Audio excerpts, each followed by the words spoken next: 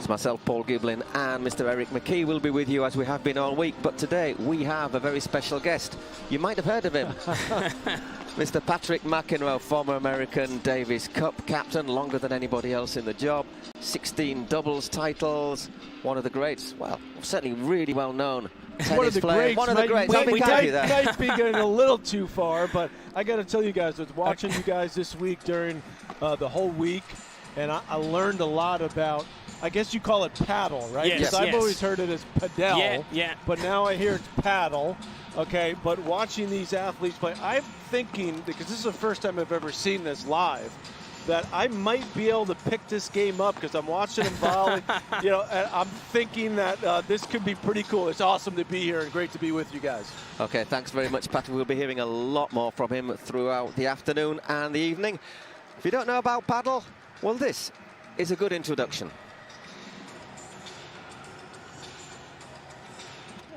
Okay, well, that's the format. There's a few differences to our rules today. Well, in this tournament, as you see, this has run for 3 days already. Tuesday, Wednesday, Thursday, we had the group stage. Everyone playing 3 matches, which for some of the players is, of course, different because they tend not to play on 3 consecutive days. As you saw, we had our 2 groups of 4. That's maybe not quite as relevant now because we are in the semi-finals. One of the things we have to mention, it's the best out of 3, but if you win the first 2, obviously we don't need the 3rd match. We have our tiebreaker scenarios. Once again, that's not particularly relevant. Not relevant at all now, of course it was for the group stages, those head-to-head match differential coin toss. We're through to the last 4. You win, you go through, you lose, you're out.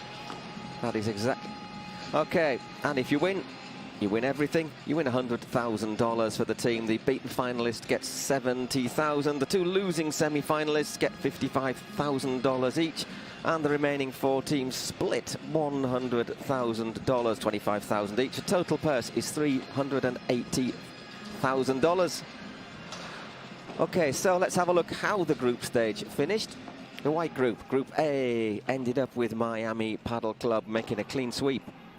3 matches, 3 wins. New York Athletics, they were their last victims. They had 2 wins, 6 points. Houston Volts got some pride back on the last day, but the LA Beat, well, they got beaten, unfortunately. Bottom of the group. They'll be back, however, next season. In the gold group, the Flow Rider Goats also were basically untouchable. 9 points from their 3 matches. Toronto Polar Bears, who'll be first up on court, they came through with 5 points. The Arkansas Matrix, they went close but not quite close enough. And last year's winners, the Las Vegas Smash, they struggled a little bit there. So it's going to be Florida and Toronto in the semis. Looks like the Florida team's doing pretty well. Excuse me, the Florida team's doing pretty well. But it looks like Miami's been pretty darn good during this tournament. They've been dominating throughout. So I'm just pumped up to see these athletes play and get to see it live for the first time. Very exciting for me, a tennis guy, to be here. No, thank you very much for being here. We're going to have a look at what happened. And talking about Miami, let's have a look how they got to these semi-finals. Okay, well, they kicked off with a 2-0 win over the Houston Volts. They then defeated the LA Beat 2-0, and last night it was 2-0 in the end. They had to work very hard for it, but they sent some of the home fans home unhappy. 2-0 against the New York Athletics. Some say that might have been a bit of an upset, of course. New York Athletics in their own backyard. They had a bit of a home support. Wouldn't say a partisan crowd, because there were plenty of fans also supporting Miami. Yeah, these are some of the matches that we've seen from Miami. Obviously, Ari Sanchez, ranked #1 in the world. Working really well, I think, with Martita, who's ranked a lot lower, but knows exactly what she has to do. Doesn't make mistakes, just keeps the ball alive. What we're seeing are lots of players who are playing with different players during what is the regular season, other tournaments. They play with their normal partner. But of course, this is different. This is unique. There was a bit of a draft at the start of the season. You could select different players. So you're getting lots of players playing with somebody new. Maybe players playing on the other side of the court they're not used to. Okay, they started off with a win over the Houston Volts. Worked their way into the game, and then John Sanz and Augustin Tapia, they defeated Chothas and Ramirez. reasonably straightforward. Yeah, Ramirez only played the first game of 3. He was then replaced in the roster. Oh, I like that. You like that one, pretty good. Yeah. Look, what's this? Look at that. They won that point, by the way. Yeah. Unbelievable. I think that's one of our fantasy shots of the tournament so far. So there you see, first victim with the Houston Volts. Well, perfect road to the semi-final for Miami, who won the first tournament of the regular season. There were 2 tournaments in Miami. They won the first. This is against Los Angeles. Ooh. Yeah, ouch. This was clumsy. This is one of the risks here, because you can actually hit a lot of the shots running out of this gateway. It's incredible. I would not be able to do it. It's very difficult. We've seen a couple of people have minor upsets, but nothing that has needed them to be carried out on a stretcher. I'm guessing that when they go outside the court, that you only see that at this level. I'm not saying you see that too often at the recreational level. No, if I try getting out the court, the match should be over, not just the point. I honestly don't know how they do it.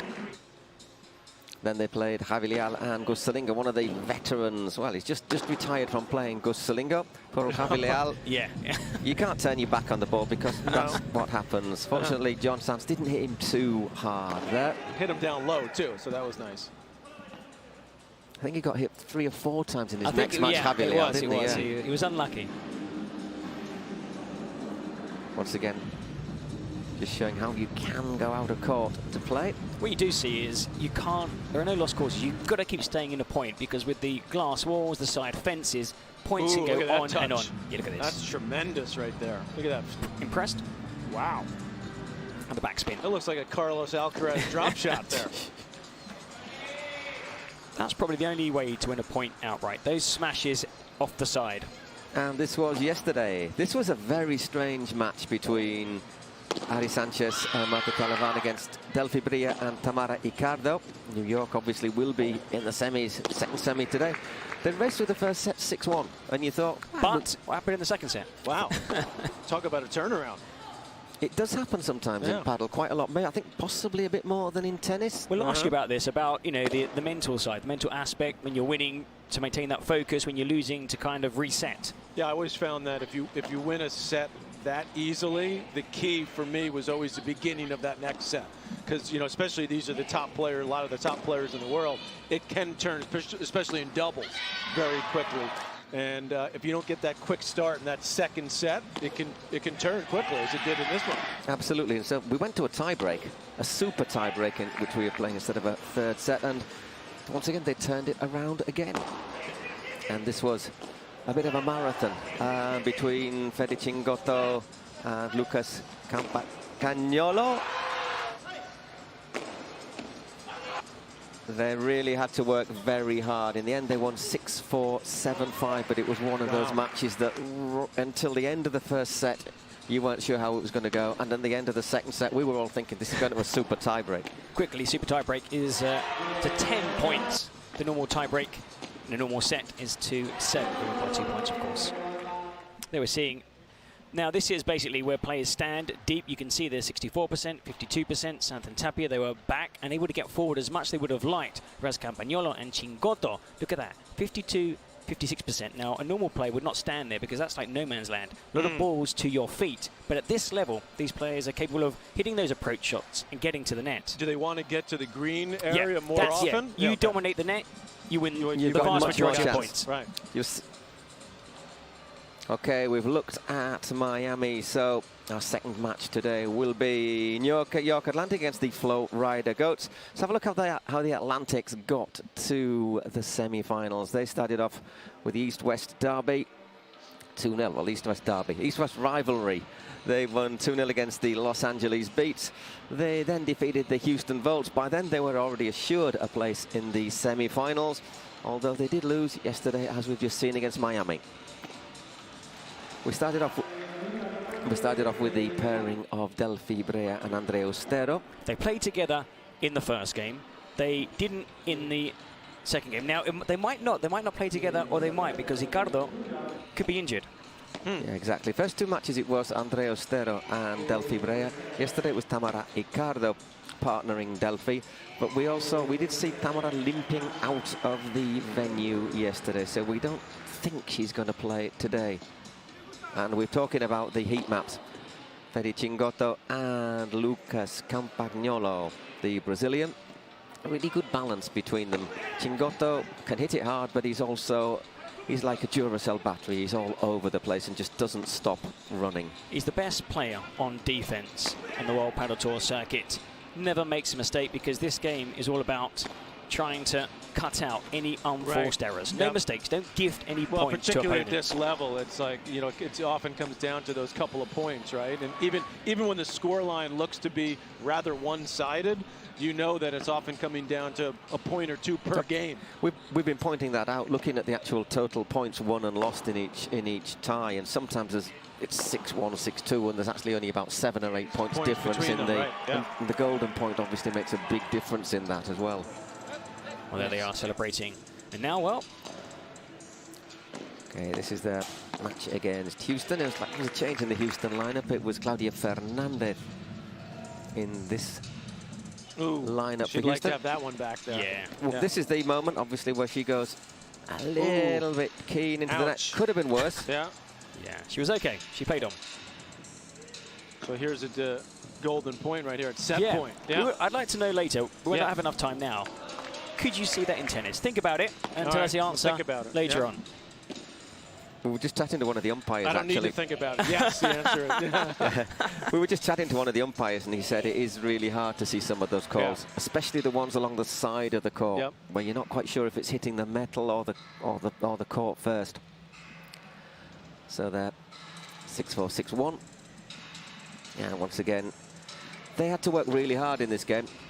They really, I think we were all surprised by Pablo Garcia, who's the one in front of us, the lad in front of us, who's tall, rangy, hit some massive smashes. Ranked number 77 in the world, and he's playing against players in the top 10, top 15. He played out of his skin. As you see, the first set, they needed a tiebreak.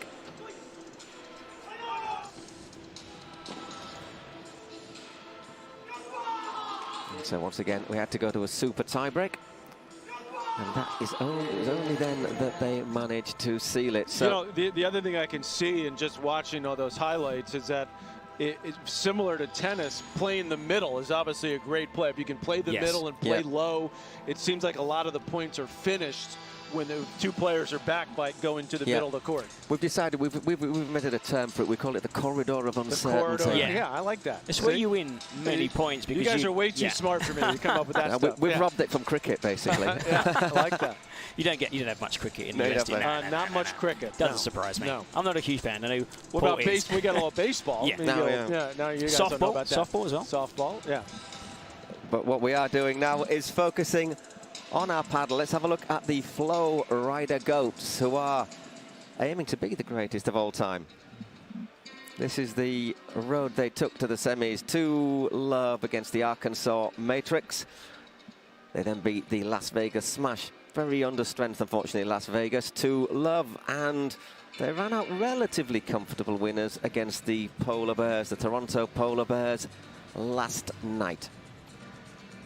Well, probably one of the strongest teams here.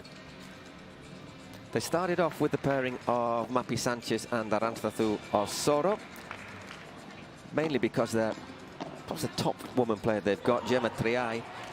She was on her way back from playing in Kuwait and wasn't really in condition to play. That'll do it to you. We tennis players know about that. Yeah, I can imagine. So Mappy, has to be said, played really well. She's come back out of retirement. She said in July, I don't really like being retired. I'm just going to go back into playing.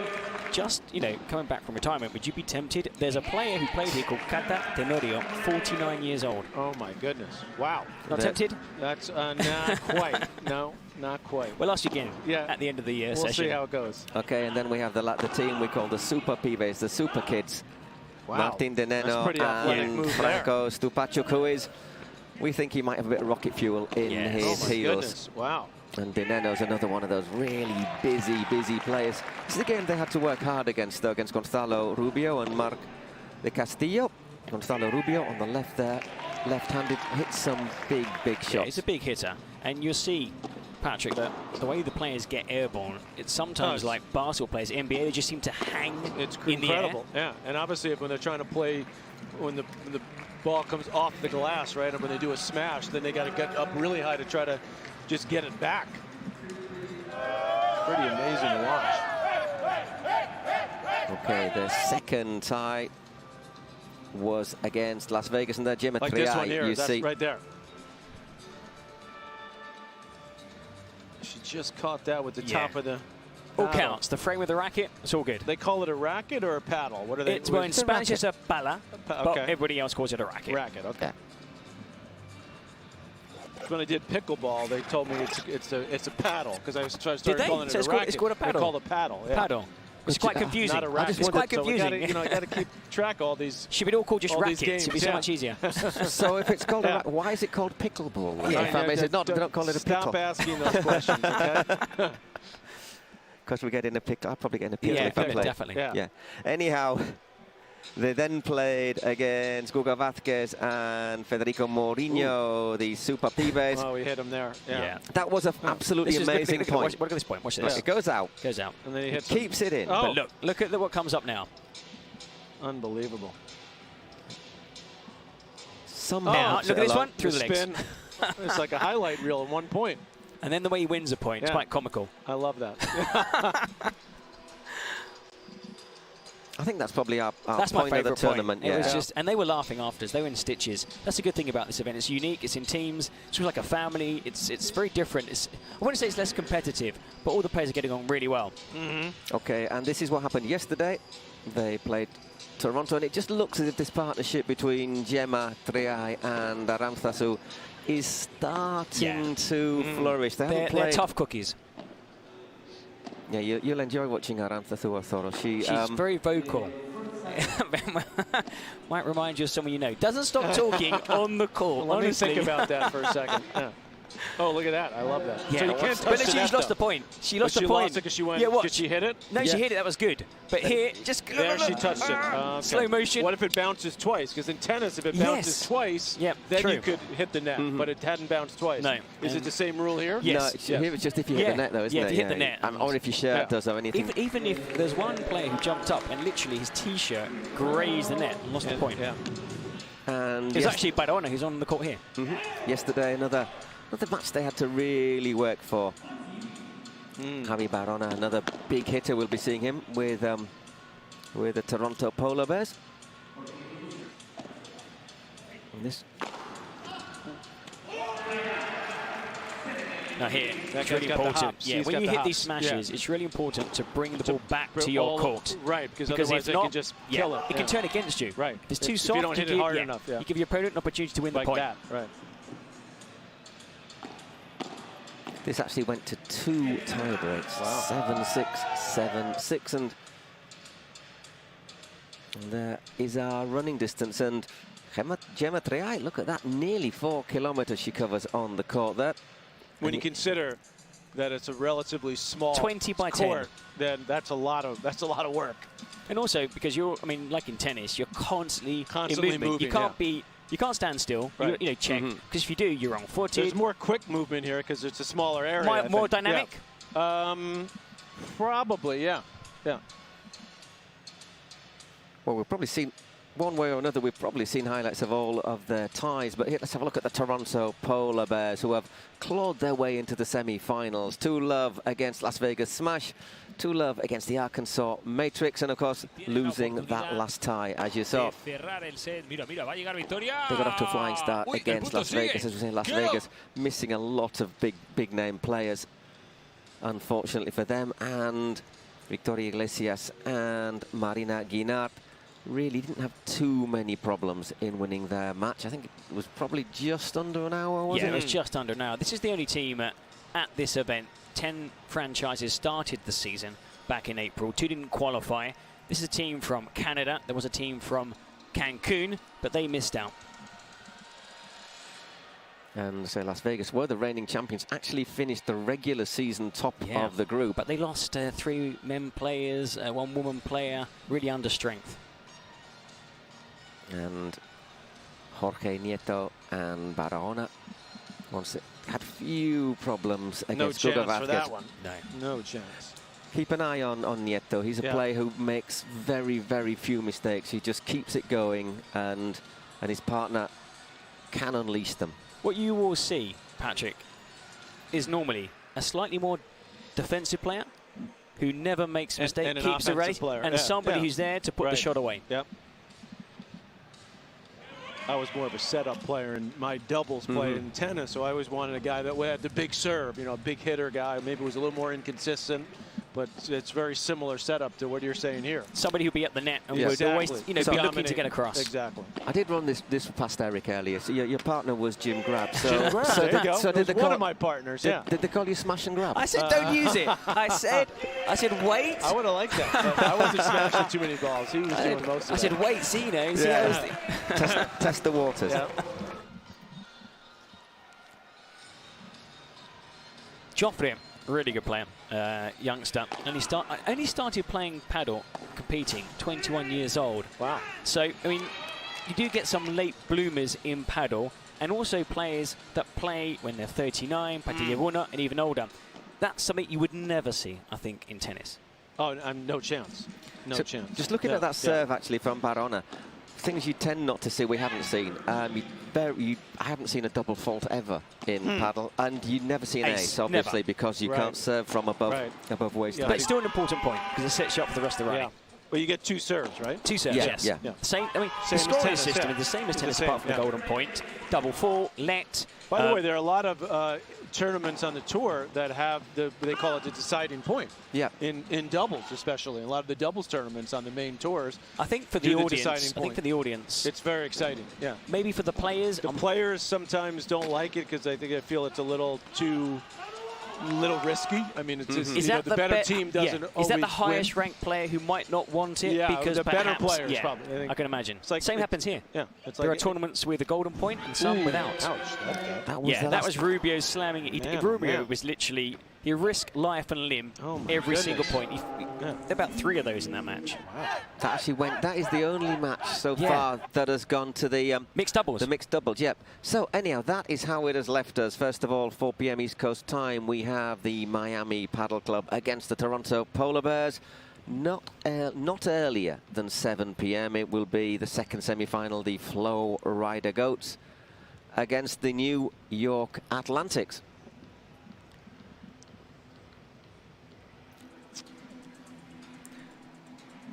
Well, guys, you need to choose winners from this series and the next series. Well, based on just watching the highlights and, of course, watching you guys a little bit this week, it's hard to go against Miami the way they're looking right now. And, you know, I'm a New Yorker guy, so I'm thinking maybe the New Yorker, could they pull it off here? I don't know. Not feeling it. I must confess, I'm tempted to think the 2 teams from Florida, Miami and Florida, are favourites for their semi-finals, and I think we'll see a derby, a Florida derby in the final tomorrow. Who's going to win it? I'm not sure. I really aren't sure. I think it's very, very close. I would love to disagree with you. I always try to, but on this occasion, I have to say, I agree. I do expect there to be a local derby, bragging rights at stake, perhaps, in the final. However, there is a bit of a current here as well that thinks that New York, Delfi Brea and Augustin might just get it together. We'll all find out. Anyhow, we're going to go courtside now with our man Julian, and he will be talking to some of the coaches.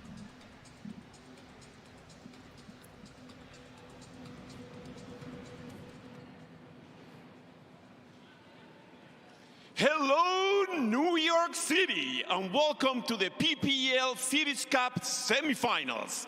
The stakes have never been higher, and the stage is set for an unforgettable day of paddle excellence. Today, the Miami Paddle Club takes on the Toronto Polar Bears, and the Florida Goats face the New York Atlantics. Ladies and gentlemen, let's get ready for a blockbuster match. Please, let's welcome the first 2 teams. From the Miami Paddle Club, Martita Ortega, Ari Sanchez, John Sanz, and Augustin Tapia. From the Toronto Polar Bears, Marina Guinard, Victoria Iglesias, Javi Barahona, and Koki El Delfín Nieto.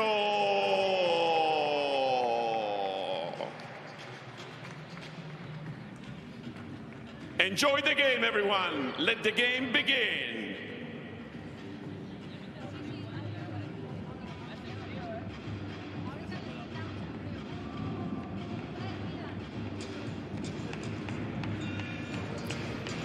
Okay, so just to remind you, first up will be Ari Sanchez and Marta Talavan.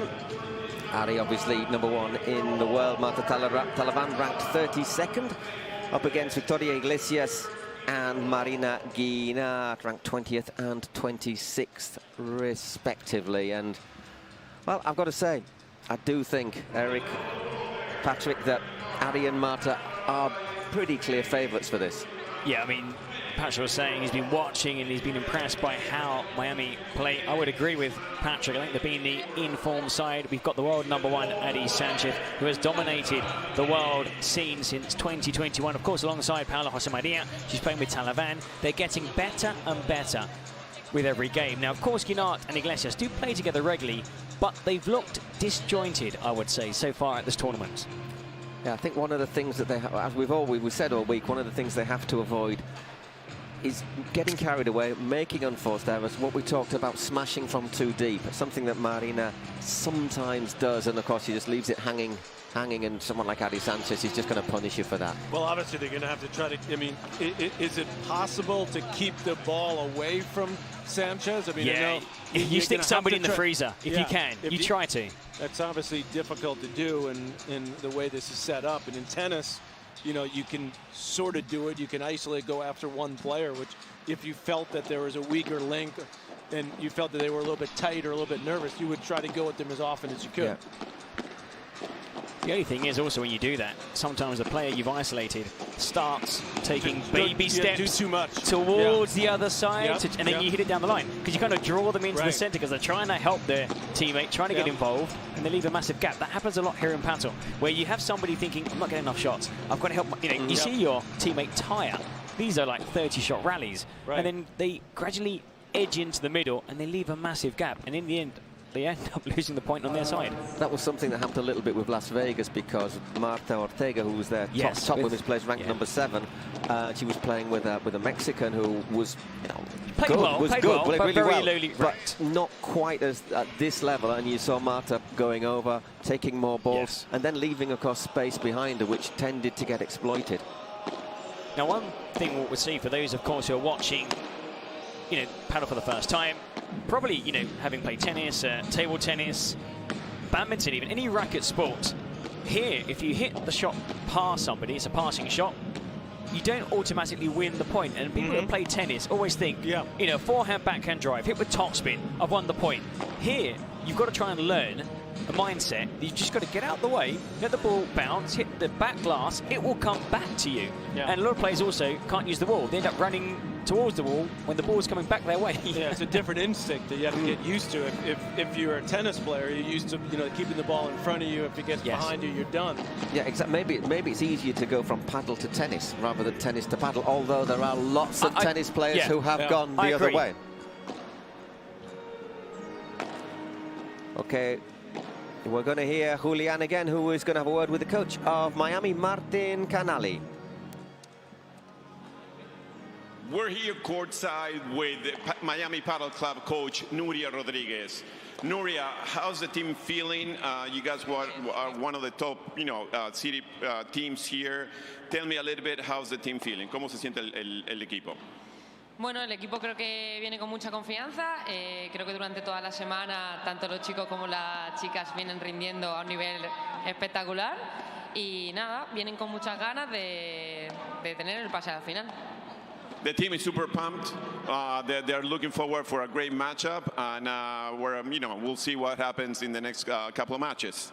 Thank you so much. 3 minutes, 3 minutos. Well, just to dig myself out of a hole, that is Nuria Rodriguez, who is the women's coach. No. Exactly. By the way, can he give me a pair of those glasses? I think I need those for my next. Do you know what? Do you know what? Yeah. It's actually There's a secret. It's actually a con, because we thought he had about 24 different pair of glasses. He actually changes the front of his glasses. And the everything else is the same. Everything else the same. So he took out of his pocket I love it. like a wad of fronts of glasses.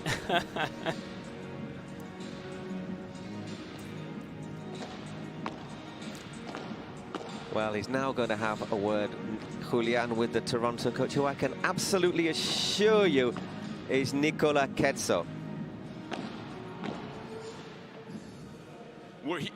We're here with Nico Ketso, the legendary Toronto Polar Bears coach.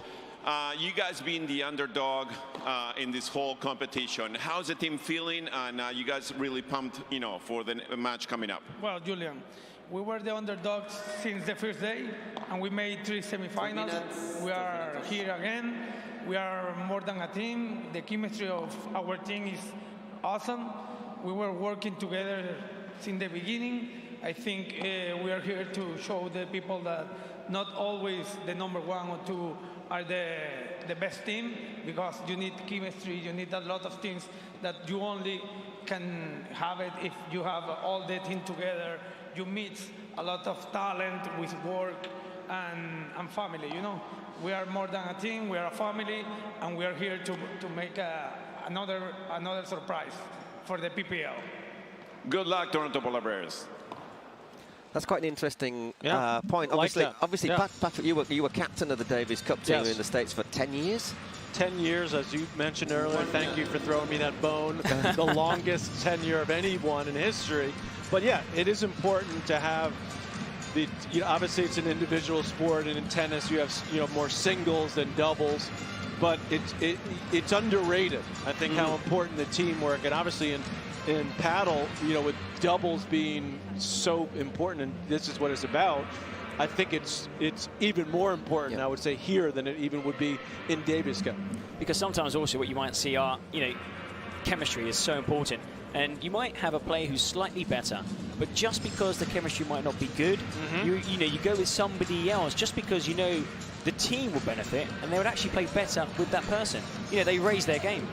I always tell our kids at our tennis academy here in New York City that my brother and I run, that if you imagine you're playing on a team and you're the worst player on your team, and every time you miss a shot, your partner's shaking their head. How would that make you feel? So nosedive. It's very important in doubles play to be supporting your partner, to be encouraging them, even if you are by far the better player. I think that's absolutely crucial, and especially in this format where it's all about the doubles, it's all about the teamwork. That's accentuated to me in this format. And more than anything as well, I suppose, on the normal circuit, you're traveling around, maybe as a partnership in this, but there's a lot of individual time on your own in hotels and everything, and there, all of a sudden you're in the hotel, you're with the team, just changes the complete perspective. It does, You also spend more time sometimes with fellow pros than you do with your family. That's true. Sorry. When you're on the road, yeah. The match will start. Okay, we're getting ready to start our first match in our first semi-final. Miami Padel Club against the Toronto Polar Bears. It's going to be Toronto to start. Victoria Iglesias is bouncing that ball, and it'll Marta Talavan to receive.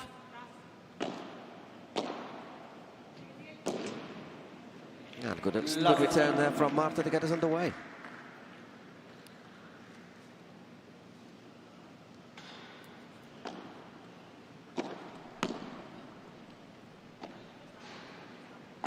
And what you'll see here, Patrick, lots of what they call, because a lot of Spanish is used in this sport. So if you don't speak Spanish, you'll learn it. Here you have you have your lobs, your globos, and constantly these globos, which is normally a defensive shot. If you're in trouble, you hit it nice and high just to give you and your partner time to get back into position. But it can also be a transition shot. The first 3 returns they've hit have all been lobs. Lob just to maybe chip and charge to attack the net. The globo is literally balloon in Spanish. So Love 40 straight away pressure on Iglesias' serve. And it's something we've commented on as well all during the week, how often we see these matches start with a service break. Also, I suppose in tennis as well, some players take time to warm up. Well, we saw them out here as we were preparing, doing their warm-ups, doing their exercises, similar exercises that I see the tennis players do. You know, catching the ball, using their quick feet.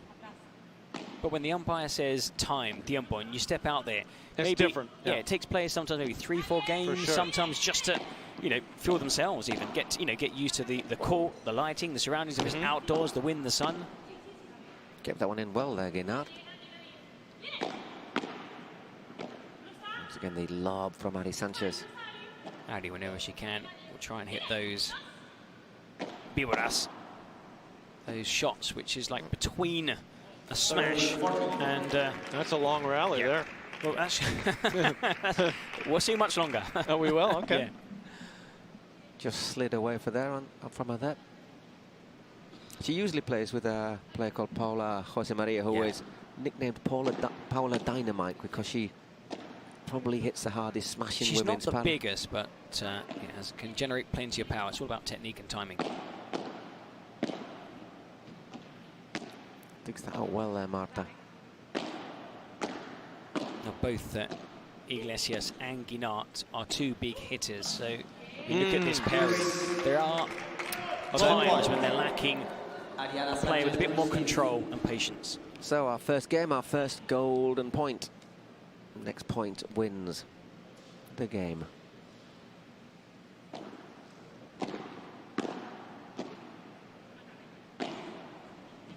Plenty of spin on that. We were at Guinart. Again dominating the net. Guinart and Iglesias. It's a little bit short. Ooh, reverse.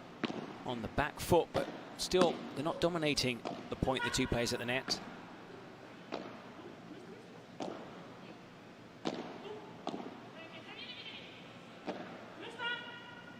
Now a chance to come forward. Ari. There she is.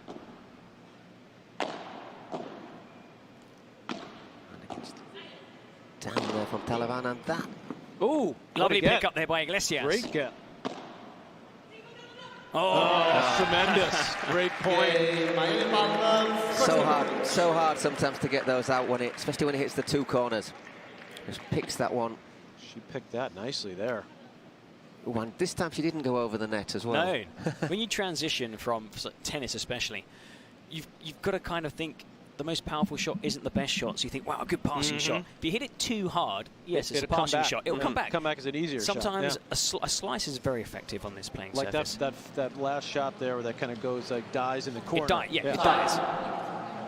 Especially if there's any humidity and it hits the glass, it drops like a dead weight. Okay. Which is why after normally in every break or every couple of breaks you'll see where somebody comes on to clean. Window man. They've actually got a special window man. He is my hero. He does it to music. He's very You impressive. will be impressed. Everything is entertaining here. Okay, Marta Talavan to serve. Can they consolidate that early break?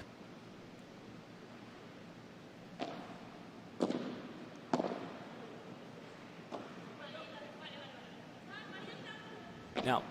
Oh, that's a nice shot. Brilliant. Lovely bajada. She's looking for the one down the middle there, and she's watch this. She's looking for the one to come down middle, and then she cheated over too much.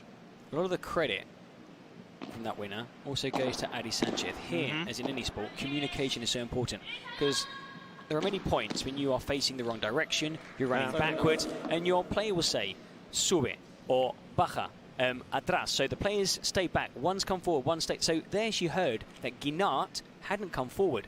So without even knowing, she knew that she could maybe beat her with that cross call. Okay, 30 love. Once again, Talavan serving.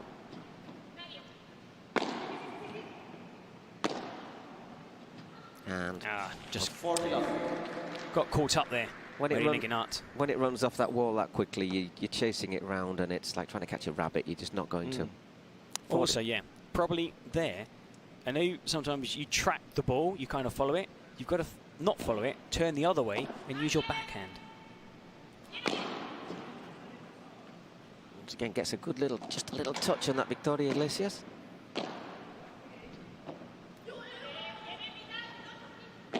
You can here. There's a gap in the middle there. That's a nice shot. Yeah, straight away. Talaban just said centro, and bang, down the middle. Yeah.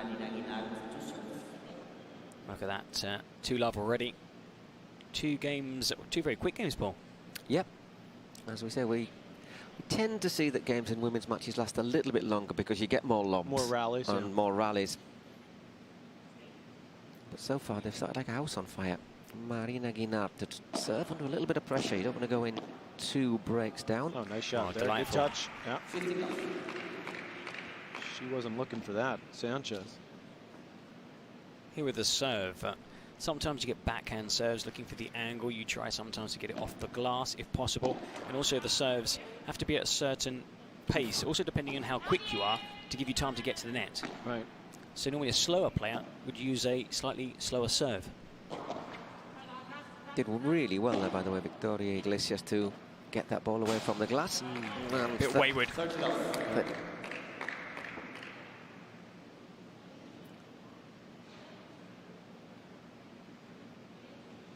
As for the scoring system, you mentioned that perhaps maybe a golden point could be useful in tennis. Maybe some pro players, it's happened here, paddle players, there was actually a vote not long ago, and I think it was like 55% said yes, 45% said no to the golden point. They liked a golden point, okay. Yeah, they liked it, but it was very marginal. Right.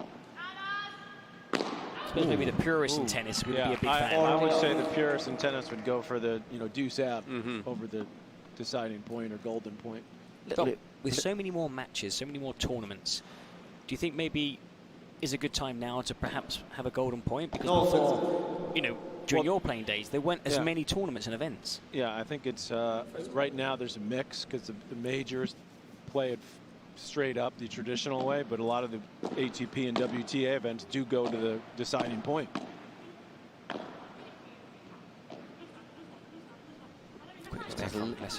Has a little look around there, Victoria Iglesias. Ari Sanchez lobs that one straight back. Oh, lovely. Great finish. So 2-1 in our first break for Miami. An important win there for the Polar Bears on that game. Just needed to get on the board there. Yep. Yeah. Also, that shot into the fence. You can see obviously the glass, you can more or less predict, depending on the spin, where the ball is going to drop. But the fence is unpredictable. So when it hits the fence, it can go up, it can go down, it can left, it can right. Sometimes it comes out at a weird tangent. So you can always, slice down low to the net. Yeah, definitely, yeah. No. But the fence needs to be there because people ask, why is there a fence? Well, obviously, for the frame of the glass, otherwise it just collapse. You need to have a metal fence. Now you've got a fence at the back, which is 4 meters tall, and the fence on the side is 3 meters tall. So in Spanish, you have a por 4. So you hit a shot that bounces, goes out the back. It's a por 4 or 4-4, which is quite difficult, or 4-4. Easy in Spanish, por 4. And off the side is a 4-3. It's quite interesting. I was actually sort of made an effort to step on the court after we'd finished yesterday with the lights on. And it is quite surprising how it does isolate you on court. You're not really that aware of the stands. It's like the cage, Like it is. Yeah. Or break up, Sanchez and Talaban. Ari Sanchez to serve. She had a few problems with the serve yesterday. Yesterday she lost two service games. Dropped 2. I don't think the serve is quite as decisive in paddle as it can be in tennis. No. I mean, tennis, you've got players that can, that can just win the get to a tie break. On their serve. Yeah, get to a tie break. Yeah. There are some players 2 meters, can't land 15 centimeters tall, 2 meters 10. Right. Huge, and also it depends on the surface as well. I mean, here, this is actually a quick court, and the balls are quite quick as well. Sometimes when you play sea level, the points, you can see the ball, I suppose in tennis happen the same. The points last longer, because the ball just moves the slope. Yeah. Well, I checked out the balls. I went on the surface earlier here. It's quite a nice surface to play. It's almost like a little bit of a carpet feel to it. Yes. Yep. And the ball is basically like a tennis ball. Very similar. The pressure, little pressure, it's a little deader. Yeah, it's slightly more pressure, I think, in the paddle ball than the tennis ball. So the bounce is different, but yeah, it's very, very similar. Come out aggressive here, Iglesias and Guinart, 30-15. Once again, Ari Sanchez not having it our own way on the serve.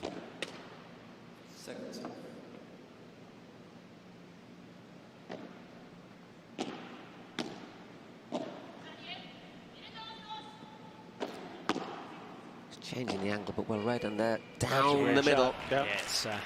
Quick little backswing there. Just kind of took that ball nice and early. Normally, the player on the backhand side is the player that takes the shots in the middle, because it's on their forehand side. Right. So the vast majority, so the stronger player normally plays on the backhand side. Though sometimes you get a left-handed player and a right-handed player, and that can cause sometimes confusion.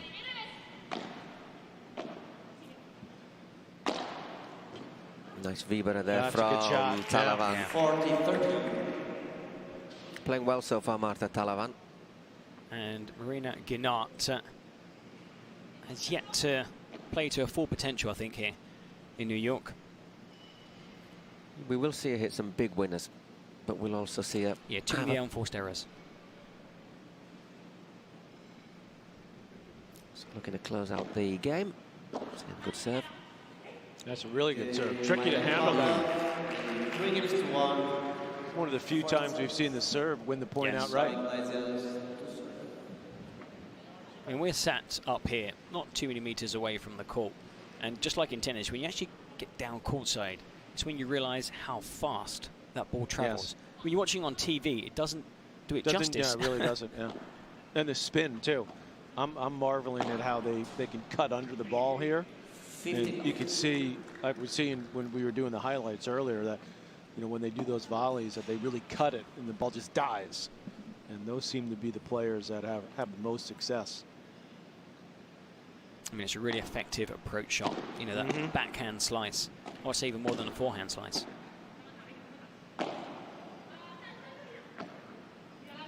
Looks to just gain a bit of space. Just long there from Marta Talavan.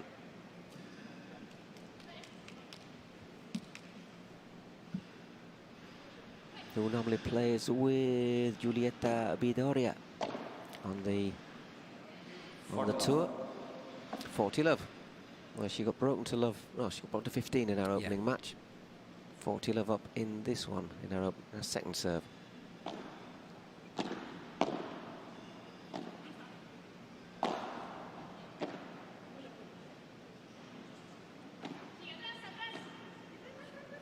He just leaves it short there, so 3 games to 2. Time for our second little break of the match. Well, sometimes we can hear the trainers. Sometimes the advice is, slightly deeper lobs, look to gain control of the net. Sometimes, isolate a certain player. If you see a player struggling with high shots and send some high lobs, I mean, the trainer has a huge job. I mean, you yourself, we've seen in games, and we sometimes wondered, what did the trainer say to a player that they went to the bench, almost throwing their racket, up into the air, down on the floor, and they've come back with a smile on their face? Yeah, it depends on the player. Like in my years as a Davis Cup captain, certain players like to talk about certain tactical things. Some of them were more into technique on their shot. Andy Roddick he said to me one time, whatever you do, never mention anything about my serve, because he had one of the greatest serves ever. Yeah.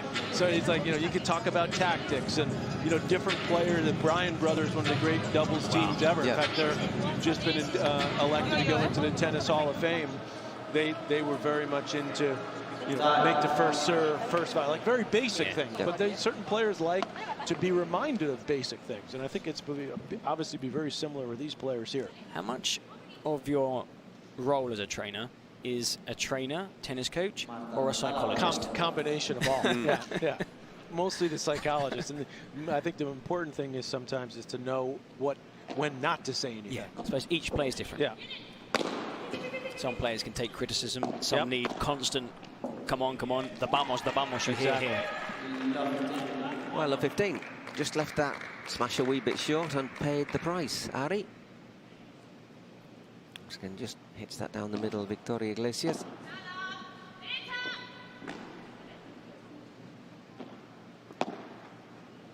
Lob volley there, I like that one.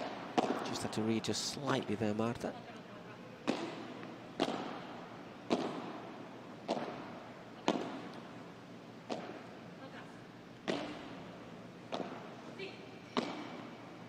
You do see a lot of looking for the that shot is called the contra pared. It's like the back glass. You tried to play it off the back glass. The only thing is it actually hit the fence, which is out. It has to come off the glass. Let's go off the If they hit a shot, the other team, and it bounces and hits the fence, you can play it. You can still play but you can't hit the ball onto the fence.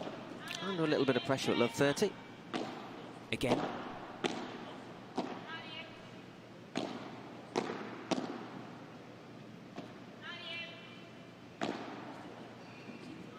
Ooh, just it's one of the ones that it hits with the side spin, comes off the glass. Unfortunately, we can't see the angle from behind Iglesias, but it drops dead, and you don't have sometimes enough here. Look, sometimes you don't have enough room to pull your racket back far enough she's spinning for the away shot. from her too, and she had to cover a lot of territory there. And the window cleaner will have to do a little bit of work at the back of that court afterwards.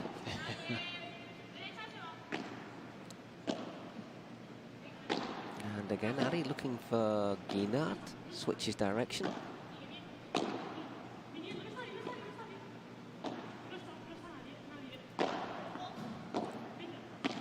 Ooh, she'd like that one back.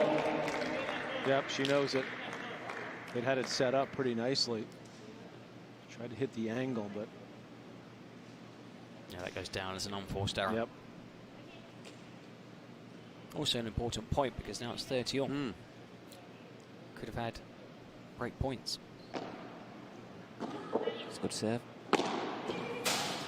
And serve was really half the point there, wasn't it? And then finished by Ari Sanchez, 40-30.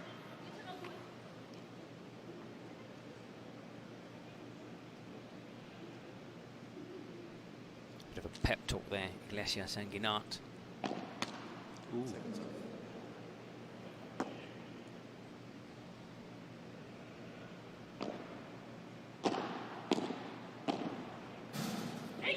That's a nice play.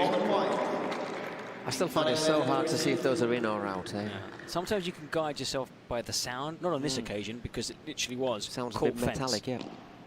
That's a good serve there. Oh, Wow, yes, good move. Yeah, took the gamble.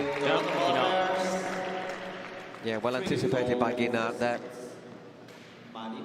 That's why I think somebody who comes from tennis will be able to adapt quickly to the paddle. Yes. If they come from doubles, because we've seen... Yeah, but decisive move. You know, a lot of single players. Yeah, you can sense that, and she was really quick to cut that off.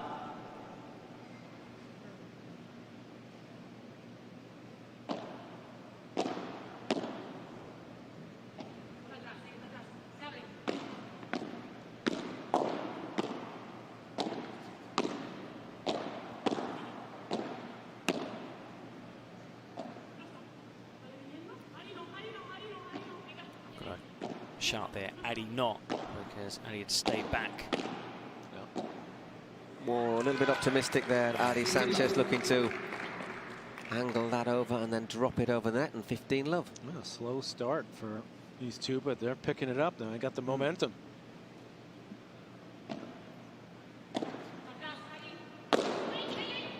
Yep. Yeah, well played. It's incredible to see, you know, how that momentum can suddenly change. Yeah. We've seen players leading 4-1, coasting. You know, the other players almost seem dejected, and then suddenly there's 1 point. 1 point. It just turn clicks. it. Yeah. Yeah, look at this. They're rattled now. Yeah. Did any of us pick the team from Canada? I don't think so. That's a lovely shot. Nice passing shot. That's the rare time you see that forehand cross caught with a bit of top spin. Yeah. But the top spin needs to bounce really early on, so it doesn't come back off the glass. So again, a good serve. They'll put her under pressure.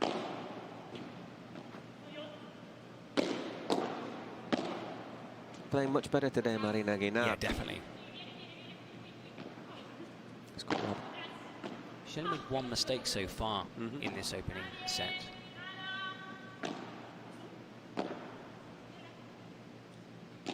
Again, she comes forward.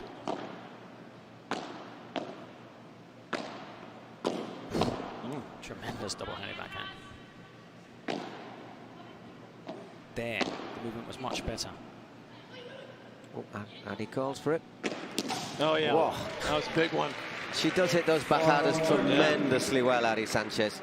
But if you call for it, you've got to kill it as well, haven't you?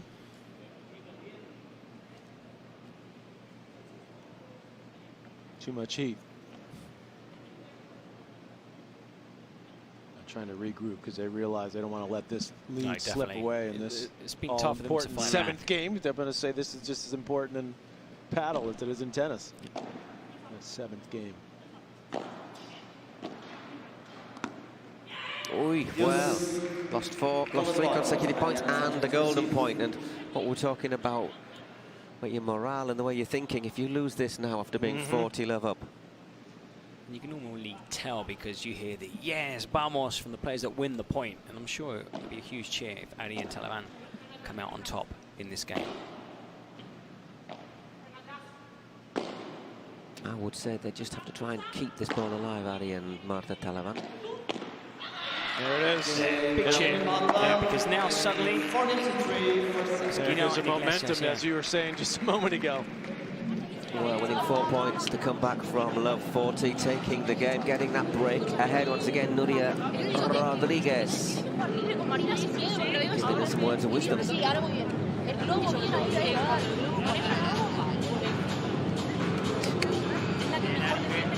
I mean, the early game tactics were to attack Marina Guinard, who was probably struggling early on. She's playing better so far today. Because she's playing better, Patrick, they're saying now, they're going to change it up. You know, the lobs to Marina have to be better. But the player who's missing now is Victoria Iglesias, so maybe isolate Guinard. I mean, for her, that's a simple volley. Yeah. She should keep that in play. Didn't get low enough. Can you hear what he's saying here? That's it. Well, they've just put the music up a bit louder. We like the DJ, but sometimes he doesn't make our job any easier. We want to hear. We want to hear. Also, for these players, it's a lot worse. You know, 40 love or love 40, winning a game and ending up losing their game. Losing that is hurt. Then losing 40 love, okay, it was a bad game, but we were there. It was ours to win. I think those hurt more than they do, and it's a carryover effect.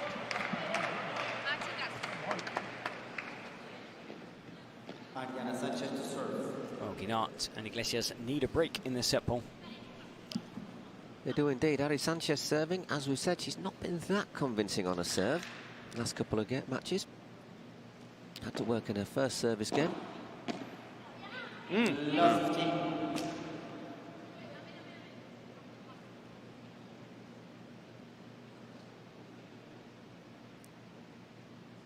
Very focused there. Play from Reus, just short south of Barcelona. She's recovered. Nice, she's recovered. Didn't take long. Yeah, make amends for the early mistake. Just drifted into the center, Guinard, again. That hit the wall first, that's out.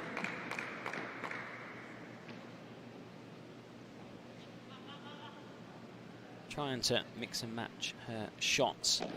Always important, because if a player always knows it's going to be a lob, always going to be a drive, then they're always prepared for the next shot.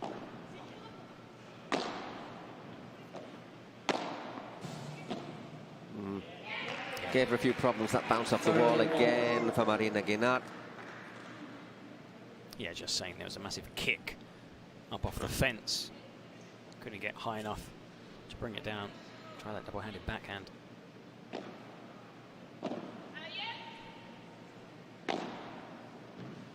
Wow, it's unplayable, basically. It's really difficult.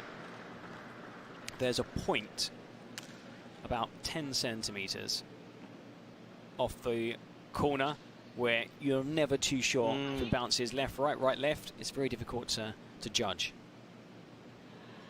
So 40-30, Ari Sanchez serving to go 5-3 ahead in this opening set in the semi-finals of the Cities Cup. And there it is. Momentum has definitely switched. Sanchez with a couple of loose errors in that game, but the opponents could not capitalize. Good to see Iglesias there, just applauding, like you said, trying to help, because you know, if you shout, it's not going to help you or your doubles partner.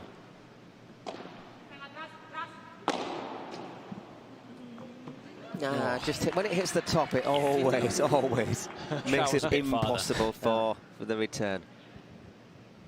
15 love.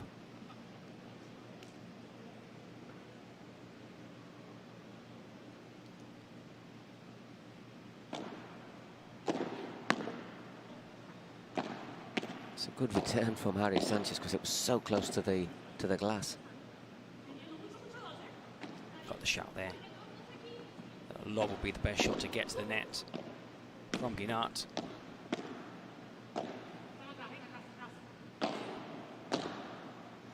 Couldn't you get forward, Guinart? Oh, good get. Yeah. And fake smash. Oh, nice. She plays that fake smash so well. She kind of holds it, you know. She holds it, and then at the last second, got to disguise it into the last moment. But this all came about because Guinart stayed back. Iglesias had to track back, and they lost control of the point. She's got to get forward. Not played. Just basically flat bats that one. 30-15. We've had 33 minutes of play here in the Dougal Greenhouse in Brooklyn.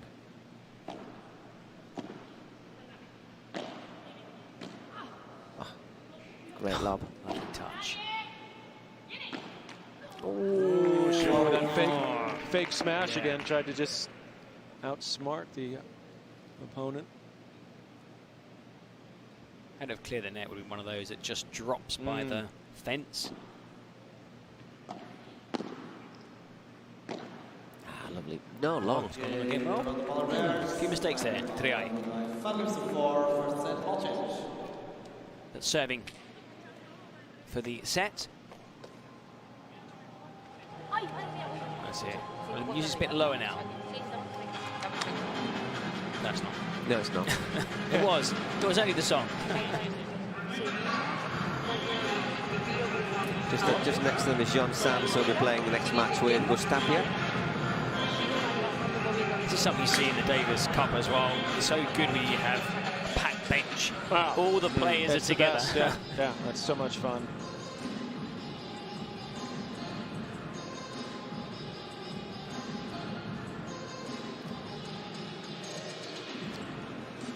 Talking about the Davis Cup being played in Malaga, isn't it?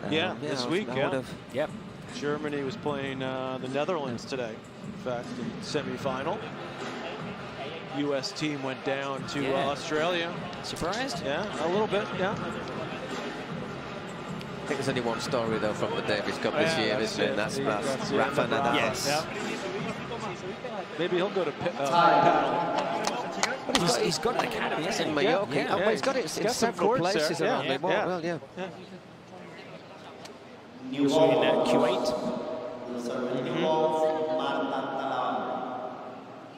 It's a sport that's so popular in Spain. It's been in Spain now for about 20, 30 years.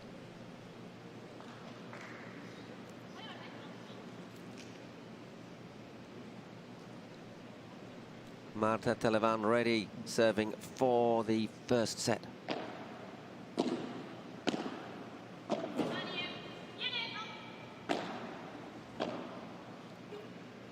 So again, Ari calls for it.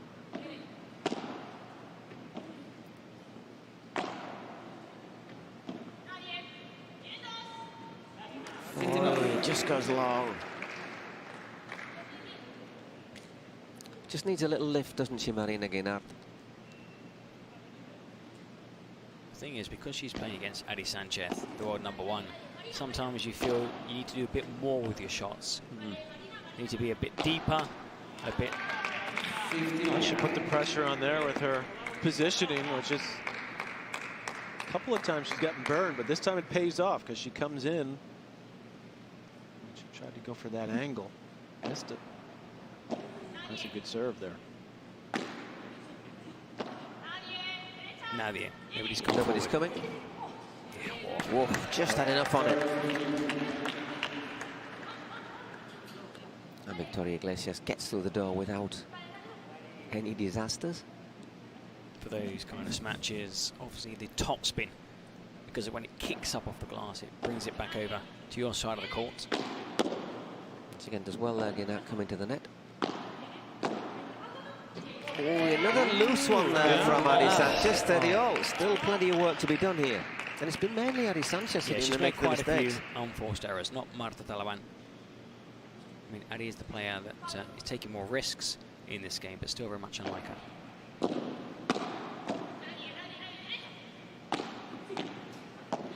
Well played by Iglesias right up against the fence, not allowing the ball to hit the fence. Oh, wow, great shot. Catch.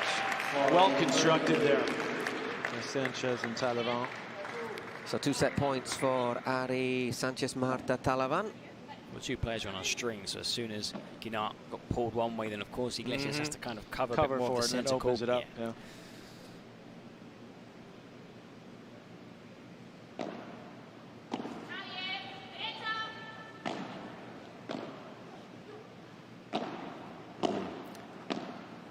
Ah, well played, Marta Talavan. Really well played. Talavan was the MVP of that set. So that's our first set, 6-4. And it goes for Miami.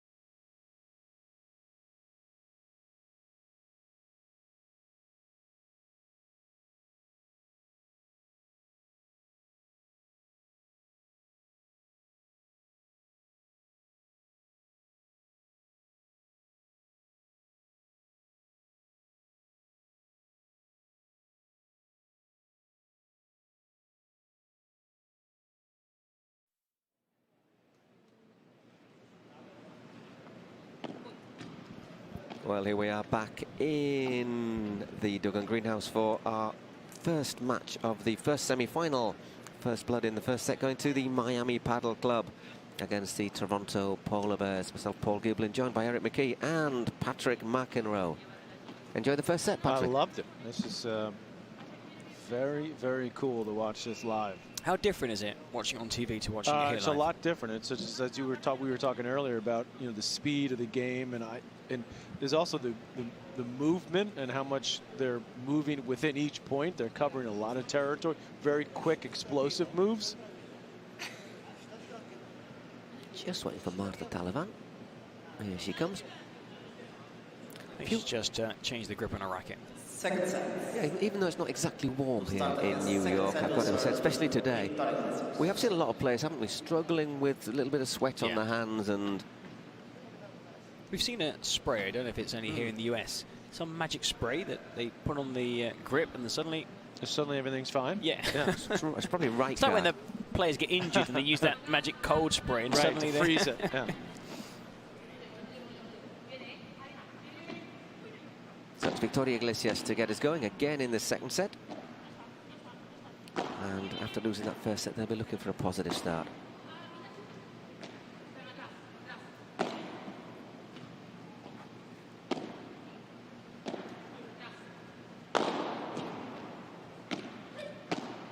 Oh, that was there to take. Sanchez did a nice job of going on the attack quickly off that hard smash. He read it perfectly.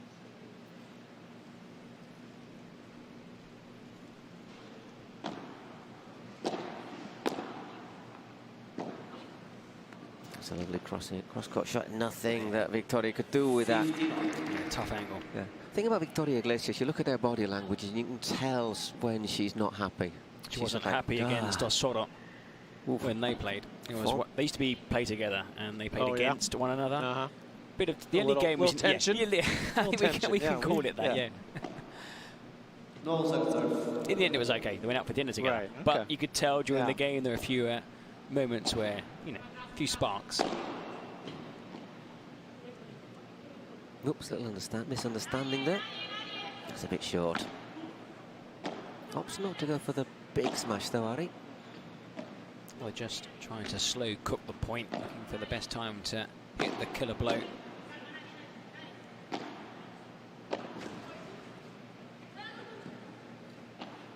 Oh, good shot there. Yeah, really nice. What a very good lob That's from just Martita. reading the play. And the pace, just perfect, just so it didn't. It's a Slowed bit harder. down, Yeah, it would have come off the glass, and Guinart would have got there. Just drifted into the corner and died.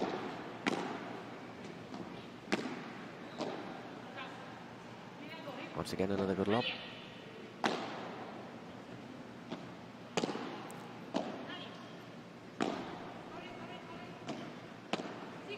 Ooh, gets there, well done. Working him over here. And once again, the pressure is on very much. 15-40. They were, as you said, they did work her over there, Marina Guinart. I think there was tiredness after, you know, tracking backwards, forwards, because the ball was slightly behind us. She kind of misread the rebound off the back wall. She was there, just too close to the ball, slightly behind her.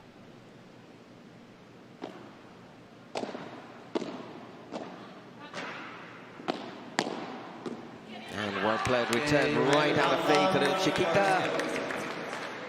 And one love once again. Guinart. And She started the set really well.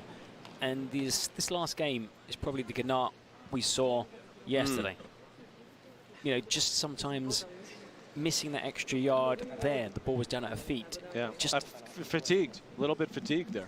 And also, they've been playing games, you know, the tournament started on Tuesday. There were 3 group games, Tuesday, Wednesday, and Thursday. Of course, now it's 4 games in 4 days. She we used to do a drill in tennis. You know, we used to call it up and back. You know, and the coach would get a basket and feed, you know, overhead and back. And that was one of the most exhausting. And watching this, you see, they pretty much do that every point. That's, you know, that's tougher than side to side, isn't it? Definitely. Go up and back is much tougher.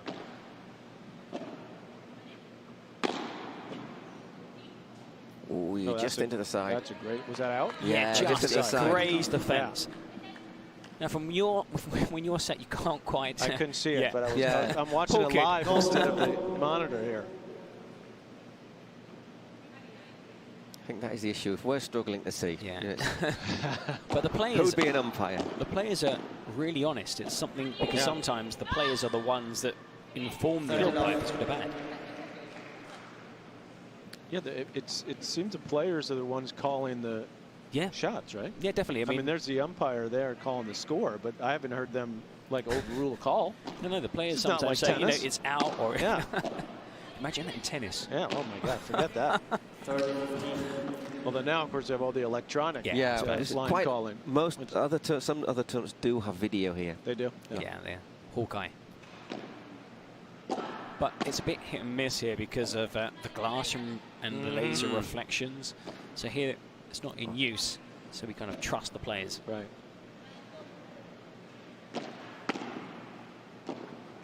Once again, brilliant shot. Done. Yeah. Excellent.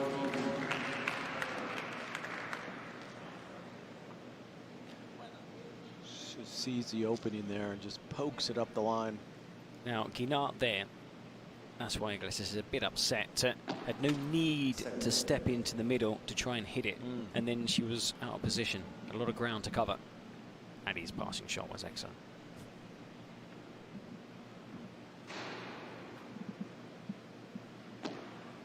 It's a good lob. Wise choices. I think that's the thing about. Oh dear, oh dear. Oh, that's what we call frustration. Yes, yes. Bent it up, anger. No? Especially do that in 1 point. Yeah. Then in several. So hopefully you've got it out your system. Hopefully you get it out. And you've got to focus now because it's her serve. Otherwise, this could be over in a hurry.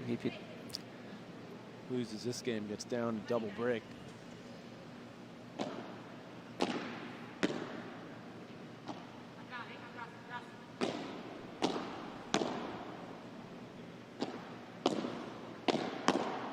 Well played, Victoria Iglesias. Just like in tennis, when you get those volley rallies, it's really important to hold your ground, because sometimes you're tempted to take a little step back, and you end up where you shouldn't be. Right, and you need those quick hands to be able to do that. Like that. Yeah, we know what we're talking about here, don't we? I mean, right there, she just keeps her racket steady, keeps her ground.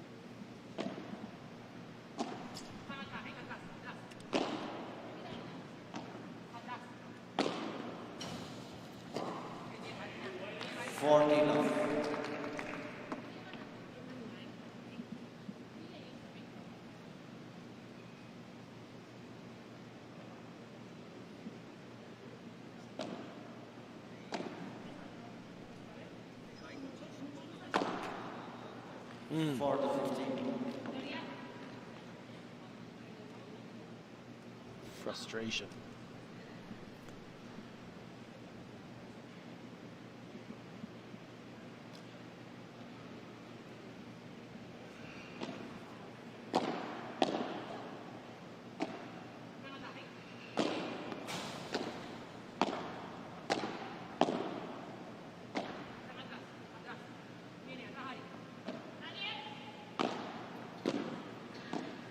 Nice backhand there. And once again, that ball down the middle causing a few problems. Just hold up there. Ooh, just had good eyes, we say. For a fraction of a second, I was thinking, why did they let that one go? Yeah, and then we found out. Well, good to see Victoria Iglesias. You know, she's there with Guinart. Now, we saw yesterday that there were times when Victoria kind of turned away, walked away, but now she's, you know, there backing her doubles partner, who's struggling right now.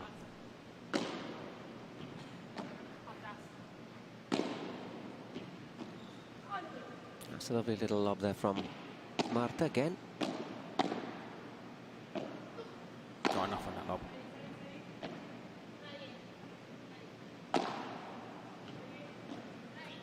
That's a good ball. Good shot. Oh, great shot. Oh! Oh, that's unlucky. Great shot, though, from Ari Sanchez. And once again, we have a golden point. From 40 love to golden point. Second time it's happened. Yeah, happened in the decisive break in the first set. If you can lip read after that, can't translate that. You can learn some new. You can learn some new words. Yeah, that'll be beep beep beep beep beep. But we like working here, so we're not going to translate them. Not too happy, I think, that's what we can say. Disappointed.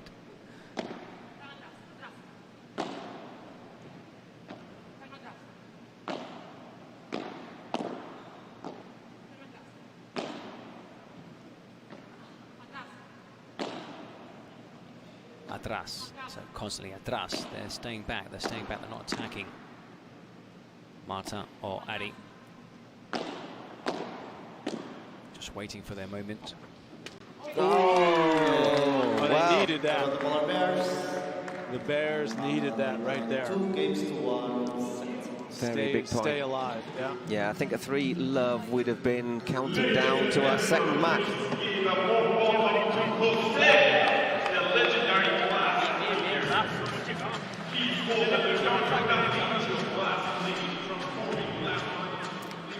Well, we've already talked about the court, or what a lovely playing surface is, and that's because it is the new Adidas high competition model. Paddle court chosen as the exclusive official court for the next 3 years for all PPL tournaments. It is without a doubt the most suitable court for high competition, as we're seeing and as we're enjoying. Well, they built their first court here in 2015. Adidas, and well, the sport, of course, in the US is growing. It's growing fast. We've got over 500 courts in the US, more on the East Coast, Orlando and Miami, though, of course, in San Diego, the surroundings, plenty of options too. And of course, next year we expect much more. There is Mr. Windowman. Yeah, our rock and roll window clean. He's wearing different telling you, it's a workout out here. He's wearing pink socks today. Yesterday they were bright green. Watch him go. Yeah. I was saying to Paul, I've got a bathroom window at home, which is about 50 centimetres by a metre. I take twice as long. Hire this guy. Yeah, and it's a mess afterwards. Yeah. I think I should get my better half, though. She'd sort of stand behind and go, look, you missed a bit there, look. Yeah. Huh. He's fired up, this guy. Well, back out we are. 2-1 in the second set for Ari Sanchez and Martita Ortega. They were very close to going 3-love up in the second set, already lead by 1 set to love. It's Ari Sanchez serving. Chance to take 3-1. Let's see. Will they be able to have an effective little talk, Guinart and Iglesias? 15-love. Maybe not. 15-love. Well, Sanchez thus far has been a little bit more vulnerable when she's serving than when her partner's serving. Let's see if that trend continues. But that trend has continued, I think, throughout the event, Paul. And I wonder if that might be a factor if Miami get to the final. Is that going to be one of the factors that decides it? 30-love, however, in this game.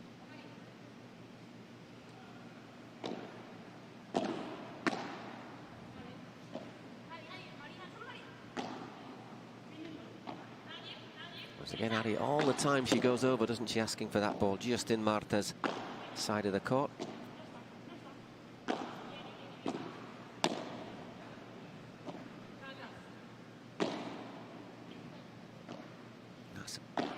Had a stretching. I mean, they're making Guinart work hard. Oh, yeah.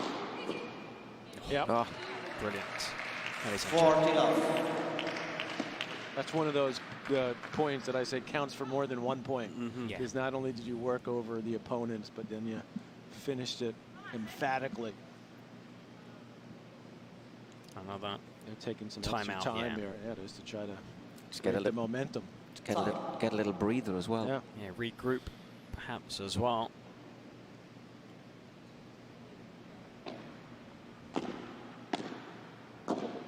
Digs that one out well. Now you'll see that the vast majority of lobs are cross-court because the distance is longer than if you go down the line. Yeah, set that one up well, didn't she? Just put into Victoria Iglesias. All she could do was just play it back, and in the end it's fired at Guinart, who was left absolutely sailed down the river. Well, that was her best service game, holds at love there. So 3-1. Once again, the pressure on Victoria Iglesias, who was broken in the opening game of the set. You can also see that Ari and Talavan have a skip in their step. They're quickly already, waiting for the next point, and they want the points to be, quick and fast. 15-love. And they're bouncing around. Yeah. And sometimes when you see your opponents do that, it's intimidating. Yeah, especially when you're down a Mind second games. break. Yeah.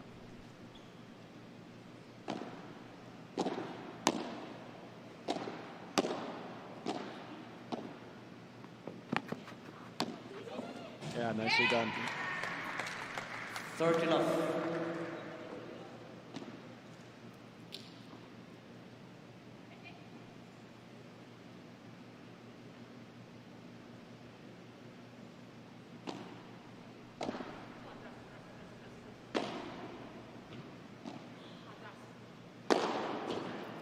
Did that clip the net on the way through? No, just picked up by Ari. Misread that one. Yep. 30-15. There, Guinart had the option to play it first time, thought it was going long. Sometimes, if in doubt, it's better to hit the shot if you're in a good position. Because if you have to track back, then more often than not, you lose the point. Just got a little bit lucky. I suggest this is a big psychological point. If you can make it 40-15, if it goes back to 30-all. Yeah, that stings. That hurts. It has gone to 40-15. Maybe not the way she was planning. Yeah, that one definitely stung right in the Marta. side there. Yeah. Now, there's never any intent, of course, to hit an opponent. Though it's true that sometimes when you do smash, you aim for players' feet. In Spain, they call it al muñeco. You aim for your opponent, but down low. translated actually as aim at the dummy. Yes. Just a bit harsh. That's what Muñeca is, the dummy. As in target practice. Let's be honest, we are talking about a court of slightly more reduced dimensions, so you are going to be coming into play a little bit more often maybe than in tennis. And also sometimes when you're about to smash, your opponent runs towards the net in case it hits the back glass and comes back, so you've got to play it running straight at you. I mean, that's a smart play, actually, to go. I'm surprised that they don't do that more often. Probably because too nice. Yeah, that's why. That's why.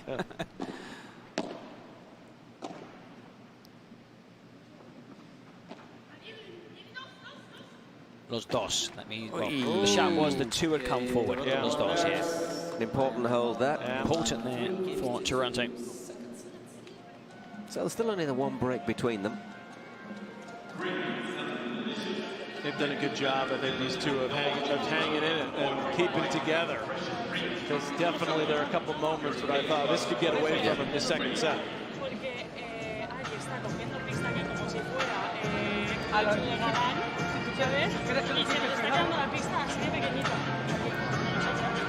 Can you make out what she's saying? Yeah, definitely. She's just saying, you know, Martita Ortega is playing out of her skin, and for Guinard, she has the feeling, the sensation that she's playing on a smaller court, that all her shots just seem to be going long. Now, sometimes, you know, when you play basketball, if you're on fire, that hoop just seems to get bigger and bigger and bigger. And in paddle, I suppose, as well, with tennis, when you get tense, anxious, nervous, that racket just seems to weigh more and more. And she was just saying that, I had this feeling that all my shots are going long. Because she's being put under a lot of pressure. Very rarely have we seen Guinard comfortable, you know, with time to hit a shot. The team from Miami too, you know, they have a lot of skill, obviously, but they're also exceptional movers. So they move better around the court. So it feels like there's less, you know, places to go against them.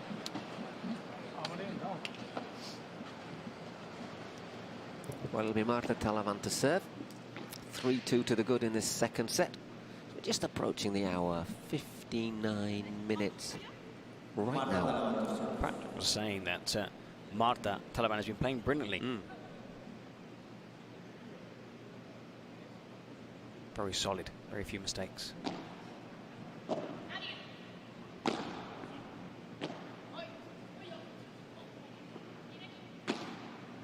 Ooh, she missed it. It was wide. Yep.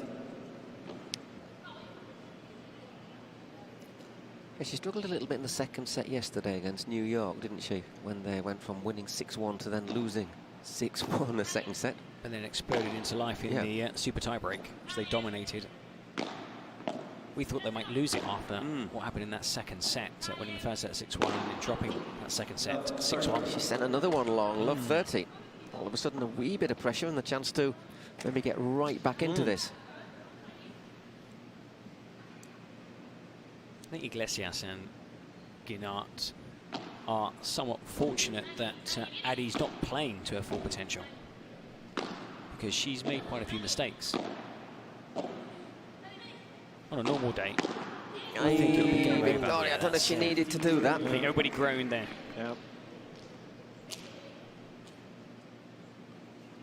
Tries to anticipate, but it's not the first time she's done that, just stepped across and put it into the net.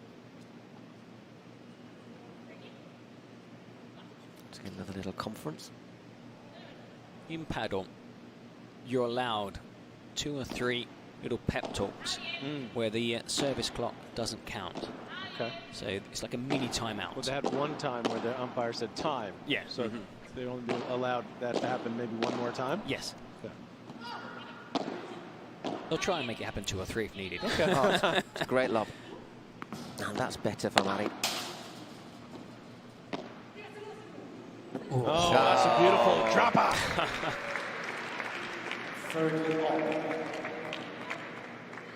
Once again, make her work. Tremendous little That's block beautiful. volley, yeah. And have this backspin on it as well. They might get called on time here again. Yep. Now that wasn't a timeout, that was just a quick high five to get you going. I think it was to annoy Adi as well, who was set up for the serve. You know, serve Talavan both wanted to, you know, get the point quickly underway again. Just slow them down. That's a bit short. And he just got a fraction on that. Oh, yeah. Oh, well played. Good movement, good anticipation. Keeps the racket up high so it's ready to intercept. Just got out of trouble there. This has been Marta Talavan's best game so far. She's not played badly, but she's playing really well this evening.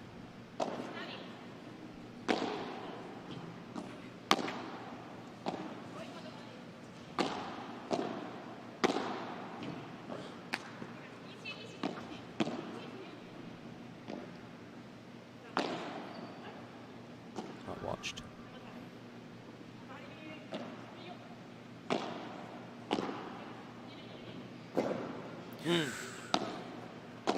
That's a missed opportunity there by Ginart.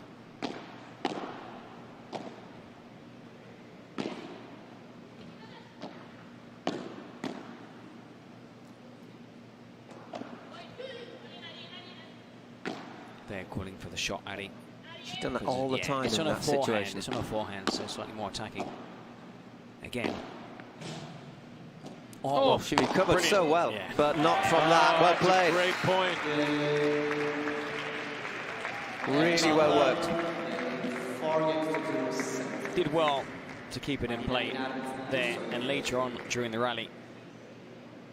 Just Sanchez is able to cover so much of the court with her defensive skills and not get them in any real trouble and keep them in the, and then get on offense so quickly.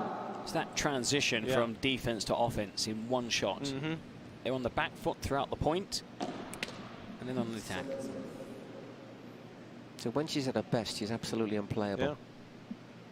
Guess that's why she's number one. Huh? Yep.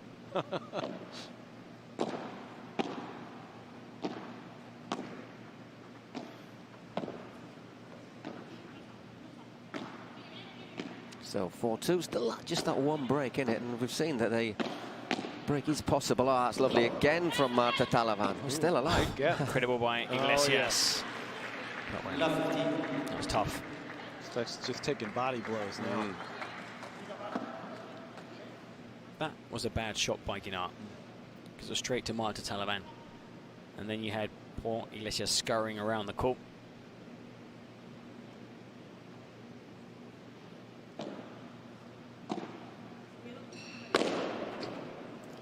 Outside. Oh. Yep.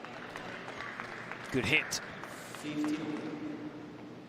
Needs a couple more of those, I think, Marina Ginart, for confidence.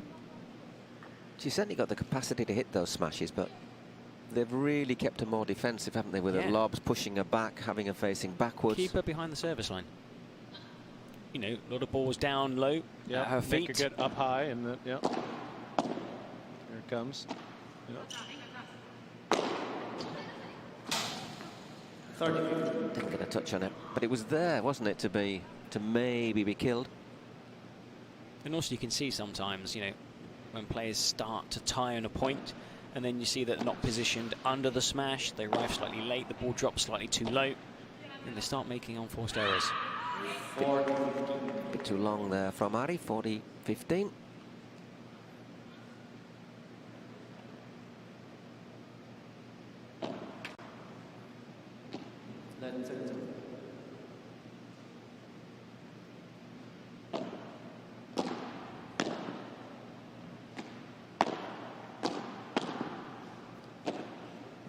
Great shot from Ari, well recovered.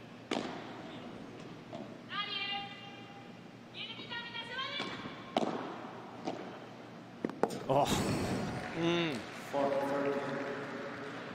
Just picked a spot, Ari.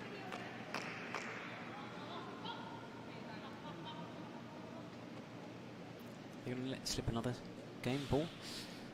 Well, it's still there for them, isn't it? Another game they've led. I think if he gets the gold point, I'll be putting my money on Marta and Ari. But he's got to get there.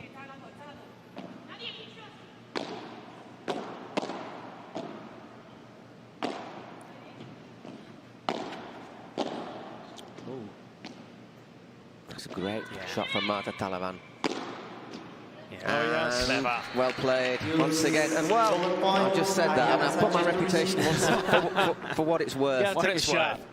But that double-handed backhand, it was a brilliant passing shot down the middle, but too deep and too much topspin. Easier for us to say. Yeah, Of course. But had it Always been, easier up had here. it been slightly softer and bounced slightly earlier, they would have won the point. Listen, perhaps. I'm undefeated up here. Okay?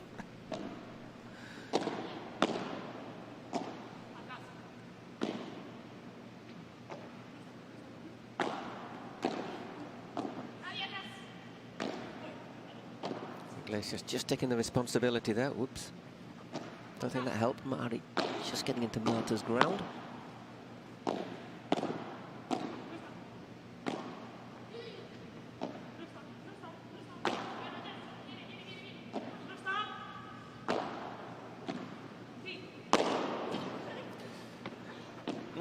Missed opportunity again, Guinart on the back foot here. It's going to be out. That's gone, hasn't it? Well, that hurts. Such a shame. I'm not going to say anything, but my reputation is intact. Such a shame. I think that is going to be decisive as well. 2 breaks to the good, 5-2, chance to serve for the match. Just one poor shot, and that was it. I just say, and there's a big sign of why we think it might be over, because John Sands was sat there next to Ari Sanchez and his coach. He's not there anymore. He's gone to warm up. He's going to get ready. So 1 game away to giving the first point in the semi-final to the Miami Paddle Club. Tense point. It struck me as well how little of the ball Victoria Iglesias has seen in the last couple of games. They've put her in the fridge a wee bit. Yeah.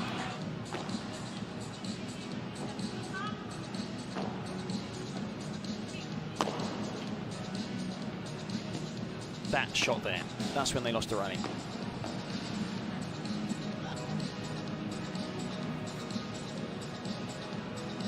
There. Yeah. And she was suddenly on the back foot.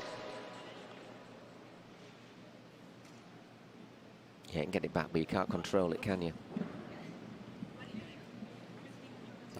Huge smiles on the faces of Ari and Marta.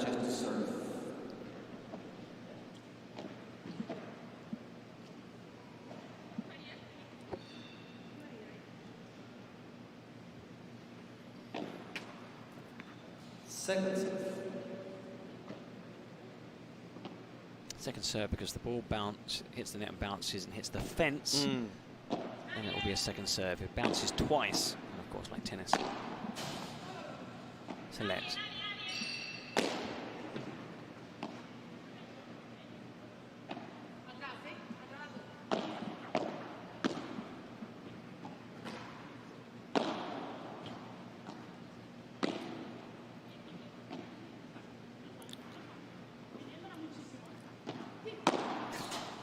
Woof. Well played, Marta Talavan. There you saw how it hit the fence and came out. Yeah. Almost at 90 degrees.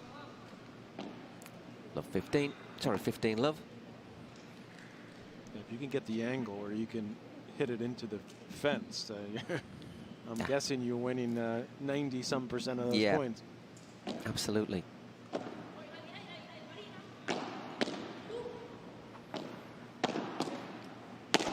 Oh, frustrado. I tell you, that's a game over shot, Yes, isn't it? that is. Let's get me out of here.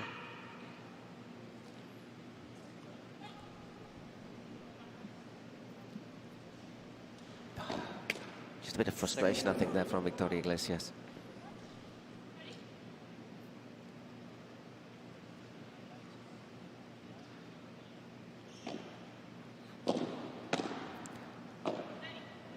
Getting out with the loft, with the lob.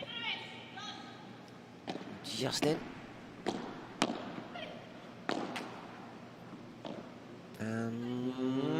It's good. Oh, it's in. So's that.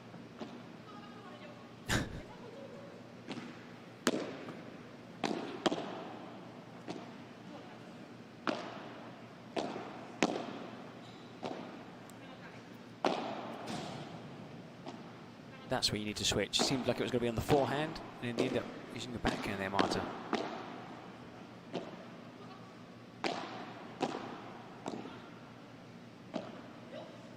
Again, Ari Sanchez steps into that side of the court. Oof. Did well there, Ginart. Almost played herself into trouble.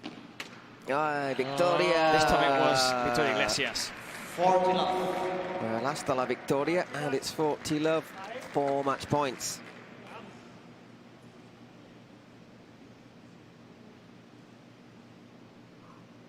Yeah, as so often happens, the second set is a lot easier than the first for perhaps our top-ranked players. Well, they've broken down their resistance.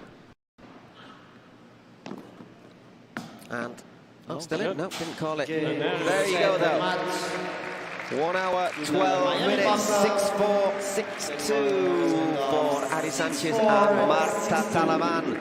First blood in this first semi-final goes to the Miami Padel Club, piling the pressure on Jorge Nieto and Javier Barahona. For the second match, they don't beat Augustin Tapia and John Sanz, and that's going to be difficult. We will know our first finalist for tomorrow. They'll be delighted that it was a quick game, unlike yesterday's, because of course now they have more time to rest, to prepare. If, of course, they do qualify for the final. Now they're in the driving seat, and when you look at poor Toronto, I mean, they made the semi-final in the first tournament of the year, Miami, and lost. Made the semi-final in the second tournament and lost. Made the semi-final in San Diego and lost. And here again in the semi-final, they're 1-0 down. But as their coach said, as Nicola Ketso said, you know, we're always there. We're there. Nobody gave anything for them at the start of the season. One of the last teams into the franchise. When they started, they didn't even have any paddle courts in Toronto. And I think there's 8 places where you can play paddle now in the city in a year. Suspect there'll be more as we continue. I think Toronto's a place where you'd want to play indoors in winter as well. Yeah, definitely. I think so. Yeah, definitely. But you end up playing on skis. Well, time for the smash of the match, brought to you by Adidas. Who's it going to be? Well, there haven't been that many smashes, but it's that one from Ari Sanchez, which brings it home. Got that effect, got a little bit of spin. Didn't actually go out of the court, but ran along the glass and ran away from Marina Guinart. A lot of times she used that sort of, when she faked a big smash and went with the precision, and she's just so versatile out there. Anyhow, we're just going to go, by the looks of it, to our man Julian, who will have a quick word with the winners, with Marta Talaman and Ari Sanchez. He's getting himself ready at the end of the court. Oh, he's moving them around. He's got his glasses. What colour? I don't know. We'll he's find got out. 12 different colours, apparently, 12, to clip to 24. his frame. Okay. Our man with a mic. Check. Take it away, Julian. Ladies and gentlemen, what a spectacular performance by these two amazing players. Marta, you, even though you're third in the world, you play like a top 10 player in the world. It was flawless, your performance. Let me know, how did you feel on the court? Bueno, muchas gracias. Bueno, ya va quedando menos. La verdad que sigo encontrándome muy bien en la pista. Creo que, como he dicho siempre, es que con Ari es muy fácil jugar. Me siento muy bien con mi equipo, nos animamos mucho, somos una piña y nada, súper contenta de haberle dado otra victoria más al equipo para estar en la final. I felt very well on the court. Playing with Ari pumps me up to be the best I can be, and I'm happy to give this point to the Miami Padel Club. Ari, truly amazing performance once again. You guys gave this crucial point for Miami Padel Club to move into one step closer to the big final. Tell me, what was the strategy going into the match? Sí, bueno, la verdad que estoy súper contenta, estoy disfrutando mucho dentro de la pista, estoy jugando muy suelta, teníamos un partido muy duro, hemos estado muy sólidas, agresivas como llevamos siendo toda la semana y la verdad que estamos con muy buenas sensaciones y contentas de dar un puntito al equipo, que es súper importante, y ahora animar a los chicos. Super happy. I'm very relaxed on the court. I'm super pumped to give the extra point to the Miami Padel Club. And let's put our hands together and let's go Miami Padel Club. Well done, everybody. Excellent. Okay, let's go. Well, Before we go anywhere, we're going to have a little look back at what happened in this opening match in the semi-finals. Our man with the fluorescent socks is making sure the court is going to be in pristine condition for the second semi-final. But first of all, this is what happened. 4 p.m. East Coast time. We've started here in the Dougal Greenhouse. We started with a 6-4, 6-2 win for Miami for Ari Sanchez and Marta Talavan, who once again didn't really do much wrong. They were solid. They were solid. I think Marta played better than Ali. I mean, Ali is good, and when she's great, then she's unbeatable. But there were a couple of key games where we saw them leading 40-love, and they lost them. Yeah. I just think the team from Miami, too, they were able to kind of control the tempo of the match by, I think, again, being just better with the movement around the court, setting points up. They worked the opponents over, Guinart and Iglesias. They used the lob consistently. And again, they just tactically, because of their superior speed, I think it opened up for them to have more tactical play consistently. And then Nuria took one. Ouch. She was still rubbing that after the match, actually. Yeah, she's probably got a little, might have a little black and blue there. Yeah. Little tattoo, the name of the ball. Adidas on the name of it, on the inside of her shoulder. But they got off, won the first 2 games in the second set again, and then got another break and took it home. Short match, an hour and 12 minutes, Paul. It was indeed. In the end, a convincing win. We will take a little break after we show you the stats, and there you see, sometimes we've talked about how there's not always that many differences in points, and this time there is 57 to 43. Makes the percentage count very easy as well, doesn't it? 57 to 43. And only one break point, Toronto, in the whole match. Yeah, pretty one-sided. Despite the 6-4 in the opening set, I felt like Miami was just far superior in pretty much every aspect of the game. Okay, there you go. We will be back after a short break.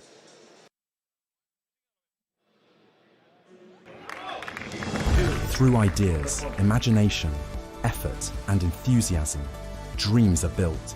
We are making paddle the sportive choice for thousands of people around the world. Each court built is a match won, and so, court by court, match by match, we are creating a limitless playing territory so that the unbeatable passion that paddle creates can be spread throughout the 5 continents.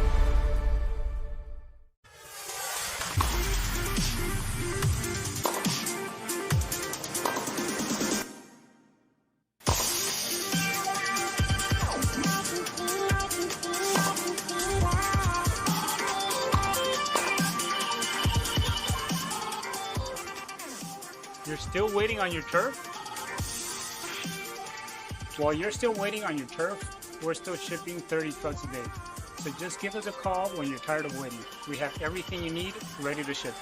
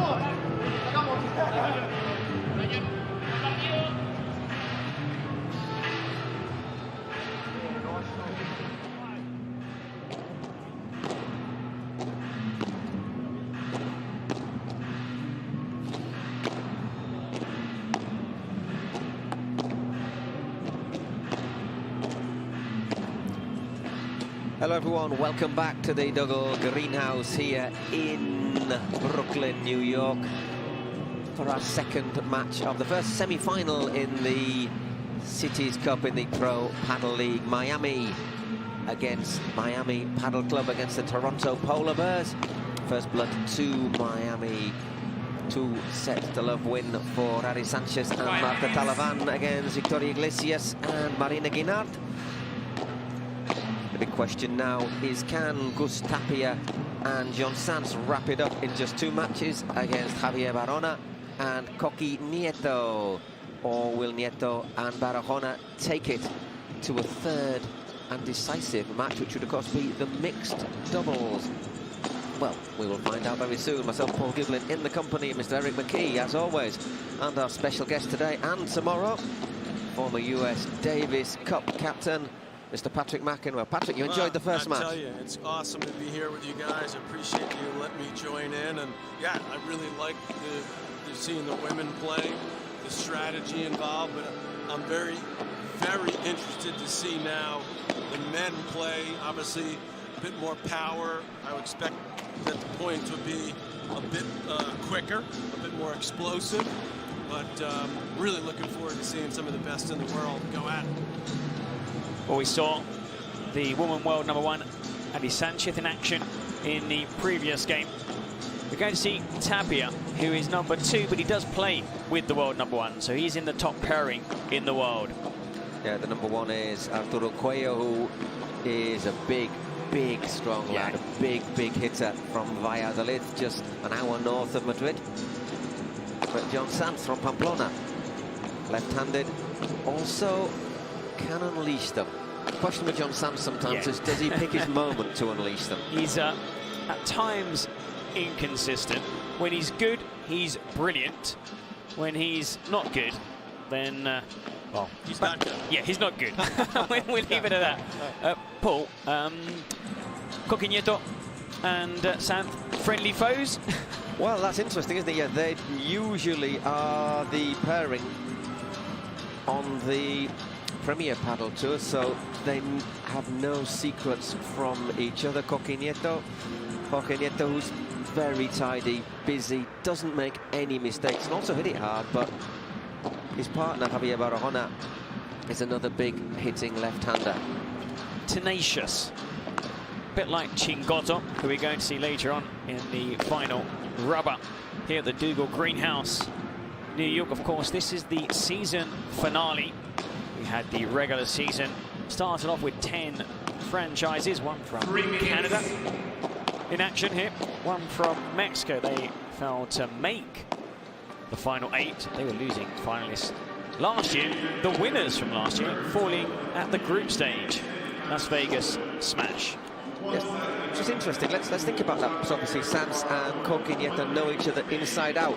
I think there was there a final, a doubles final, Patrick, where you faced your brother John? Yes, there was. We've done our homework. Wikipedia is wonderful. There was a singles final too where I faced him, but I preferred the doubles final because I actually got a win. You won. Yeah. Singles final, not so much. But it is interesting because when you play, obviously you play against your brother. I remember he said to Peter Korda, who was his partner at the time, I was playing with Jakob Vlasic, a great player from Switzerland, and it was match point at 5-6 in the tiebreak, and Korda was serving to me in the ad court. This is where I played. I had a much better two-handed backhand. So my brother said to Korda, I saw him go over and talk to him, and I said, for sure he's telling him don't serve to my backhand. But Korda had a lefty, but he couldn't really serve it down the middle that well. So I kind of cheated over And sure enough, he basically hit it right to my backhand, and I hit a winner on the return for the match. Has your brother forgiven you? And later that night, my brother said, I told him, whatever you do, don't let you hit a backhand. The question is, why didn't he say that before the match even started? Exactly. But to your point about these players out here today, it's interesting because, like you said, they know each other well. You know, maybe they'll do something that goes against the grain a little bit. That's like how you can try to change it up a little bit. So, you know, I don't know the way they play. You guys know them a lot better than I do. So, but I'm really interested to see if you pick up on anything they do, maybe a little bit differently to try to surprise their other partner. How easy is it to change in-game tactics? Because I'm sure you as a trainer, you've coached your players, you go in, you spend time, but of course during the game you don't have time. You know, it helps when you have a lot of skill, right? So the players that tend to, you know, a lot of players just have more versatility than others. So it's this normally why I say when players are playing at this level, it's not so much the surprises that win, and it's who executes better. And I think that's what we'll probably see in this one here tonight. And Paul, you got a favourite here? Mixed doubles or game over? Logic tells me that it should be Tapia and Sanz. Is there a but coming there? Is it but? But who knows? You're sitting on the fence. There's a big fence here, and I'm going to sit on it for as long as I can. You've got a 4-metre fence to sit on if you want. Yeah, I'm not sitting on that, mate, I tell you. Yeah, big fall. Oh, we're not too far away from the start of the second game on this central court. Wonderful surface provided by Adidas. It is indeed, and it's filling up today. It's good to see. Is this the only court that, I mean, I know this is a match court, but do they have any practice courts for the players, or they're just, because that's a lot of teams to start?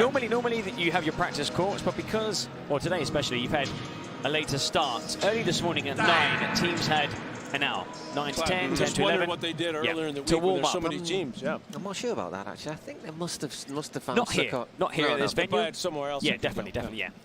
There's an indoor centre not too far away. You can imagine all the teams, so many players, when the court's in use also. Right. For this, the Cities Cup, the season finale, the final event, PPL, bringing the best paddle to the US. This sport is booming. Paddle fever has taken over in North America, huge in Europe, huge around the world. It's gone global. And we're watching the best players in action at the best tournament you can see in the States. Tapia to serve. Oh, big hit. Not wasting any time. Yeah. Angled straight towards Barona. Himself a huge hitter.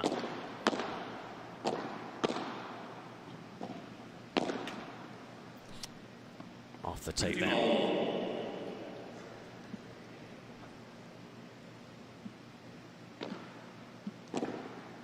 Tapia. Oh, number 2. Said in a recent interview he would love to win this tournament though. It's in its second year. First season was won by the Las Vegas Smash. And wide. One thing I think they should avoid, Tapia and Sanz, is dueling it out with volleys at the net with Nieto. He's very, very, very good at the net. Great reflex. Big hit, Sam. Yep. In yesterday's game, we were talking about Nieto, and said he makes a maximum 3 mistakes in a match. He made 1 in the first game and made just 2 more. We were worried though when he made 1 after like the second point. Might make 4 today. We banned again. Into the twice net. now. 43rd. Still serving for the opening game. The Argentine Tapia. Winds up for the big hit. And just carries. Or too bit of a risk there. Yeah, he didn't get a lot of height on it, did he? Now you will see how the players really arch their backs for those topspin smashes, those big kick smashes. If they hit that back glass wall, go high up into the air. So just a 30-second switch after the opening game. Like tennis, where it's a slightly shorter break. And then, of course, every 2 games, the players will get a chance to sit down on the bench, a few liquids, get some words from their trainer, and then back out again. Nieto to serve.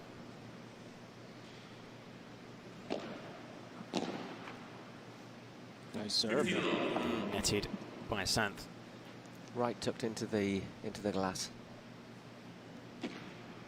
Opts for that backhand serve. Don't see many of those at this level. One of the things he does, Nieto, isn't it? He'll take his first serve backhand, and if he misses it, switches to forehand.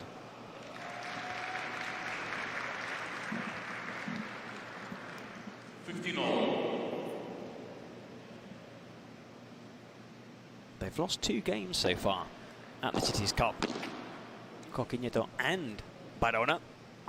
They lost to Arkansas, didn't they? The Arkansas Matrix. That was an upset. So they've lost 2 out of 3. Yes. Coming into this. But they've looked good in all of them. They played well. Yeah. Just not well enough. Maybe against Arkansas, they lost it in the second set, didn't they? Because they started off like an absolute house on fire. Barona was hitting some massive smashes. They were leading 3-0 in that second set before losing a second set and then the super tiebreak. Tapia opts out of coming forward. There's a chance there, joined by Santh. Looking for the cross-court back and into the net. 3-0. In fact, that was the only match, the Arkansas Matrix Toronto Polar Bears, which has actually gone to a third match, a mixed doubles. Just one mixed doubles. It's a unique event with the women's doubles, men's doubles, and of course, if tied. Ooh, that's a bad miss there. A mixed doubles, that's Santh. 40-30. Again, that backhand serve looking for the glass.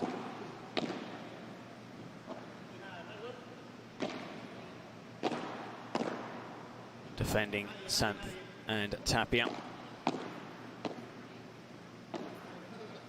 Barona forced back, now a chance to attack the net.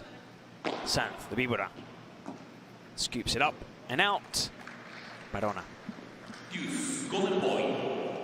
So you can think about one of the things that Nieto may have said about John Sanz. I think what he probably will have said is try and keep him on his backhand. Yeah, it's his weaker shot, definitely.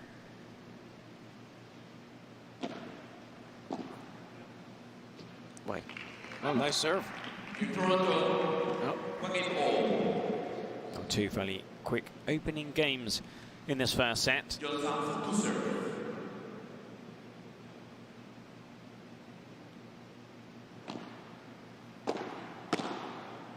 Punch, volley, Santh.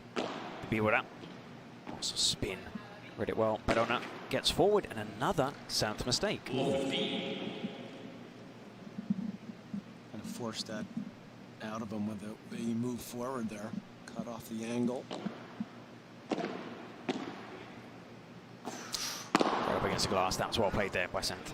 Yeah, it was a collective intake of breath here. We thought that might have gone, but 15-0.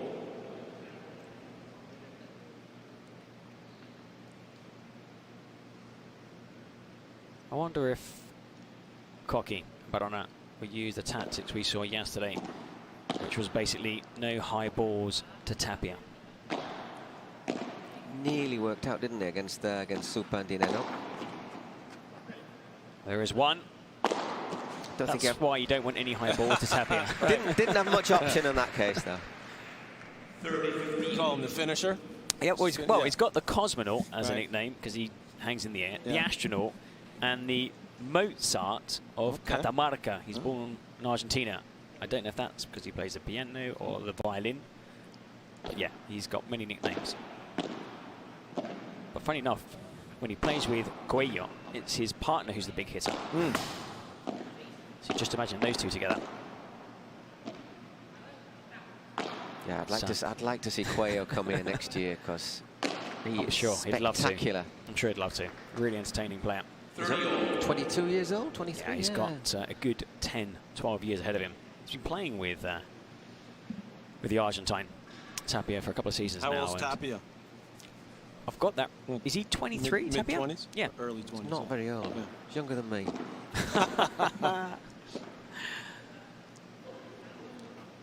I'd say you're old enough to be his dad, Paul. And the rest.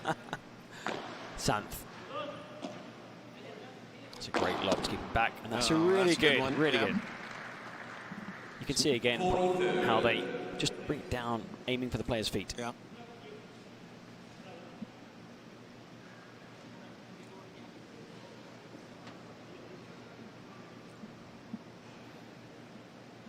I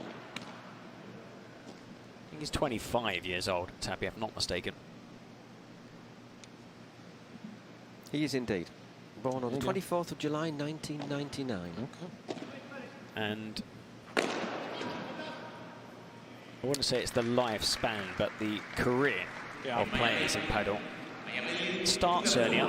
You have pro players on the women's circuit, for example. Rufo turned pro at 14. I know we've had quite a few tennis players, Capriati, for example. Back in the day, Williams, not as back in the much day. anymore. Not as much now. Yeah. And they can play on until mid-30s at the highest level, and you can still compete. We've got Patti Yaguna, who is 39. She's number 12 in the ranking. Wow. And that's something I think in tennis would be impossible. Yeah. Even in doubles. But doubles, you see a lot of doubles players into their late 30s, Late even early 30s. 40s. Yeah. I think a lot of it depends on your knees, though, doesn't it? I mean, that's the big thing. Is there's few players have had knee problems. I think one of the other top players who's not here, who we're not going to talk about much, Alejandro Galan, who he's done a few interviews saying that the last few games of the season he's been playing, but it's like been seeing stars, you know. Yeah. I suppose like many sports, we're seeing in the NFL they play extra game.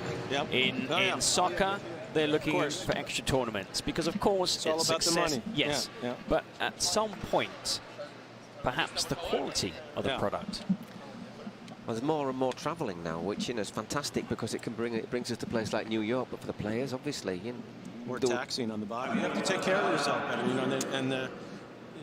the tennis players, the highest level players, have all teams around them now to help them with their recovery, with their preparation, their diet. A lot more than in your day? Oh, yeah, a lot more. Yeah. No, but your nutritionist, your physios, your pre, after, post. Yeah, totally.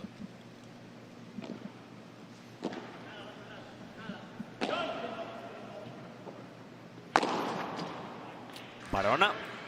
Just quickly, Marta was saying briefly before in an interview, Martita Ortega, former world #1, that she actually loves this tournament because it's different, because the players are slightly more relaxed. I mean, hopefully this isn't commentator's curse, but no injuries. I mean, I don't know if maybe if you're playing with less tension, you avoid injuries perhaps?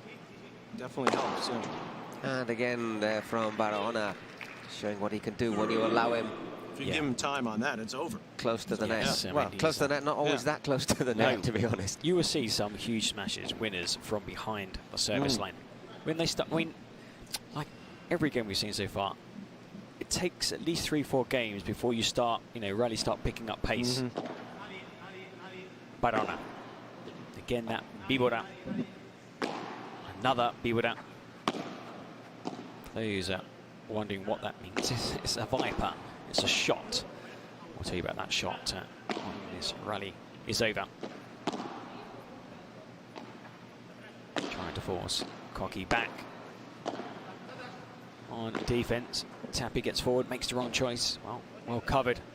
But no, Tapia admits that. Touched it. Yeah, he did. Yep. And the umpire didn't spot it. It was Tapia. Yeah. Well, the difference between the shots, you've got your smash over the head. You've got your Biwira slightly at an angle. Very similar finish across your body. Normally with a bit of side spin. Your bandeja, which is a tray, which is a shot. Just imagine a waiter carrying a high tray and then him bringing it down onto your table. Well, that's the action of the bandeja.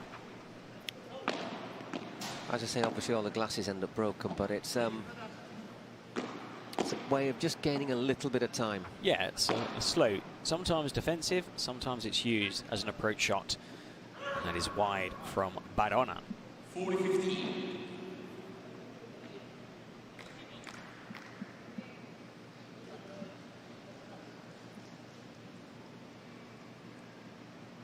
Very superstitious. The Spaniard always bounces the ball through his legs. Were you superstitious? Did you have any? Yeah. Only bounce ball the same number of times. Yeah. Yeah. For first and second serve be different. So, well, most players do that. And would you always some kind of ritual? Yeah. Ask for the ball? If you win a point, would you want to play with the same ball? Well, I actually was a ball boy at the U.S. Open when I was a teenager, and I was ball boying for Vitas Gerulaitis, was playing Ivan Lendl on the grandstand, and Vitas was a good friend of my brother, so I knew him well. He tags him with that. And he used to always ask for the same ball. So he got to match point in the 5th set.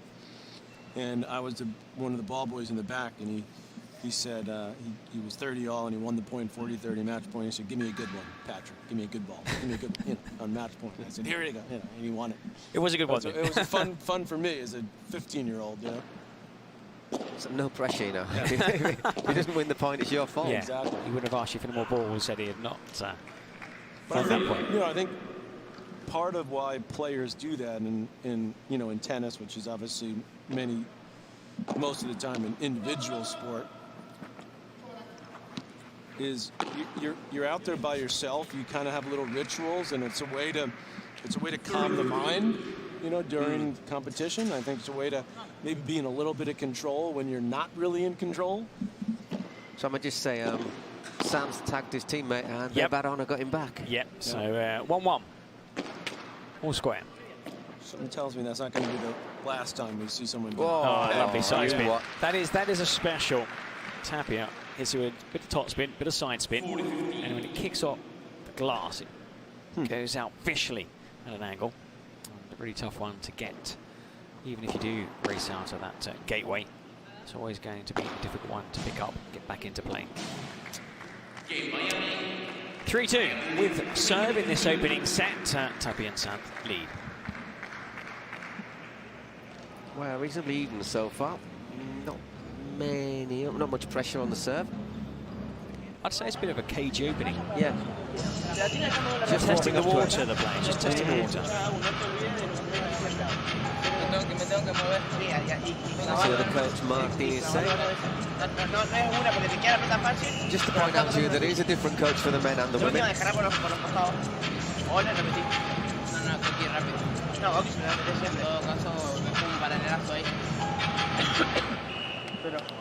Just that tiny bit loud, the music. Did you catch anything, Eric? Yeah, I did. Well, not much. But Tapia was just saying that he's not struggling, but he's not getting into the points. He's seeing few shots, to be honest. He's been given, 2 smash opportunities, I think, in this opening set. I think if you're playing against Sanz, if you're playing against Tapia and Cuello, for example, it doesn't really matter who you can't. It's not worth trying to freeze either of them out, is it? Because the other one's just going to destroy you anyhow. Yeah. But with maybe we go Tapia and Sanz, you would probably be looking to focus more on John Sanz, not because he's he's ranked 13th and he's a great player, but maybe just that slightly bit weaker. What you do see, and this is in tennis as well, you have your top 20, 13, but there's a big difference, isn't there? The players outside the top 10 and the top 5. There can be. I mean, I think in doubles and men's doubles, it's probably there's more depth at the moment. Ooh. Yeah, another one from Barona. Almost got pegged there.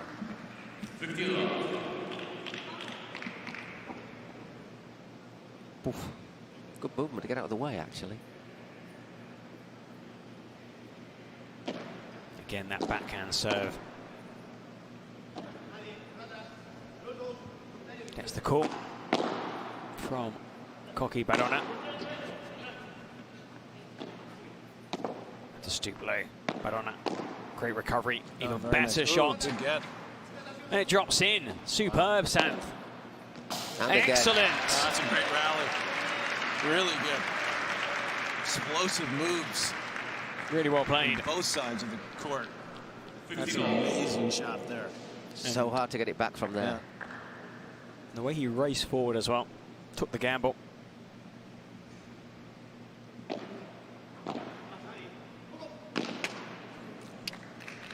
When they serve that right into the glass there, is the returner trying to trying to take it before it hits the glass. Yes. But a lot of times they can't.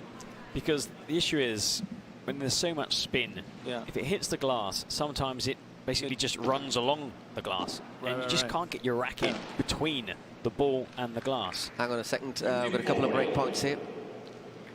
15-40. Nieto serving to stay in his service game. Could see the first break of this opening set. Remind viewers, Miami lead in this series. A victory for the women's doubles team in the opening match. Ooh, went long. That's unusual. Yeah, set up invitingly for Tapia. Had probably too much time to think, I think, Tapia on that occasion. He changed his mind.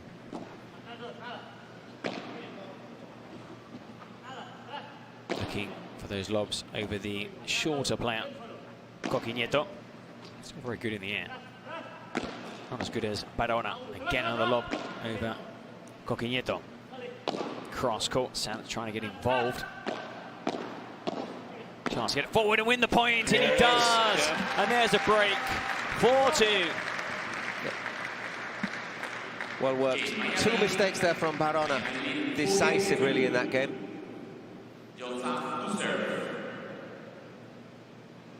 You know, to me, that's an example of the great player playing the bigger point more strategically. You know, it was such a big point. Tapia knew what he wanted to do, and he was patient.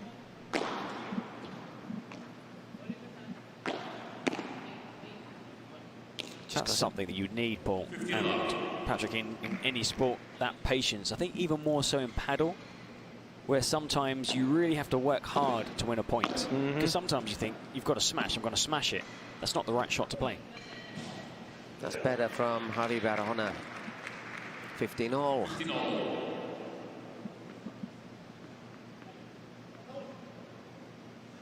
If you're watching at home, you can see the players are leaving the ball right up by the post.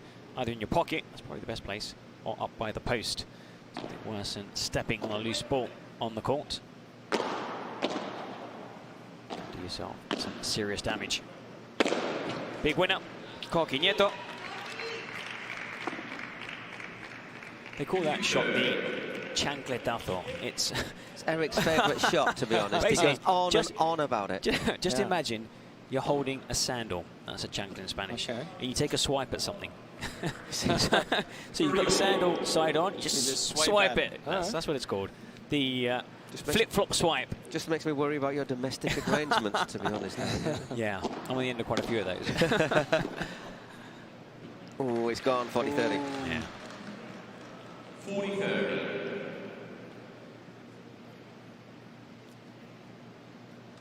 Serving for 5-2, Santh. Of course. Look out. Yes. Oh, he tried it. Oh, he tried his little... You saw one of those, didn't you? Yeah, I saw that in the highlights, but a little harder to do it, I think, on the volley. Yeah, definitely. Well, golden point. Huge for Nieto and Barona. Chance to break back.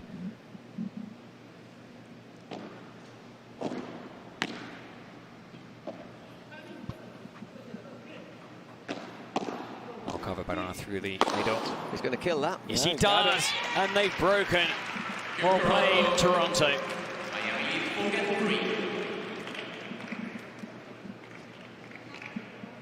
Well, he'll be frustrated with that, John Sands, because it looked as if he had the game just about won. I was just saying, I haven't set up one decent lob so far.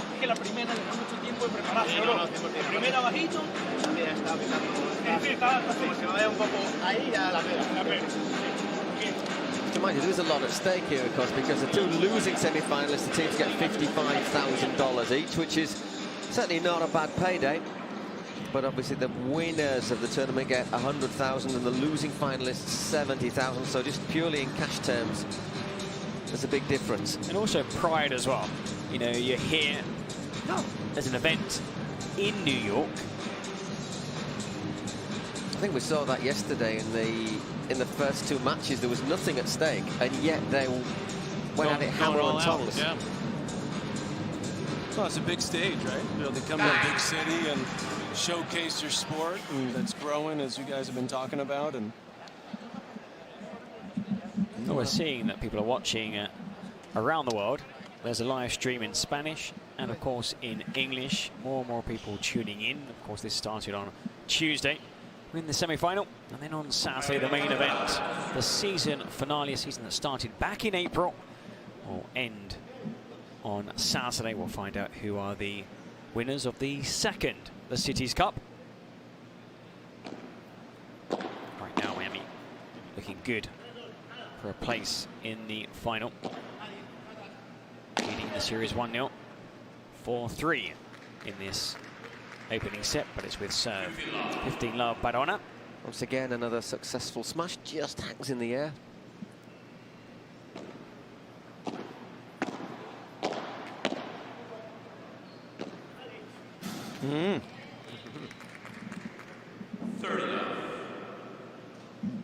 It's gone long and wide with a couple of forehands. Tapia. It's interesting, neither him nor Coquinietos, both of them saying neither, not feeling quite in this match yet. It's been played at a slower tempo than I think we expected, they expected, the fans expected. Maybe plenty of respect out there. And another one from Barona. I think that's maybe because Nieto and Barona are wary of leaving too many balls there for Tapia and Sant. They're looking to try and hit it deep all the time, which means our points are lasting a little bit longer. Sant again looking for his doubles partner in real life. The fake smash. Ooh, that's like so clever. You nice. like that one, didn't you? Yeah, I like that a lot. Because he showed off the pace with that smash, and that time he showed a little feel, a little variety. Look how he just hides it. And it's interesting as well, if you look, Sans and Tapia both go to the sides and just open up that space for him as well. What you do is you go to the sides and then start running forward to the net to try and get, build up some pace for the leap to try and reach just try to get it the big smash. Right. A lot of strategy here. Oh, nicely done there. Lovely switch. Yeah. Good pickup off. His body, he looked shaped up to hit a very different shot, and then just a little half volley. Yeah. Little flick down the line. 4-4. 15-love. Tapia serving, getting to the net. Of course, if you do want to play padel and learn from the best, serve and volley. Got to try and get to the net. That's where the vast majority of points are won. Oh, well played. Lovely put away. Yes. Yep. Once again, teed him up. Couldn't really put the ball anywhere else, and there was Tapia to finish the points. Good service game so far. Dink down the line. Caressed it over the net there, Barona. Again with that double-handed backhand. One of the few players on the men's circuit to use a double-handed backhand. The Spaniard. Oh, Where he is. Wonderful shot. He can really disguise that forehand well. He flicked that one up the line earlier in this game, and then this one he kind of holds it and freezes his opponent. That's a nice quick hold there. Excellent service game. Sant, obviously, left-handed. You're very comfortable with the shots down the middle. Tapia as well. In your playing days, did you prefer a left-handed play? Was there a big difference? I like playing with a lefty. You did? Yeah. Because they bring that different dimension, and they can cover different parts, the angles a little bit better. Obviously, my brother was a pretty decent lefty, especially in doubles. I think it also helps when you're serving, to give your opponents lefty righty so they can't, it's not as predictable. Don't get used to the same spin, the same angle. Oh, it's exactly the same in paddle. I mean, there's so many elements that are shared in the two sports. I'm sure, because we see it in tennis, quite a few players that play singles struggle to adapt to doubles. You might take the two best players in the world in singles, but they would not make good double. Great double. Yeah, for sure. I think paddle will be really good for getting people started, because one of the advantages what everyone says is, you know, to enjoy playing tennis, you actually have to be able to play, really be able to get it back over the turn. And in paddle, it's a lot easier to pick it up, to just get the ball over the net and enjoy playing with your friends. And if your kids, pickleball is getting popular too, because both these sports you can get fairly competent at it fairly quickly. It's like beach tennis, you know, with a little, you know, net between you. Well, the beach helps too. But the thing is, for kids, it's great because you know, you're not getting frustrated at an early age. I'll tell you what, I've got a 4-year-old playing on a paddle court, and the ball goes out, hits the wall, and comes back. Try doing that on a tennis court. End up with backache. 5-4. So Nieto's serving to stay in the set. Ooh. And that's out, but now pointed up into the air, Barona, or to one side, just indicating that the ball had gone out. Actually, he said it before the umpire did. He's allowing the players here to call the game. Again, that backhand, that's into the glass and picked up very well indeed by Tapia. Santh, will they stay back? Undecided. Great good backhand. pick up, brilliant pick up there. Now, exchange here at the net. And coming out on top, Barona. They are very good at the net, Nieto and Barona. Very athletic, very quick. Super reflexes. Looking for the fence. Oh. Disappointed, Barona, with that backhand. This is where you suspect that a guy like Tapia is not going to give you anything. This stage late in the set, put the clams down a little bit. That was a big point, big game player. Races out. Oh, got it. He was there. Yeah, he was there. At it. Yeah, thinking about yesterday, it was they won their matches 6-4, 7-5, and it was the big point right at the end, wasn't it? 5-4. I think they broke at 5-4.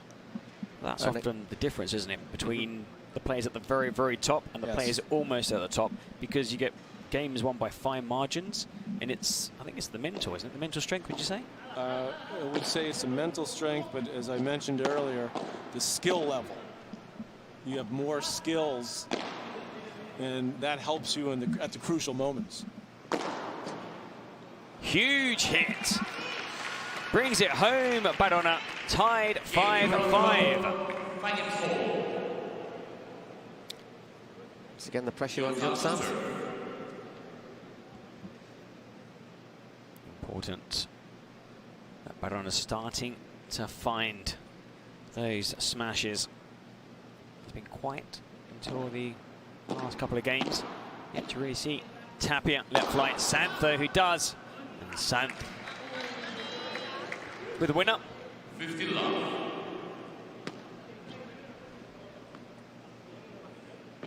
It's a very typical performance, isn't it, from Nieto and Barona? They're in it, they're in it, they're in it. You think, yeah, they could do this. So twice out of 3 times they haven't actually won. Which is a nice way of saying they've lost, but you've always thought that they could do. They're in it, is what you're saying. Yeah, they're always just there, but not quite enough. Or just lacking something. Sometimes it's luck. 30.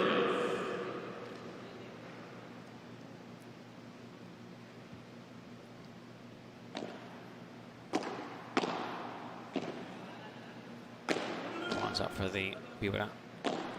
Flagged it. Yeah. Ouch. 30-15. Too much time. Think about it. Now you can see when players probably have in mind one shot, maybe change their mind last minute.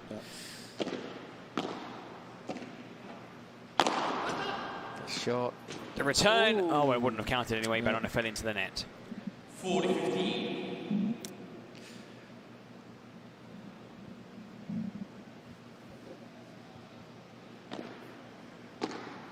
Comfortable service game for Tapia and Santh. 6-5 ball. Well, the worst that can happen to them now is a tie break.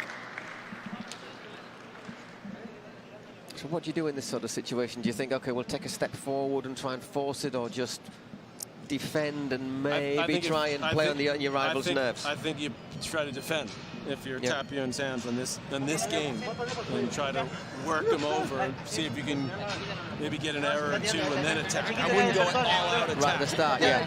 So make them win the point. Make them win it, yeah. And try to put the clamps down a little more. Well, they don't look particularly stressed, do they? Let's be brutally honest. Well, I said how relaxed it is, and I said the team atmosphere is great. To bond with their teammates all week and the coaches and trainers. Yeah, they're staying in a pretty nice hotel as well. That helps, you know. Is it better than ours? I think it's a little it looks better on booking, but you know, I'm very happy with the hotel. It has a higher rating. I'm very happy with my hotel. If it's got something I can make a cup of tea in the room with, and I'm over the moon. Cup of tea and you're over the moon. Is it from Yorkshire, the tea? It is indeed. You brought it from home? I did indeed. Got to travel prepared. 6-5. Badona now to serve.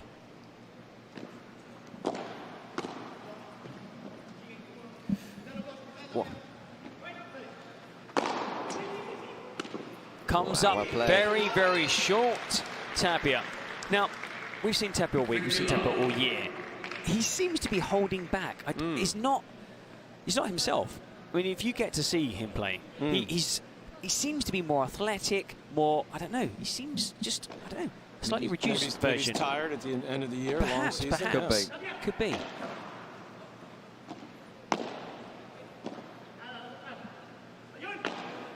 Maybe he's just saving himself. Yeah. Well played, John Sands. Picking his spots. 15-all. Well, the great ones know how to do that. I was going to say, you know, sometimes you think some players, if you're trailing in a set 5-1, 5, do you think, okay. Yeah, you play, you wait till the next set. You do, yeah. Absolutely. Particularly in the scoring system we have in tennis and paddle. 30-15. Doesn't matter. All you need to do is win 2 sets. Yes. Right? Doesn't matter if you win at 6-0 or 7-6. So you just basically reset, save that energy.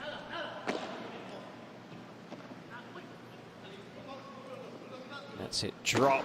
Overhit it. Yeah, that's 30-all. So now here's a tight point coming up right here. Huge point. 30-all. Trailing. Now let's see how they play this point on the return side strategically. Do they play it defensively? I would say yes. Yep, go to the lob. Yeah, sends over a lob. Opted to come forward. Good guess. And there's the winner. Wow. There's the winner. There you go. Just like that. 2 set points. Now, we saw this earlier. And they hit a fake smash. On this occasion, they didn't. And there was Santh ready to punish Toronto. Set point. 1 of 2. Looking for Nieto. So now he's going lob. See, he's working him now. Again. He's going to just keep working him. Lob coming. Yep.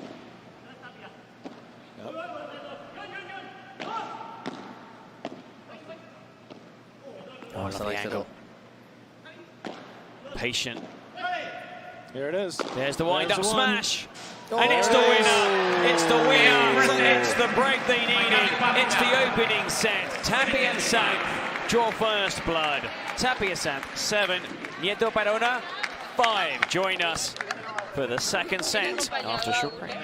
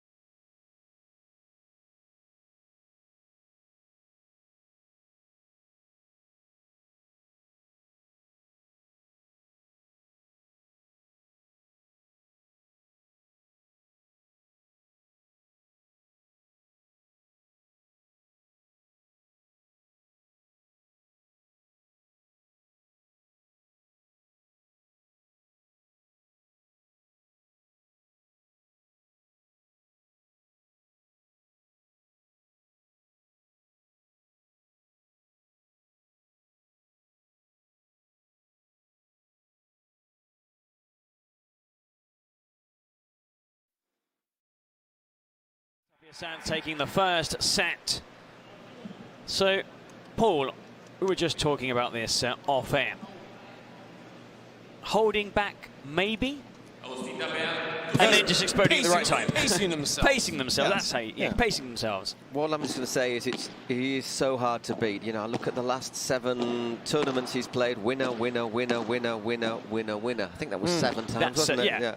And then, Winner, yeah. then 2 finals, then winner, then vamos. He's so hard to beat. Ooh, we missed that. No, it was good, actually. Oh, that's a shame. Yeah, just getting under that slightly. Coquinieto. Wouldn't put that down as an unforced error, though. Just 2 so far in this match. Coquinieto.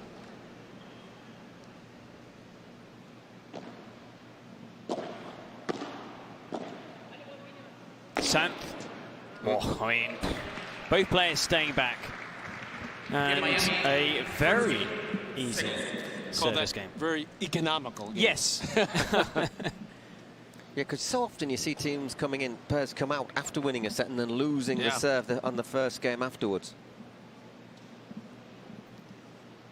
But straight away the pressure is right on Nieto and Barona.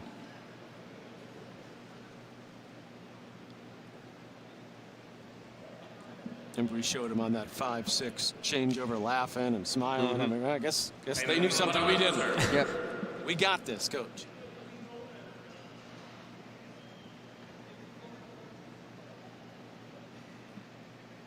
Well, they're just playing around with the scoreboard. It's not 1-1, 2-1. Well, they got to reset it. Whilst they work that out, just quickly, we were talking about going through the gears, going up through the gears. You do that often as well? You know, sometimes... You know, I wish I could have, but you know, some of us How are many gears just did you have? mortals. There was like, you know, 2 maybe. As long as they're both 1 and 2 and not forward in reverse. Oh! Little showtime. Exhibition paddle from Santh. And a wonderful winner backhand through the middle. Tapia with the backhand sliced shot. One of the to your question though, it's a good one. One of the all-time greats in tennis, Andre Agassi, who I had the misfortune of being demolished by a few times in some big courts at the French Open and center court at Wimbledon. But he would often talk about how he would start a match in, you know, 2nd or 3rd gear. And if you were playing someone like me, he could probably keep it in 2nd or 3rd gear. But when he would play against, you know, his big rival Pete Sampras in a big match, he knew he'd had to come out and be in 4th or 5th gear to start the match. But he would temper his game. Look at this. Whoa. You know, knowing that he had a couple extra gears, but he would only go to it if he really needed it. Especially in a tournament which is could last 2 weeks. Exactly. You've just got to, you've got to pace yourself, yeah. There's one thing we've been talking about this. When, I'd like to know what your thoughts. When you win a point and the ball hits the net and goes over to the other side, and you kind of like, you know, you apologize. Do you turn around sometimes and smile to your doubles part? Absolutely. I'm so happy I made that. Yeah. Really sorry, and you turn around and laugh. Yeah. Okay. As long as you don't laugh at your opponent. No. You know, so it's a gentleman's game.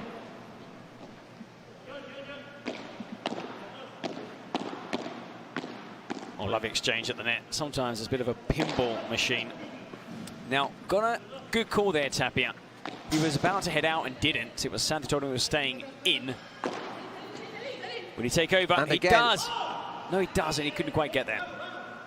So there, Tapia told Santh, but. So that's why Santh, because you have to rely on your doubles partner. He sees it best from where he, you know, the angle. They don't always get it right. It's really difficult to judge the pace those balls are flying out. You really perceive it if you're down there courtside on TV. It's fast, but it's much faster live. Again, Tapia. Well, 15-40, so break points again. 3 break points at the start of the second set. First set, 7-5. Tapia and Santh. Chiquita down at the feet of Coquinieto. Oh, that's a lovely shot. Really clever, really clever. Well, it was in. I thought it got. No, it wasn't. Yeah, for 1 second I thought he'd given it. Two club. A break at the start of the second set, and they are rattled. Nieto and Barona. Well, this is when I suppose a trainer would look to get his players off court. Timeout. Yeah, exactly. Call the 20-second timeout. Good serve there from John Santh, deep.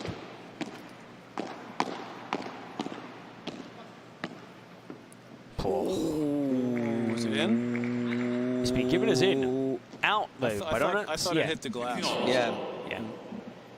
For a second. The Yeah. umpire wasn't too sure. Not It by just much. clipped the glass. Again, that double-handed backhand. Barona looking to attack Tapia and Coquinieto. Just going back to that last call, I honestly don't see how the umpire, where they are, sat where he is, can see if that We hits the spoke glass. to Yeah, an he said, umpire he said I before can't. coming here. He said he can or he can't? No, He not can't. really. Yeah. They're pulling away from this quickly now. 14. Stamping their authority on this one now. Santh for a 3-0 lead in this second set. The Cities Cup semi-final. They already lead 1-0 in the semi-final series. Miami looking good for a place in the grand final. Santh with the pickup. Tapia with the back glass. The contra pared. Well played. Well played. But still, 40-30 more defending to do. Still not over this one.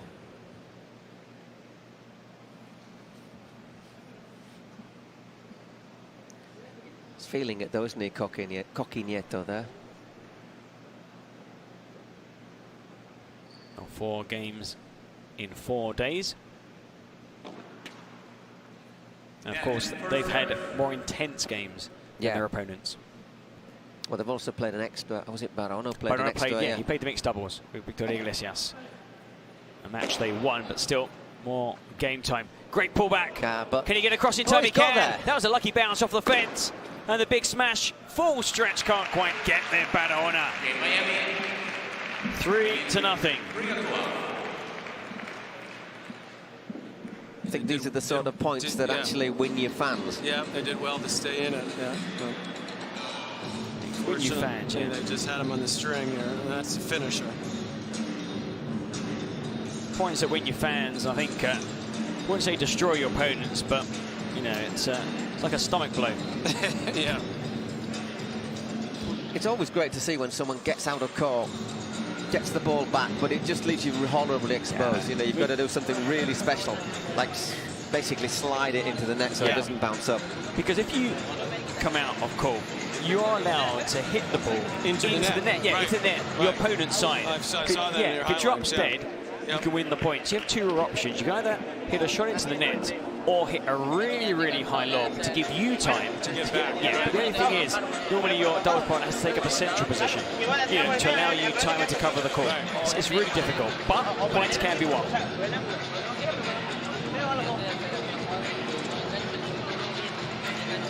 Well, Miami Padel Club tipped by the experts here to make the final.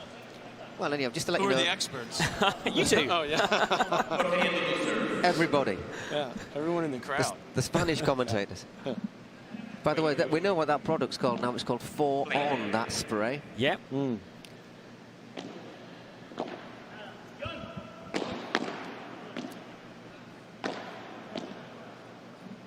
Can't afford another break. Nieto in the second set. You're not coming back from 2 down against Sanz and Tapia, are you?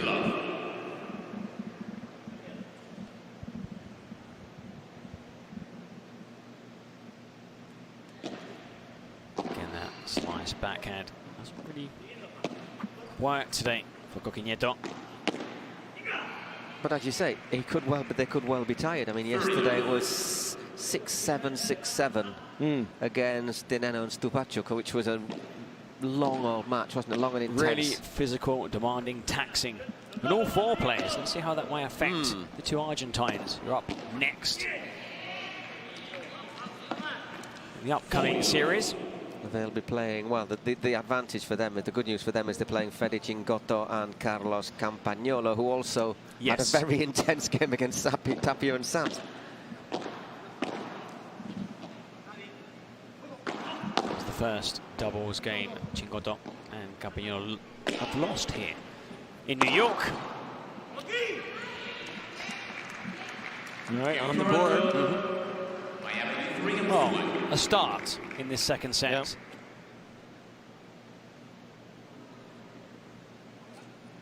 So Nieto currently partners Sanz. He partnered Barona when they were juniors. Were they junior champions of Spain? Yeah, they were. Yeah. They were teenage sensations for Spain. Oh. Barona has to track back. A lob just to allow himself to get into position. Oh, nice. Delightful. The reverse. Tapia grazes the net, scoots back into play. The fake smash does well, not to allow it to come off the glass there. Tapia would have dropped dead. Oh, that's unlucky. That's really unfortunate. Just calls it out there, Nieto. Kisses the top of the net. And unfortunately for Miami, out.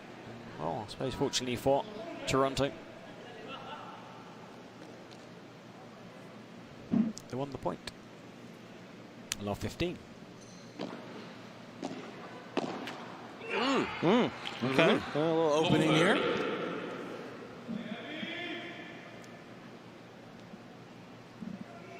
It's a rueful look there from Tapia. Or maybe a light at the end of the tunnel for Nieto and Barona. 4.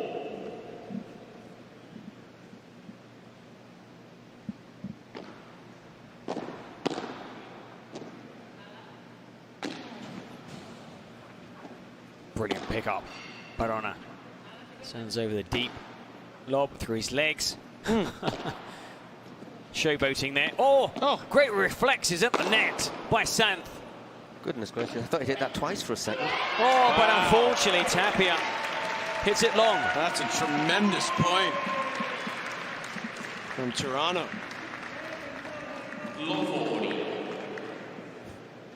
Lightning reflexes at the net by Sanz.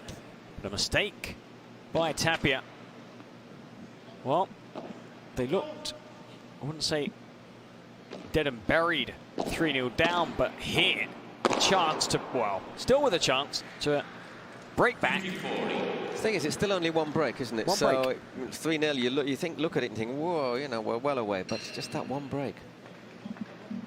15-40. On Tapia's serve. Again, gets the luck. That's twice in this service game. They won both points. They've broken back. 3-2. Tapia Sanz still lead with serve in the second set.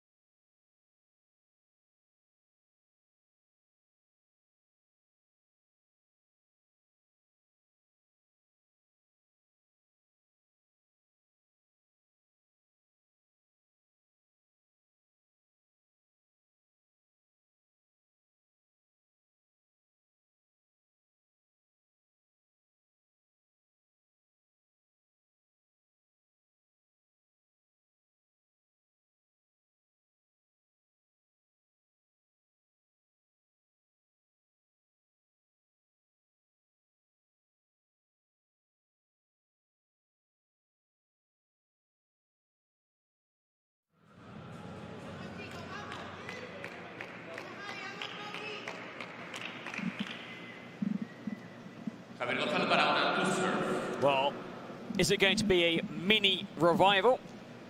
Will it end here? Or can they tie the game? Badona to serve for 3-3 in this second set, trading by a set to love. They drop the first set 7-5 to Tapia and Santh. To backtrack Badona. Nice shot down the middle. Forces the two players back. Can't quite gain control of the net because Nieto will stay back. Chance to come forward. Whoa. Whoa. And again they get the luck of the net. Oh, it's in! Oh, that's awesome. And it's out. I still don't think you want to duel it out of the net with Nieto. Well, caressed over the net by Tapia. Watch this. Sweet. That hits the stanchion. Apparently he was a very good football player. Well, I'm sure of that. I'm sure a lot of these guys were. Well, he volleyed that ball into like row 3 in anger. That's a brilliant serve. That was the serve that won the point. Oh, it hasn't won the point! Oh. Superb by Santh. Oh! Well, yes, do point to your doubles partner, Santh. Outstanding play. I thought the point was over. Right there? Yes, yeah. And out of nowhere. That was awesome, Gap. But look how he just squeezes through. Back he comes again. Nieto, of course. Badona might have got there, but Nieto not quite as tall. I'll tell you what, he's not small, though, because you look serious. Only because he's alongside someone who is much bigger. Big, that he doesn't look big. He's tall as me, more or less. Are you tall? I'm not small.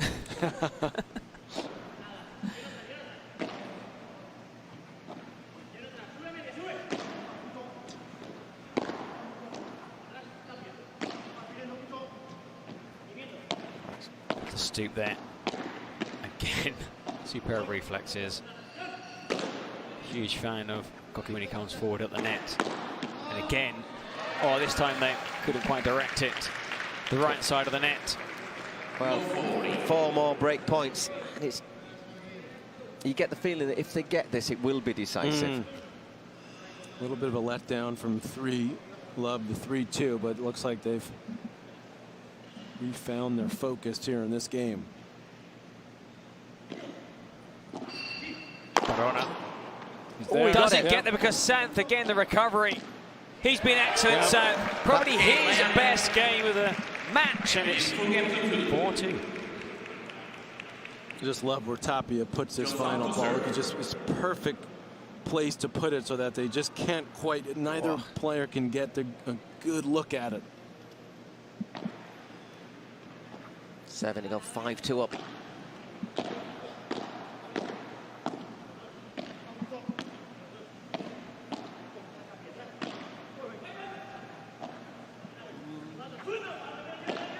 Comes forward.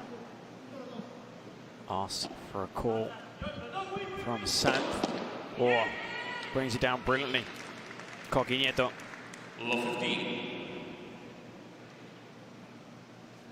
During your playing days, did you find, from your experience, that if you were broken, the best time to break back was immediately? Yeah, definitely. Straight after? Absolutely. Yeah. Not that you were broken many times. You know, I guess you knew about my serve, huh? Whoa. Finds the effect on that one, John Santh. The spin just lifts it out. Used to say it's not a break until you hold. Okay, yeah, I suppose, yeah, you've got to, got to consolidate. Consolidate.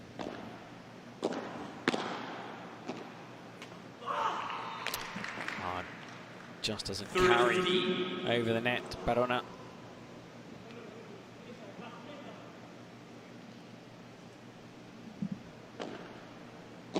(30-15) if you're just joining us. Tapia and Santh lead 7-5, lead 4-2 in the second set, and now 40-15.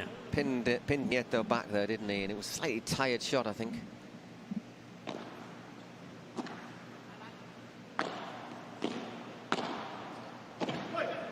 Contra Pared.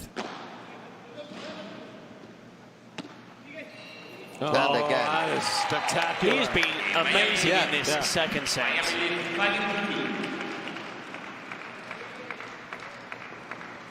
7-5, 5-2 in this second set.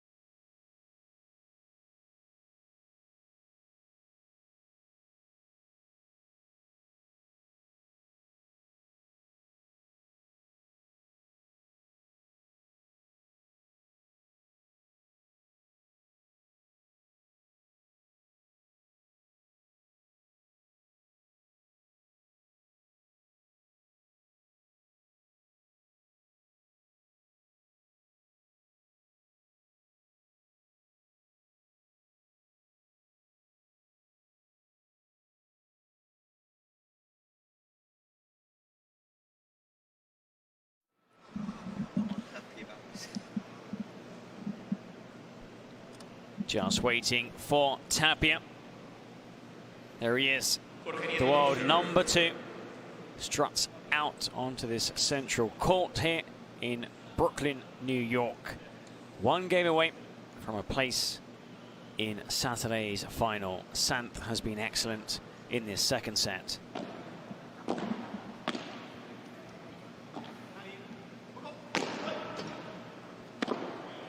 Now that is something you see very often, really important. The ball was angled towards Tapia, and he just basically he could have played it. Just moved out of the way. There's no need. Yeah. But you saw Sant making the run, didn't he? That's the communication. Because had he have got it back over the net, it would have been a very defensive shot. Right. Could have gone anywhere.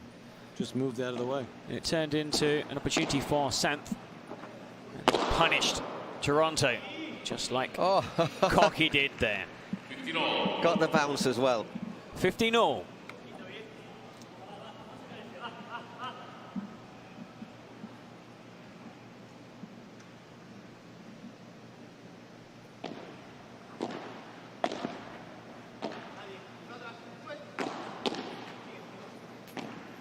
Switches it. Good shot. Selects nearby Barona. Oh, Iglesias is on the team bench. Wishing, of course, that this game goes to super tie break. Her team wins and she can come out for a mixed doubles alongside Barona. Unbeaten. Played 1-1 here in Brooklyn. Coqui Nieto. 40-15. Had the legs on it. I thought that was maybe one for Tapia.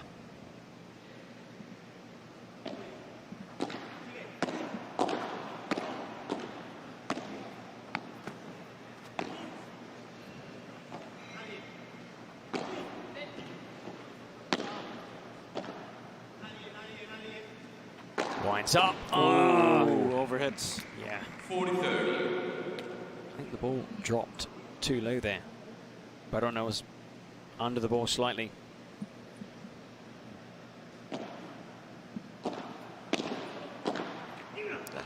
Well, first, I think, error by Sant in this second set. Lose the service game, but still 1 break up. It will be Tapia to serve for the match.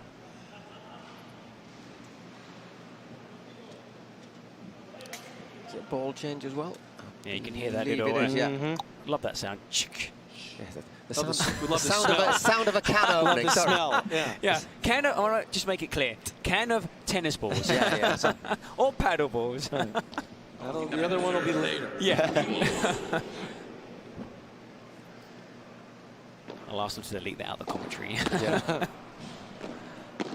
Oh, yeah. No. Well, even the world's best can make mistakes.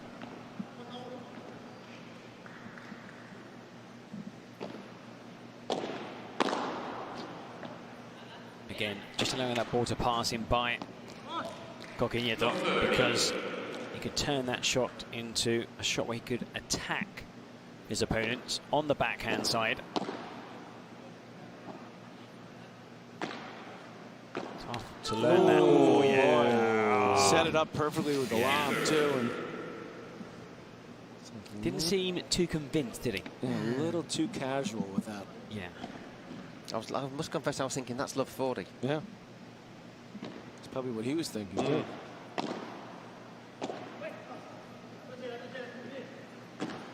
Great bajada.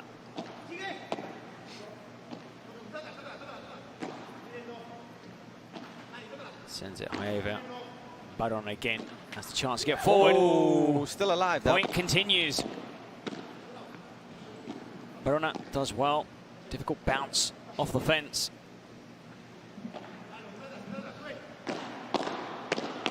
Oh, great pickup by Sant. Coqui Nieto. And there it is. Saw it coming. Yeah. They will look back, maybe, and rue that miss by Barona. 30. Yep. Set it up really well here, Nieto, as well.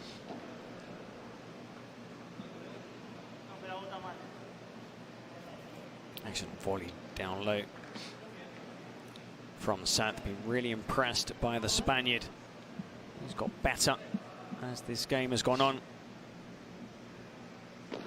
30-all. Ooh, he was going to let it go. Yeah, he couldn't get out of the way. 30-40. Still alive. 2 break points.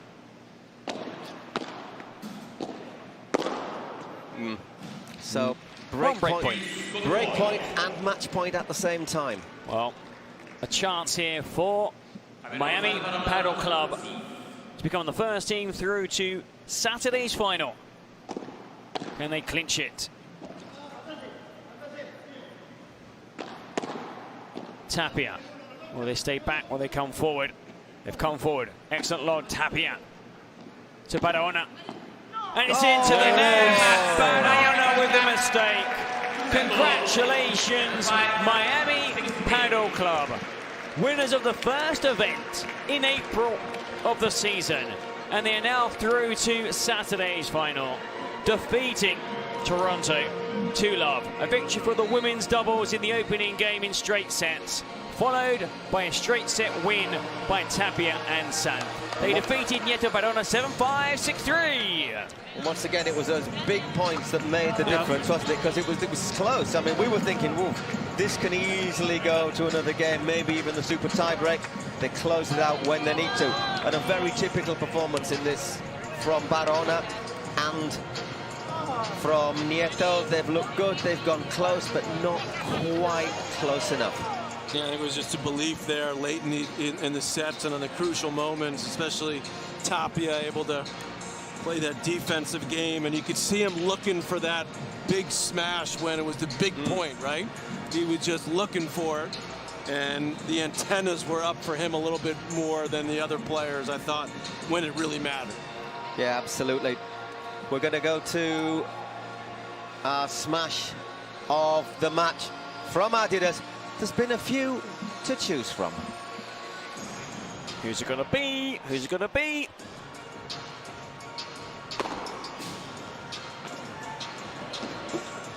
That's John Sands.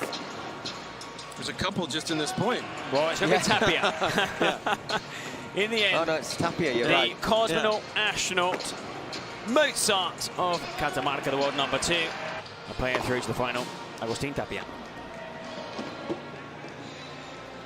There you go, a little Eine Kleine Knack music there from Gus Tapia. Our smash of the match presented by Adidas. Enjoy the game?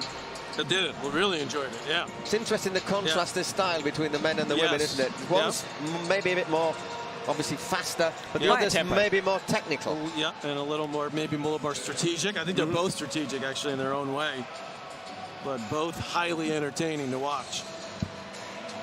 Oh, celebrations over in front of the Miami bench.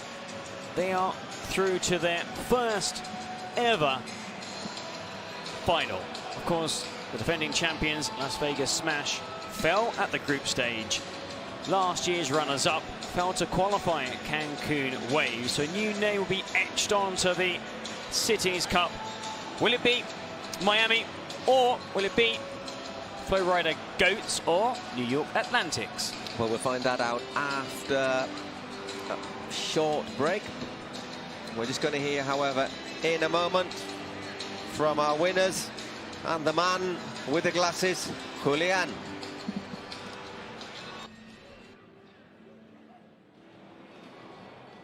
Ladies and gentlemen, what a spectacular performance by the Miami Padel Club and John Sands and Augustin Tapia. Let's hear some. John, how was the performance? How did you feel on the court? Bueno, la verdad que muy contento. Lo primero quiero felicitar a las chicas por el grandísimo punto que han sacado, de la manera que llevan jugando toda la semana, que la verdad que es impresionante. Y nada, para mí es un placer, lo voy a decir todos los días, ¿no? Que tenga el micrófono, pero jugar al lado de Agus son fuera de serie. Creo que hoy he jugado un buen partido ante dos grandes amigos como Coquito y Javi. Coqui es mi compañero y le tengo un cariño especial. Y nada, sobre todo darle las gracias a Agus porque creo que me ayuda mucho a que pueda jugar bien y muy feliz. Y por último, nada, mandar un saludo muy grande a toda mi familia, a mi novia, que están ahí siempre apoyando y muchas ganas ya de verlos. happy with the performance. I mean, playing with next to Agus is a truly privilege, and the girls coming out with the first point. Now it put us in the final, and I'm happy to be where I am right now. Today I felt good playing, and I felt very good on the paddle court. Agus, increíble, el primer set tuvieron un breakdown, lo recuperaron los chicos. ¿Cuál era la estrategia del partido cuando entraron? What was the strategy on the match when you guys, after losing the first break and then they came back on the second break? Bueno, nada, buenas noches a todos. Primero también déjame felicitar a las chicas por la semana increíble que llevan. Es más fácil jugar cuando vas 1-0 arriba en partidos, así que nada, agradecerles por la tranquilidad que nos dan a nosotros para intentar jugar bien. A todo el equipo también que estuvo toda la semana. Mañana tenemos una nueva final y esperemos cerrarlo de la mejor forma. Yo creo que hoy venimos a jugar contra unos grandes amigos, grandes jugadores. Felicitar a Johnny, que la verdad que hoy tiró él del carro todo el partido. Yo lo ayudé en algunos momentos, pero él se mantuvo, creo que todo el partido igual, y pudimos sacarlo adelante. Así que nada, contentos por mañana y vamos con todo Miami. Happy with the performance. It's easy to come into the court knowing that you're already winning 1-0. John really came up out of the shell and helped me pull it through. And happy with the performance, and looking forward to Miami for tomorrow's final tomorrow. So let's put our hands together right here. Let's go Miami Paddle Club!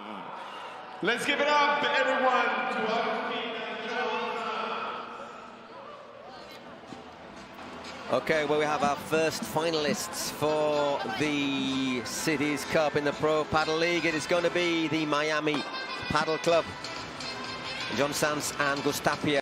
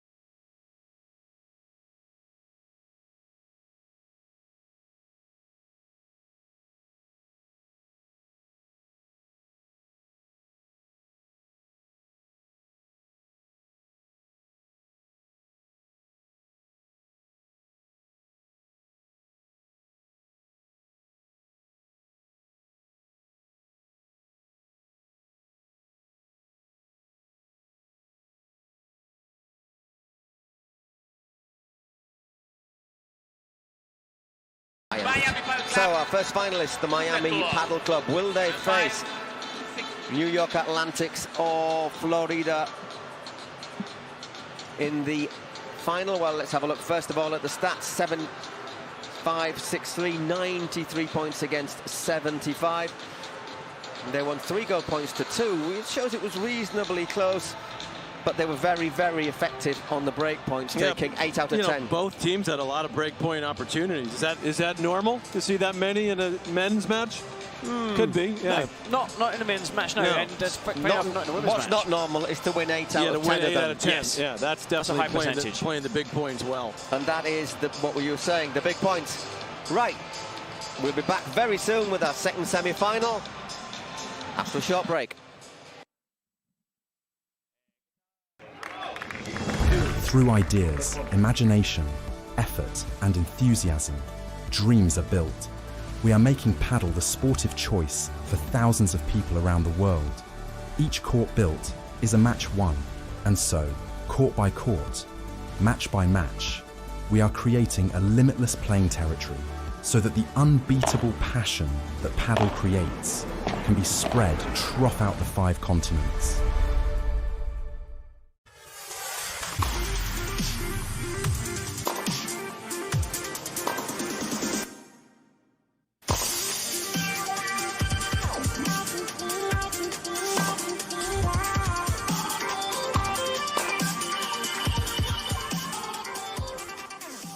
You're still waiting on your turf?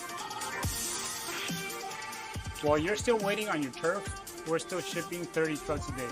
So just give us a call when you're tired of waiting. We have everything you need ready to ship.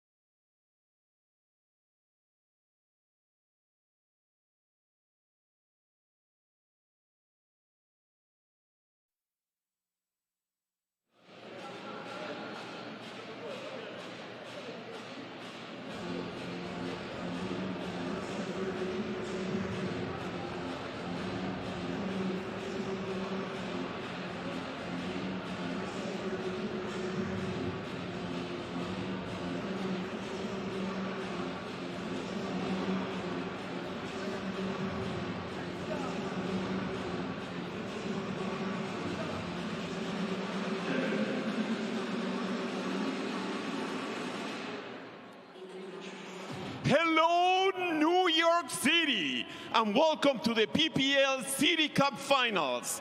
The moment has arrived and the last semi-final showdown of the night. Ladies and gentlemen, the moment you've all been waiting for. Let's bring the last two teams of these incredible semi-finals. The New York Atlantic, Andrea Austero, Delfi Brea, Lucas Campagnolo, and Federico Chingotto. Let's give it up to the team, everybody. For the Florida Goats, Arantxa Osoro, Gemma Triay, Franco Stupacuk, and Martin Di Nenno. Let's give it up for the Floridas, everyone.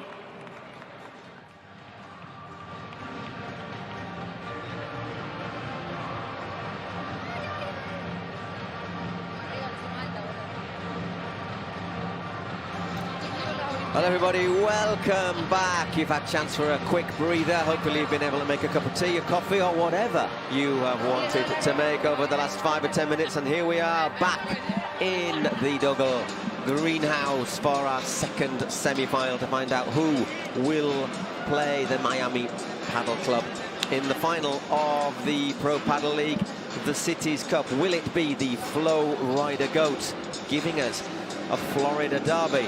Or will the home team, the New York Atlantics, will they make it a 10th Avenue freeze-out? Well, we will find out over the next few hours. Myself, Paul Giblin, in the company of Mr. Eric McKee and our special guest, Mr. Patrick McEnroe. Patrick, you enjoyed the first match? I did. I enjoyed it a lot. You guys tell me that you think this one might even be a little bit closer competitive-wise, so I'm very much looking forward. You know, I feel like I'm getting the hang of this already, guys. This is great. He's going to take our job, Paul. Yeah. Listen, you guys got nothing to worry about. I'll tell you, you guys are serious pros. There go my miles. Okay, so what have we got to look forward to today? Well, the first match, the women's double once again.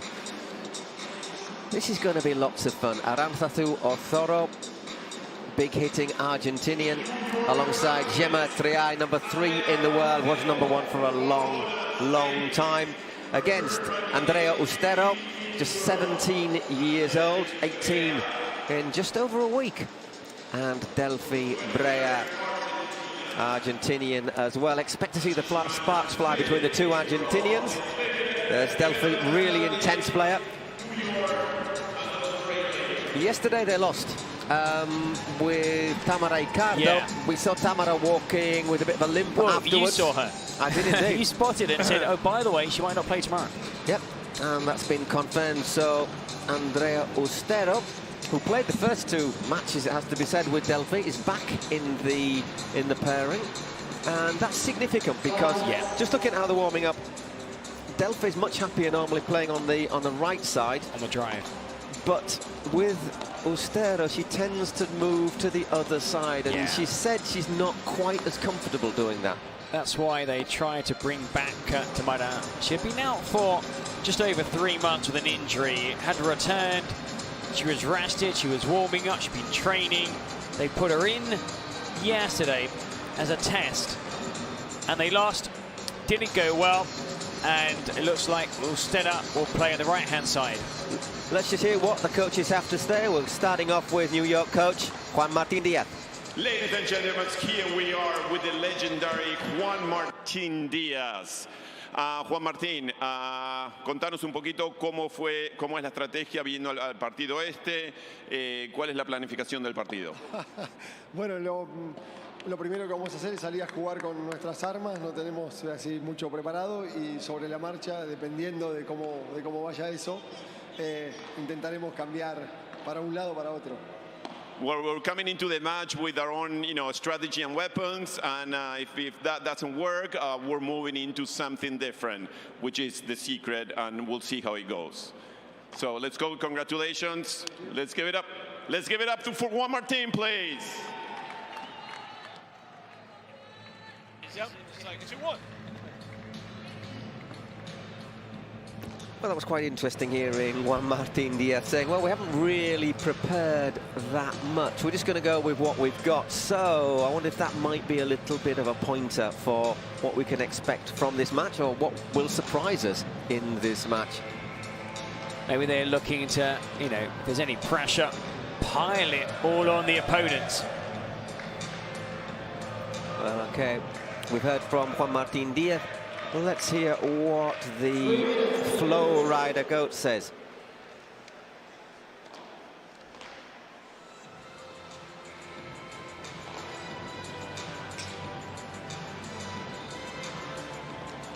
Ladies and gentlemen, here we are with Jorge Martinez, one of the top coaches in the world and one of the best ones, in my opinion.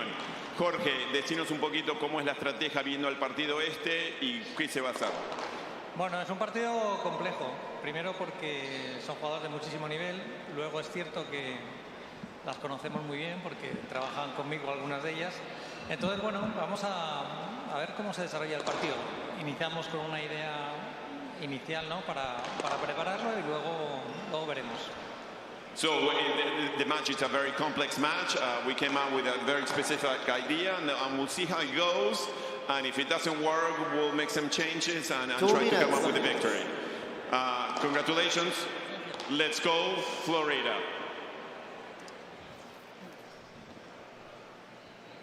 Oh, just seeing the warm-up, Paul. Just quickly, playing days again. I'm a big tennis fan. I'm going to kick like me. That. If you want me to stop, just under the table. Yeah. When it comes to swapping partners, I mean, we're seeing in paddle, more and more players are switching, and I suppose, you know, Chingotto, who's going to be in action later, played with Tello for many, many years, and then now because you've got the opportunity to play with somebody higher in the ranking, you switch, and it has a domino effect all the way down. Yeah. In tennis, was that quite very common? Happens a lot in tennis. Yeah, it happens all the time. You know, the top players will they'll just get stale playing with one partner, and they see someone that they could play with and maybe give a little spark to them, and oftentimes you'll look for someone, as we talked about earlier, that brings a little something different to the table than what you bring, and you're consistent, you're solid, you want someone who's a bigger hitter, vice versa. So, but yeah, it's extremely common, but I think what you see is that if you're one of the best, you're going to be still one of the best, no matter, and you're probably going to end up playing with someone else that's one of the best. And then it's who wins, as we saw earlier in the earlier men's match with Tapia raising his level when he really had to. So those best players seem to have that ability, no matter who they play with, to bring that to the table. It's a bit like the circle of life, because what you see are the younger players, 14, 16, 17, 19, normally play with the more veteran players.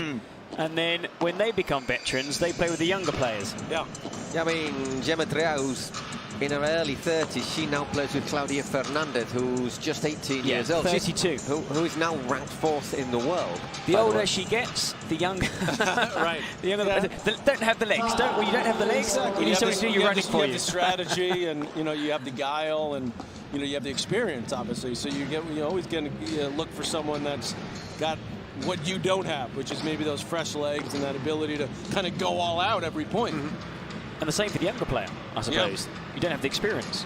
Correct. Well, I think it's a mutual advantage, isn't it? Because I'm sure Claudia Fernandez has learned a lot playing alongside Triay, who I still think is one of the most graceful players on court when she gets going. Sometimes it just takes a while to get her head clicked on. She started actually in tennis until she was 19 years old. There's quite a few players. A few players. Mappy, a player who's actually on this team but not playing in this double. She played the first game. She was also a professional tennis player for Spain. We've got a Mexican who has played, if I'm not mistaken, with her sister. Yeah, in the Fed Cup, yeah. So, there's quite a few people making that transition from tennis into paddle. Not surprising, as you can see the skills translate over. Well, just looking at this pairing, and we've seen the first match that Triay and Osoro played. They didn't look as if they really knew each other that well. They played against each other, hadn't played alongside each other. Their second match yesterday, I thought they looked a lot better. So if they continue on an upward curve, I think they're going to give a lot of problems to Delfi and Andrea Oster. Delfi Brea, who's Another really good mover on court, good backhand, big hitter. And Andrea Ostera said just 17 years old. She can also unleash one. She's got a big hit on her. She doesn't look as if she has, but she has. Sort of Triay, Paul, like you said, eyeing out those creases they had probably when they started, because of course Triay arrived late. She was in a tournament in Kuwait. Just to give you a pointer, obviously our first match today saw Ari Sanchez and Marta Talavan win 6-4, 6-2 against Victoria Iglesias and Marina Guinal. Yesterday, Triay and Aranzazu Ortega, they beat them 6-2, 6-1. Wow. So, and it was really convincing. That game against Iglesias and Guinal, that's where a few sparks flew, because of course Osoro, who you will see is the most vocal player. She has a conversation with herself. Yeah, she's loud, energetic, passionate. Oh, she's got her own social network. Yes. In her own head. Yeah. Oh, a few local fans here, out in force. Well, what's the point of playing it in New York if the New York team don't get any fans? This could be very entertaining, this match, I think. You guys picked a winner, did you? Yeah. From this one as well. He's been spot on the whole time. I am going to say that Florida Goats should win this. Okay, quickly, give me lottery numbers as well. Yeah, if I'd won the lottery, you'd still be here. Come on. Yeah, I'd still be here. Love it. Okay, it's Delfi Brea to serve. Aranzazu Osoro receiving.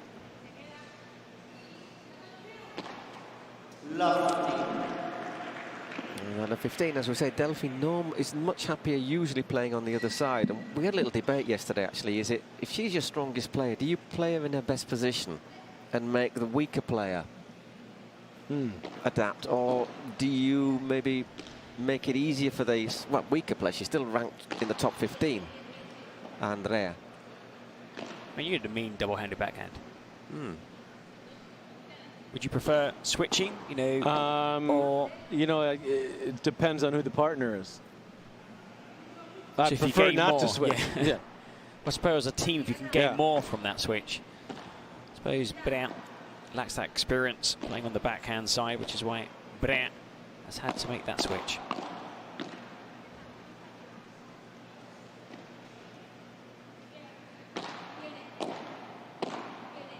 And a long rally here. Ostera looks to line it up, but leaves it short, and Aranzazu. Probably a good example for me, at least in my career, was when I played with my brother, because we both preferred to play the ad court. And initially, he switched to the deuce court, and then I stayed in the ad, and then we eventually decided to change and put me in the deuce, because his upside was probably the greatest of anyone in that side, whereas, you know, my upside was pretty good, but it wasn't that much different if I played in the deuce court, whereas he could change the match, you know, with a couple of big points, you know, a little bit like we saw from Tapia earlier. Like, he had that ability to do that. So when we went back to that way, that worked better for us as a team. It's 30-15. And there, Aranzazu, a little bit weak there. Yeah. It's like they're trying to, both sides trying to sort of feel each other out here early. Early conversation there between Delfi and Andrea Ostero.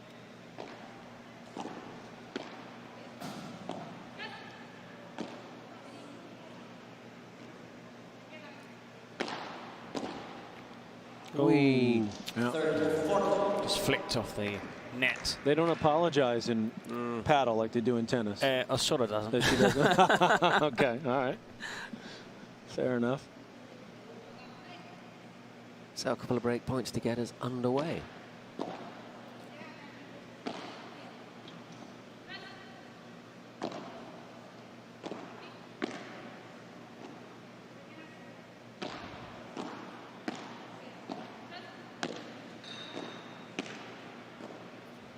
You'll see that Osoro's quite unorthodox. I mean, she has a really high paddle IQ.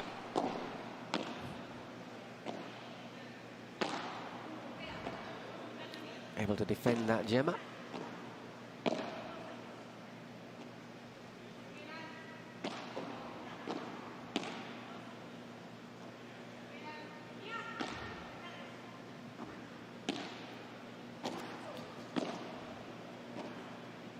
Another long rally.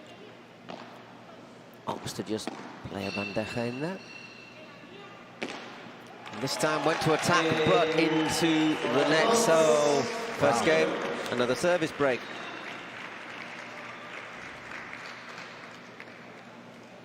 And Aranzazu, the Viking, celebrates.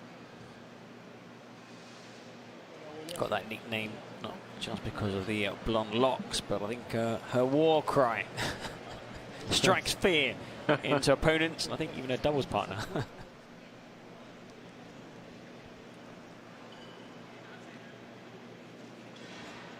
She went quite high. Quite high, that.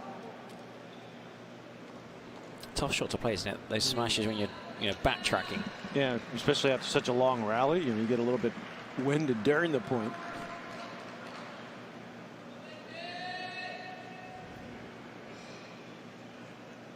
Who's going to serve? I think it's going to be...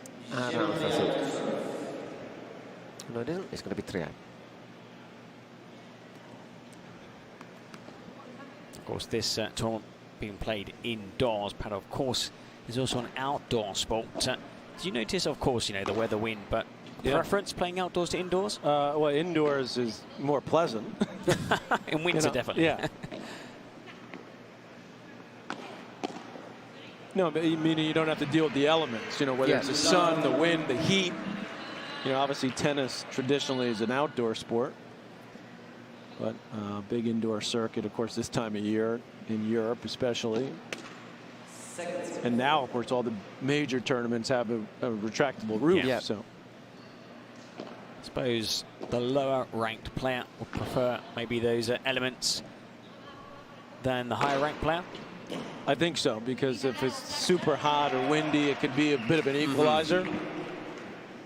Okay, 15 all. Yeah, Malaga's outdoors, isn't it, when we play? Valladolid is also outdoors. Don't talk to me about the Valladolid, because it rained, and I was sat there for about 4 or 5 hours. As they mopped the court. I ended up reading up my shopping list. 15 all.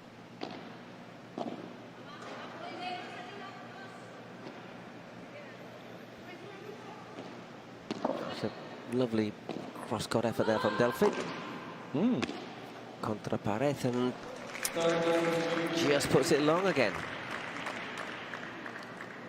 We were saying, weren't we, that it's not comfortable on that side of the court.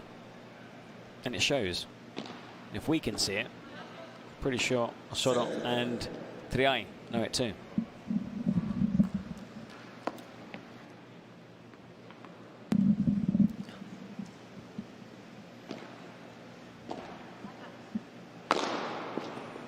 Goes for it. Don't know if she'd have got to it anyhow. No, but it was a good shot, and well.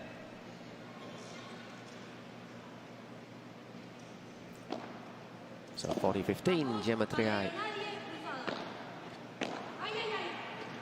And a little bit careless once again. She's not happy on that side, is she, Delfi Brea? 2 games to love, consolidating that break. You would think they're a player of that level. We're talking about top 10 Delfi Brea. I know it's more comfortable on her side of the court, but should still, it's showing. We can all see that she's not happy on that side of the court.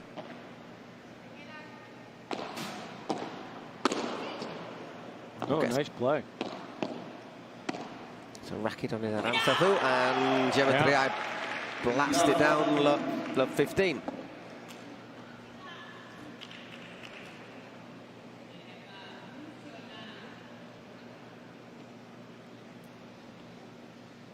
Currently world number 3, was the best player in the world back in 2017. Triay. Just behind Ari Sanchez and Paula Jose Maria. When those two teamed up, I think that was it really for Triay, because they've dominated the World Padel Tour circuit for the last 2.5 seasons. Ari Sanchez and Jose Maria. Well, she's had a few changes of partners, Gemma. Looking Triay, for because she was with Alejandra Salazar, and they were the number ones. Then Salazar struggled. She needed a shoulder injury. What we're talking about, the changes of partnership. Yeah. And then she went to play with Martita Ortega. She's basically looking for the right partner. Right partner. It's a constant search.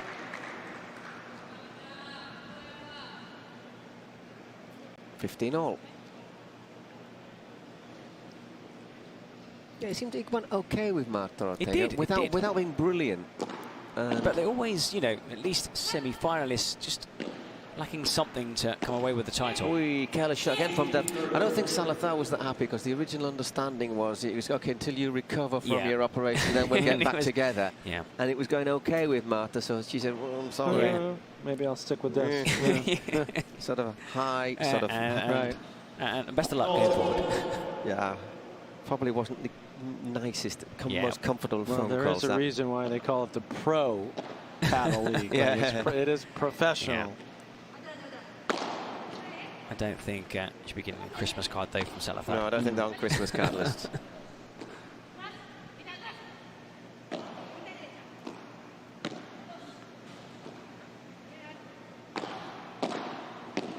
And 15-40 so far, going very, very well for Ozoro and Triay. Oh, quick it glance seems up like at the scoreboard. Seems like the New York team just pressing a bit, you know, just kind of not settle and trying to do a little bit too much when it's not there.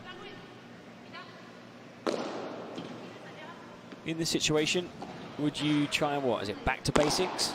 I'd try to like stay in points longer, you know, play a little bit more like defensive, just to get your groove. It feels like they're just out of sync and also not a lot of energy. Yeah, 3-level hasn't helped them because they played the first two matches with Ustero and Delfi. Tamara Ricardo came in yesterday, and now they're switching back. So it's again. like, Ari Sanchez played with Aranzazu in the first game, but since then they've played together. Yeah.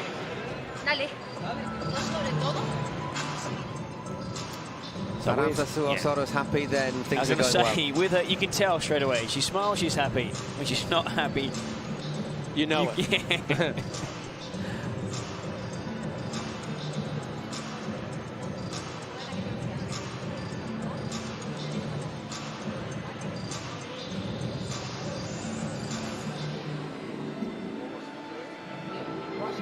So 2 breaks as well. It'll be Aranzazu to serve when we get back.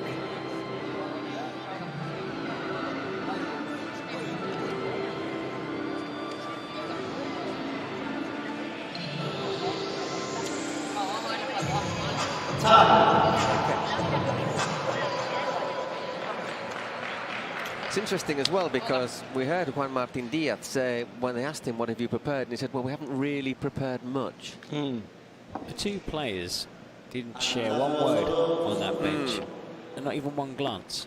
You could tell, obviously things aren't going right, but you kind of need to get together, because otherwise it could be painful.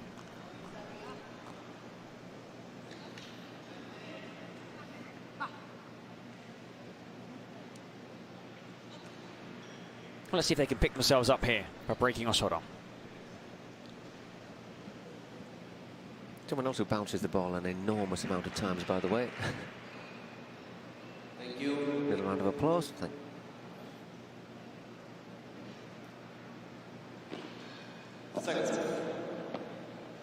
Very long, that opening serve.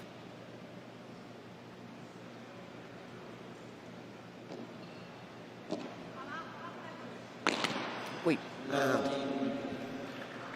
Snatches of that a little bit. Didn't seem to get a body shape right there, did it? Seemed to be quite very open. Straight on to it. Yeah. More side on.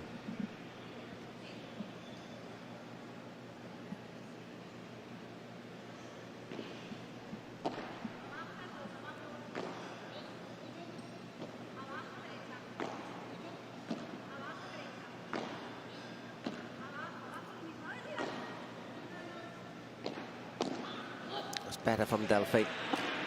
Love 30.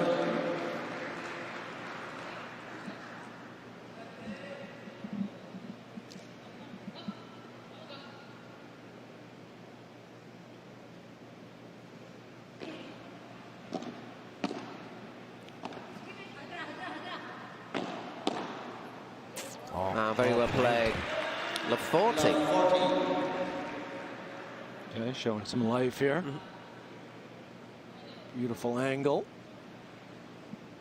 Delfi Brea's ranked 5th in the world at the moment. Plays with a partner called Bea Gonzalez, who's another strong hitting player. Had a few problems, injury problems this year, Bea. Been unlucky for Bea this season.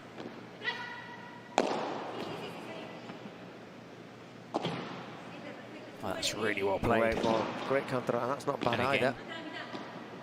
2 counters in a row. Yeah. See, I'm getting the lingo. There you go. We're going to give you a test tomorrow.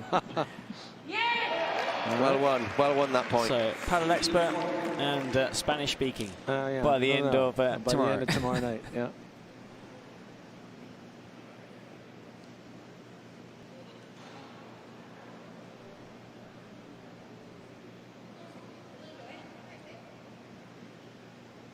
Still a lot of work to do here for Aranzazu Osoro.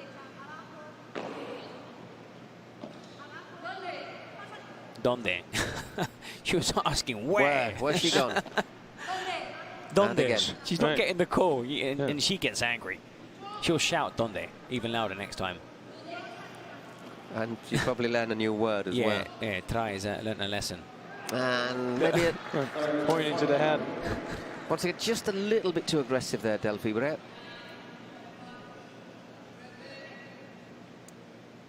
30-40. Still 2 break points. What would you be discussing here? Like where to place the serve? Yeah, where to serve, I think. And I suppose it's really important, of course, in doubles that you know whether to maybe leave a bit more space if you're playing tennis down the tram line to cut across. In tennis, they'd be talking about where to serve and if they're going to cross or not. Now here in paddle, doesn't look like the net person ever crosses off the serve. Yeah, it's a massive gamble. Yeah. Oh dear, oh dear. Well, that was badly missed. See, I must confess, when I was out on court, when I had a look on the court, out on the court looking. It is lovely. It is. So you don't really notice the stance. I'm not sure sometimes what your visibility of a ball dropping from the ceiling is like. There do seem to be times when players maybe just miss it, lose it a little bit. Yeah, if you lose track of the ball even for like a split second. Double fault. That's the first double fault I've seen all day. It's the first double fault we've seen at the tournament. The whole tournament. Yeah. And perhaps significant that it's Delfi playing on the wrong side who's committed it. I think it's the first one I've ever seen.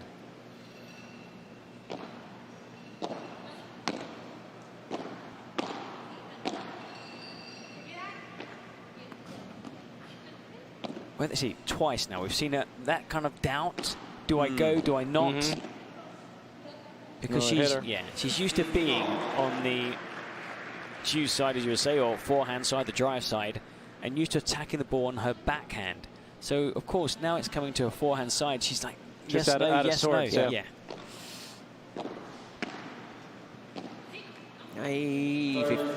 30-15. And it's something we have seen as well from Triay over the last couple of years as well, that she sometimes starts really quickly, really strongly, and then just seems to just switch off for a few games, then hits top gear again. Oh, she's that good. Oh, great play. It's got a scramble there.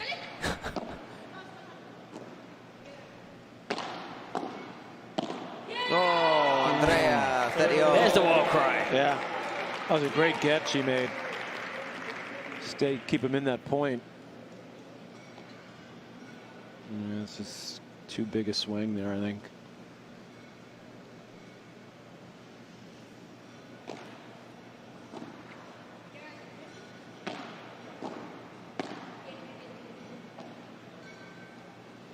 Another good lob. Got the call that. I sort of stayed back.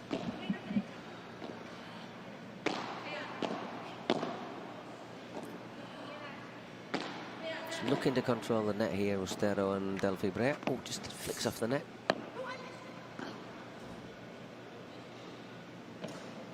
Oh, well played. Ooh, yeah.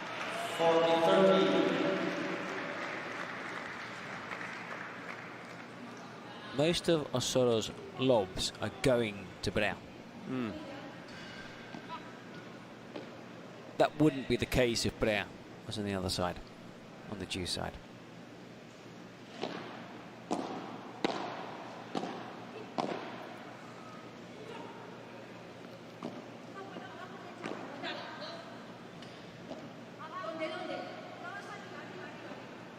That's a good lob. That's a real good lob, yeah.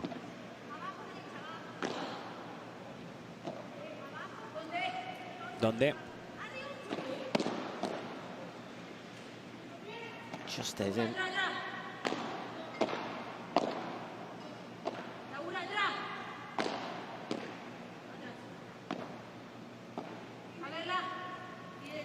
Now they come forward, Brea and Ostero.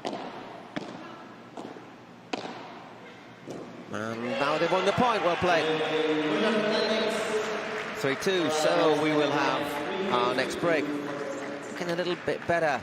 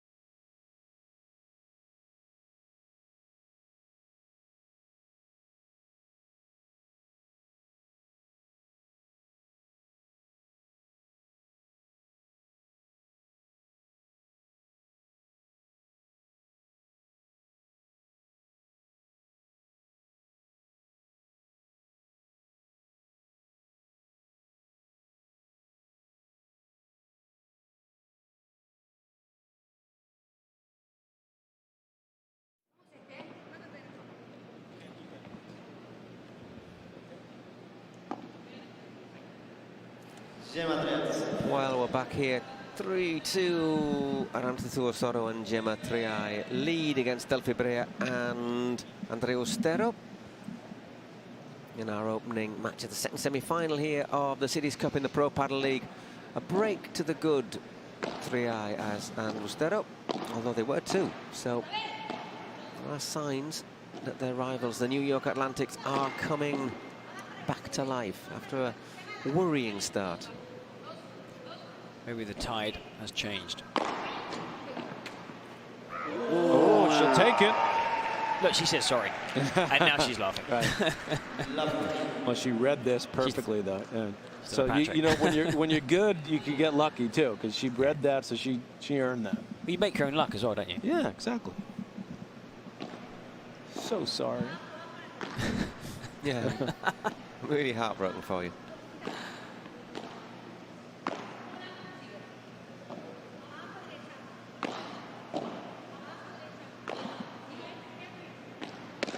Good hands. It's a brilliant block.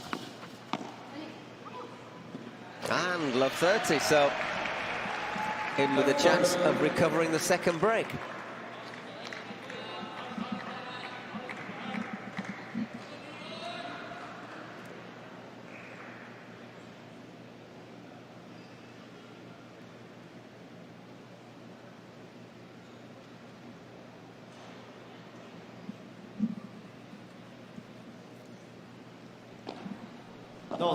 Just a bit too deep.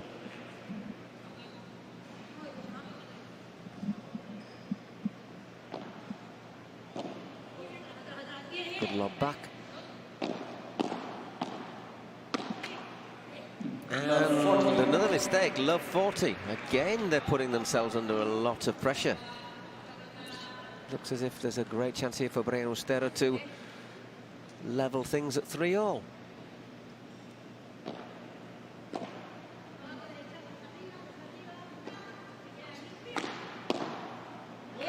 Puts away there. 50-40.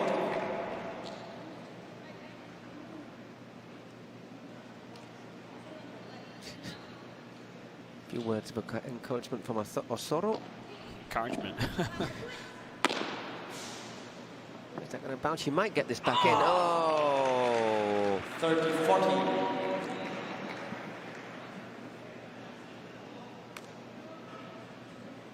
Brave run there from Ostero. Now, we saw yesterday Brea playing with Ricardo drop a few games when they were leading love 40 and 40 love. Well played. Not this this time. time. Not this time. Yeah. 3-all. I wouldn't have guessed. You'd have asked me next 3 games and it was 3-0. You wouldn't have said that We'd be you back even. Yeah.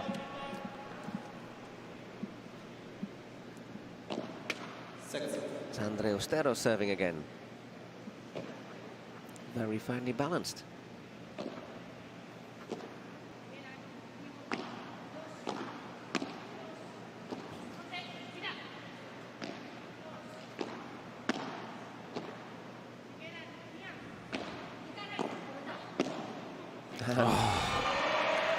They're playing so well now. Maybe both went for that, but yeah, looking confident.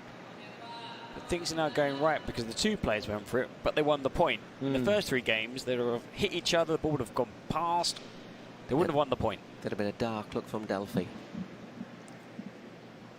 Timeout. Flow rider. Goats. He's looking good in this first set. Yeah, Jorge Martinez is going to have to earn his wages, isn't he, in this next break, I think.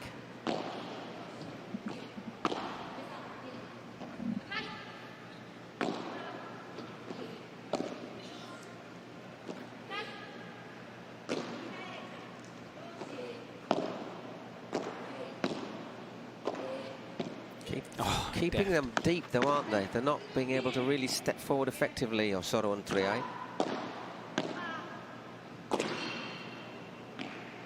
There we see that. Oh, managed to get away with it.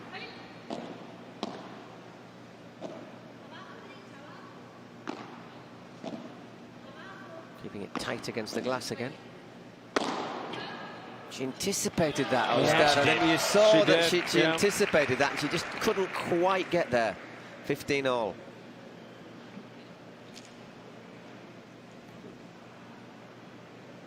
Just see him moving there, expecting the smash. So close. Too much heat on that. Yeah.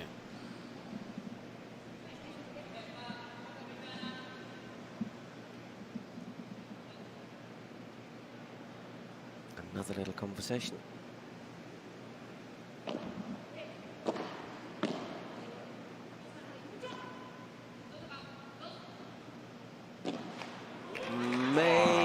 Maybe she's been so patient with lobs, just putting it back, trying to keep them deep, and they're just rushed at it. The backhand bajada isn't an easy shot to master. On the forehand side, you're looking at your opponents on the backhand side. It's down to court awareness, also the shout you get from your doubles partner.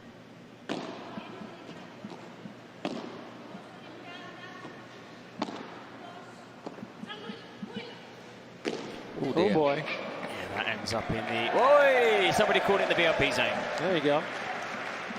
Still got to return it, though. He stuck it in his pocket. Well, you can't bring it that. back. Bring it back. Listen, for those VIP tickets, yeah, you know, give them a ball, you know? I think they give them out afterwards, the ones that have been used. Delfi says, give me that ball back. There she is. Give us the ball back. Here it is. He's not going home with the ball.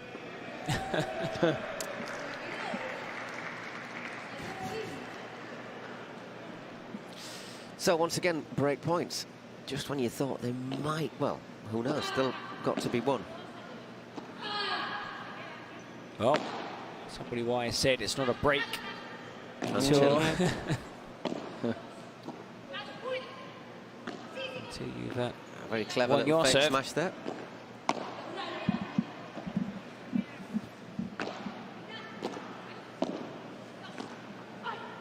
Oh, lovely little lob.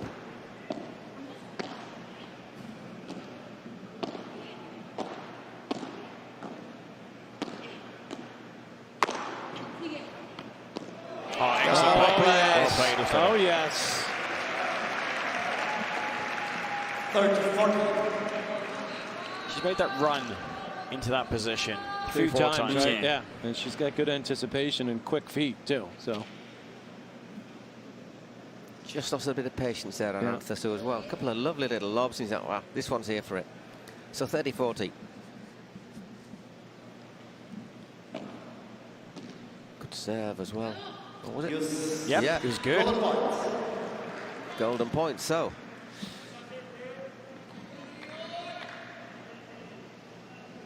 The receive.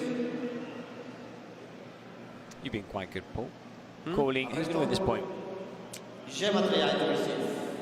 Steda's been serving well now. Yeah, I'm going New York here. New York. Yeah. Oh, right, predictions, sorry. No second serve. So now you wait till the second serve. Hey, that's clever. That was clever. No, I'm going to say New York as well. If we all go down, we go down together.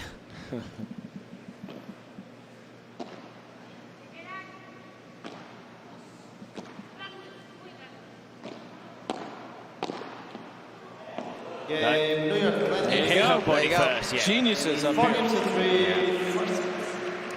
Well, how things have changed, and now the pressure is going to be really on Arantzazu Toro when we come back out for the eighth game. With the golden point, in tennis, we're seeing it used, you said earlier, does the receiver choose? The receiver chooses. Yeah. Okay. Same in paddle, right? Yeah, but how does it work with, is it the highest ranked player who chooses, or you, in the moment, it's the moment? No, it's just a better returner. But, you know, some teams will always have one designated person. That's always good, because they're just a much better returner. Some, you know, maybe one player gets hot, and I'm feeling it. So, no, it has nothing to do with the ranking. It's all to do with who they feel is a better returner at that moment. Well, here in Padel, especially in this tournament, it's the higher ranked player. Oh, yeah? 99.9% is the player. Even if they're having a bad day. Okay. Even if, for example, they're up against somebody, imagine they're on the backhand side, the advantage side, and they're up against somebody who serves really well to that side. They would still ask for the shot for a better player. You would never see a lower ranked player raise their arm without permission from the higher ranked player. Okay. Not got that smile on her face anymore, has she, Arantxa? They've really got to work hard. She's got to serve, she's got to hold her serve.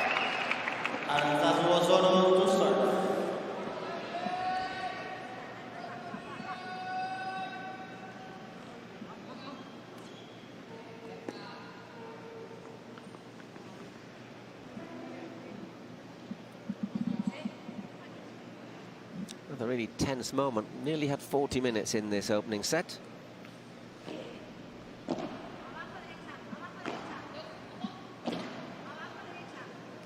Made sure it didn't hit the glass twice there. Ortega. Plenty of spin on sort of shots.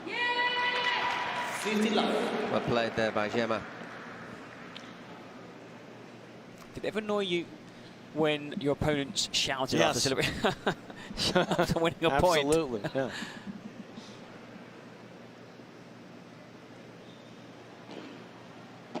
Isn't that the purpose of why they do it? Yeah.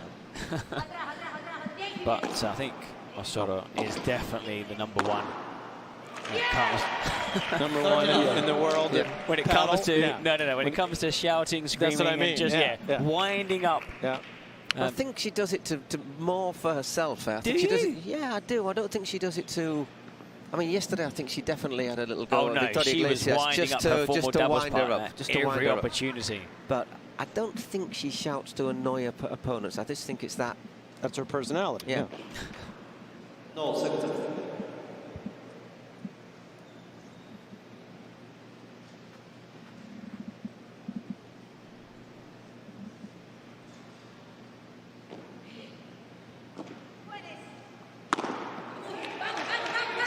You see? You see? Yeah, that's to fire herself up. I agree. Trust me, she'll do it later, looking at her opponent in the eyes. It's okay, too. That's all right. That's what we want to see. But I suppose it's also, you said mind games. It's something, and you've got to use whatever legal tricks you can. Anything that can unstable your opponent. Some players actually play better when they're kind of wound up, annoyed. So for all, served out to love. And that was a solid hold.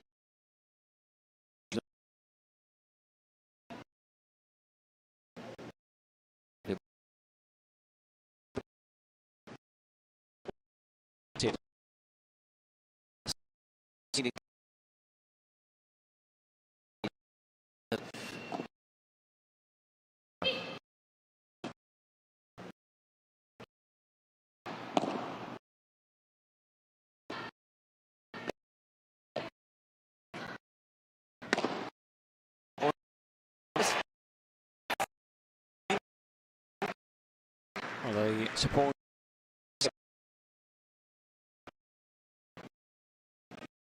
I think the majority.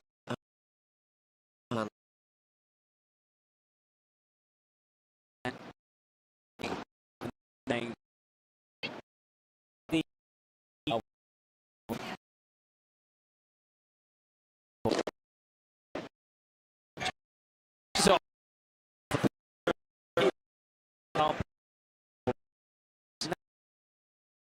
to spin.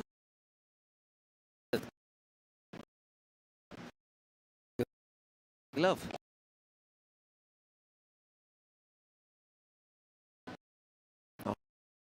Wasn't too sure.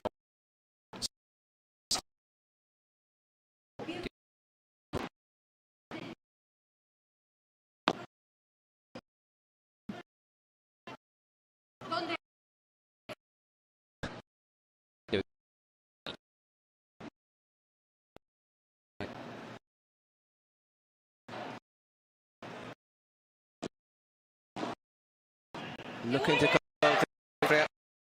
break down between the two, so 30-15.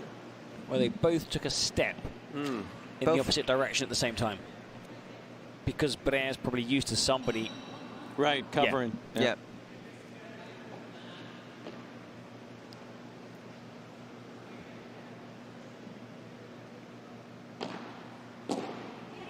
The way you play must completely change if you're playing with somebody more dominant. And you're used to maybe, like, you know, allowing those shots down the middle to your partner.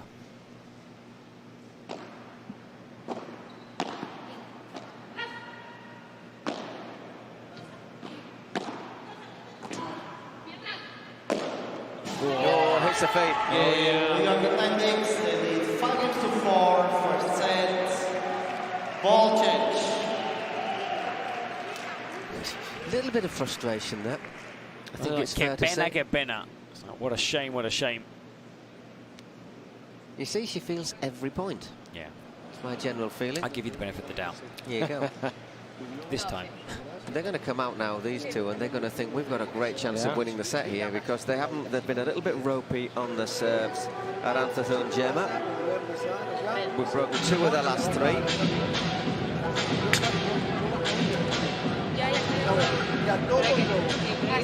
Once again, Eric, pay attention.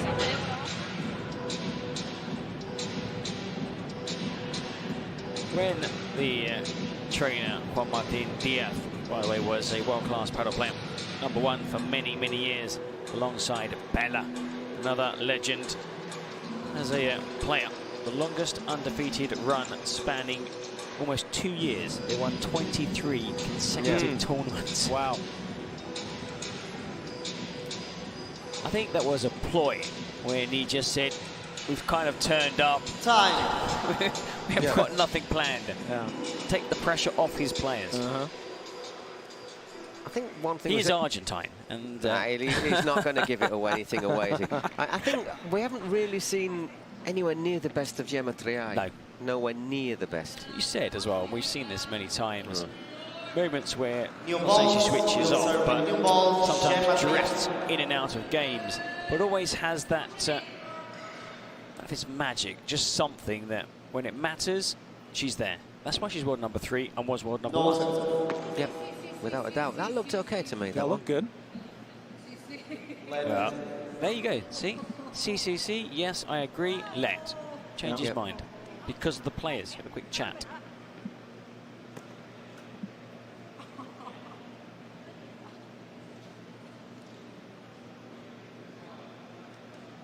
So has to hold this, otherwise it will be adios to the first set.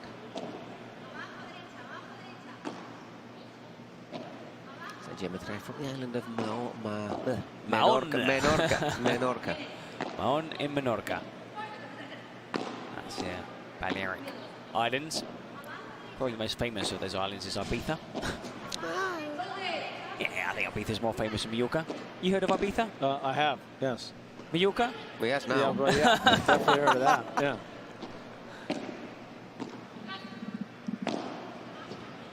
Yeah, well played, and Ostero. Got a guy in tennis who I think is from Mallorca who's pretty good. Yeah, rings a bell. Decent player. Yeah. Yeah. Okay. Okay.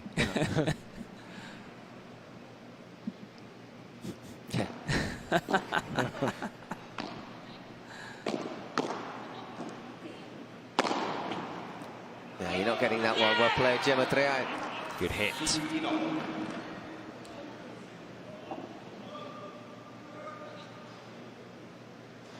I think we might have to order coffee, guys. I think this might be a long This one. could be a while. Yep. Yeah. I'm just going to head off with milk. Guys, yeah, sure. Why sugar? not? Yeah.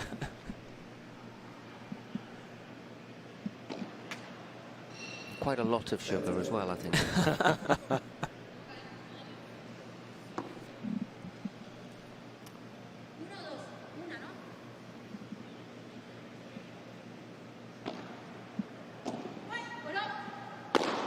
Good call. Good call there by Triay.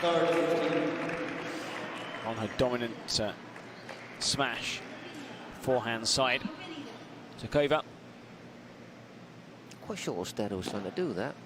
Anyhow, 30-15. Oh, that's what beautiful tremendous. shot. Yeah, she held that and just flicked it. Lovely passing shot there from Delfi Brea. Knew exactly. Wow. And there's not a lot of space Just to work with there, is accelerates there? as she hits it. 30 all.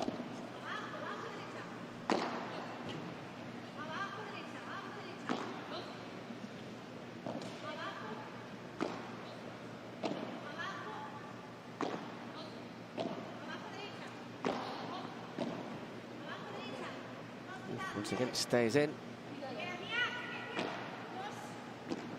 Sometimes a bit cat and mouse. There's lobs, come forward, come back, That's track well back, the lob. It's well played there, but Ostero hasn't won the point now. Get there. Well played, Ostero.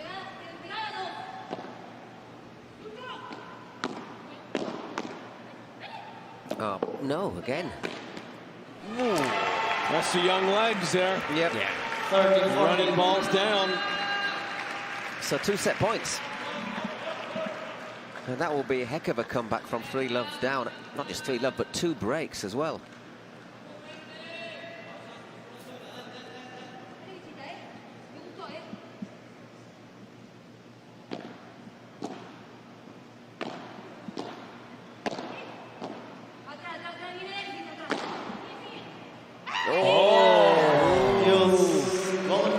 That was tremendous hit. Yeah. It was such a massive point. it's so close to not going out as well, isn't it? Big risk on a big point. Pays off. Ooh. Because if that doesn't go out, Delphi's there to kill it. And Aranzazu has made that one look easy. 5 all. Well, let's see if they can pick themselves up. So close to closing out the first set. I wonder if they're going to get another opportunity.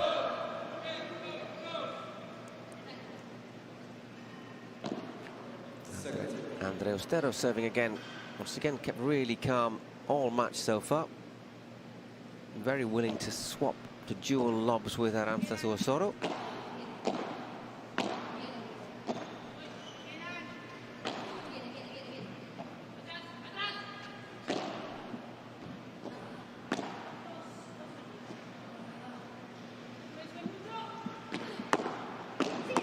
Oh, well played. Great well hands. Oh, look at this. Oh, scoops it over there, but just looks and gives thumbs up to Ostedo.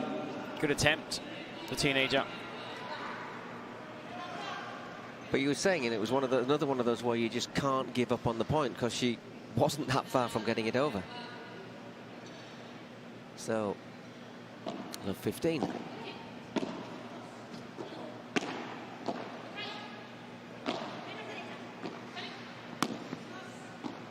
Oh, wonderful change of angle from Martita. She's giving it a little bit of that now, isn't she, with the clenched fist. She's just dictating the point. I like that shot there, kind of set it up and then open the court up. She had to look to cover that middle there after she played that inside out. Delfi applauding her opponent. Compatriots, of course, really good friends also. Brea on the shot. Oh, that's a lovely lob because she had to dig it up from right down at her feet. Oh, she got a bit lucky there, Martita, I think.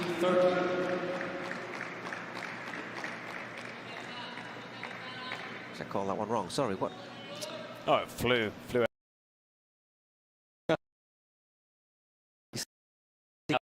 Hudson.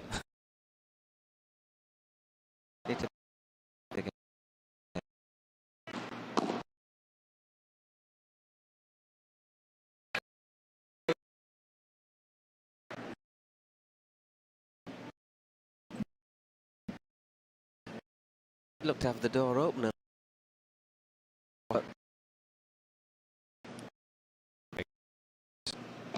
The youngster. She's taken Paquito Navarro by storm. She's broken several records already. Spain under 16 champion, and look here, the world's biggest stage. Oi, oi, oi, Gemma, that was winnable.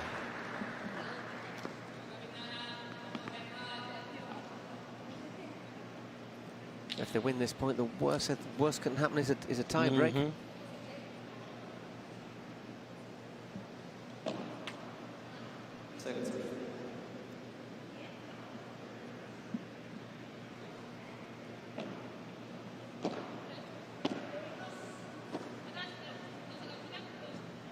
Just long, so 6-5, they were 30 love up, or love 30 up, and now they have to come back and serve to stay in the set.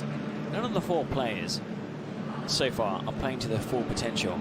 Now, is that anxiety, maybe nerves, tiredness, a combination? Of course, in tennis, when you know, you can notice it, can't you? Especially if you're in a semi-final. Yeah, I think it's the pressure of the moment. You know, the situation, the chance to get to the final, and knowing, I think each team knows that they can win. It's so even. So it's not like there's one team that's a huge favorite like we saw, I think, in the first semifinal. Is it tougher, for example, in a team event than in singles, or tougher in doubles because you know it's not just you? I think it's tougher in doubles. Yeah, honestly. Really? Yeah. I think, you know, you're got a partner with your partner and you're feeling that type of pressure. You know, when you're on your own, it's a little bit different. Because I suppose you've only got yourself to blame, and and I think here there's, you know, you're dealing with the emotions of two players, and that's interesting.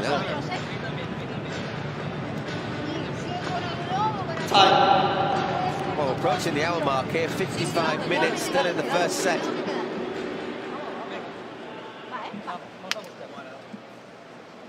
But as we know, Gemma Triay, we've seen it so many times, she can just click. And if she does... Yeah, but the four players, we've seen them this season, you know, they can play a lot better, but I'm sure. You've just heard that, you know, there's a bit of tension, of course. It's been an intense, successful but intense event since Tuesday. Not Gemma, of course, who didn't play till a day later, but still. I suppose those minutes on court start to take their toll, and when there's tiredness, then you start making mistakes because maybe you're not quite, you know, you get that springing step, you're not quite ready for the shots. You arrive late for the shots. And now plan A worked there. Good serve, return, smash. Delfi Brea to receive. Just clips the top of the net. Lovely angle return from Delfi. Ostero.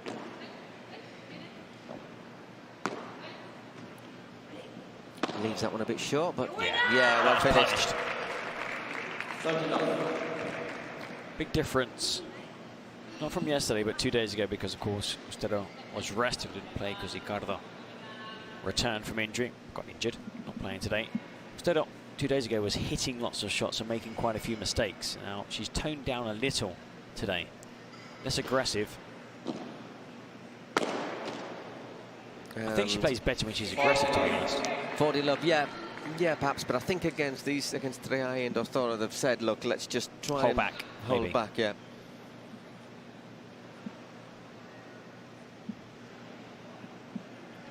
So serving to take this to a tie break.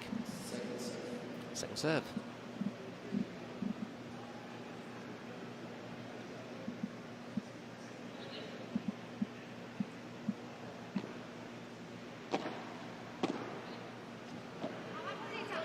Good lob.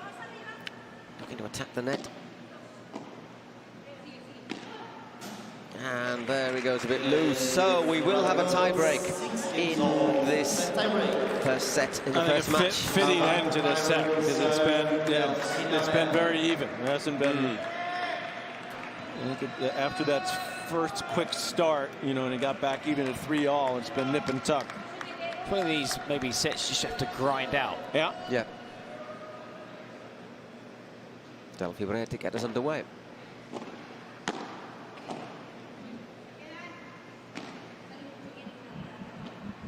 Whoa. Read that well.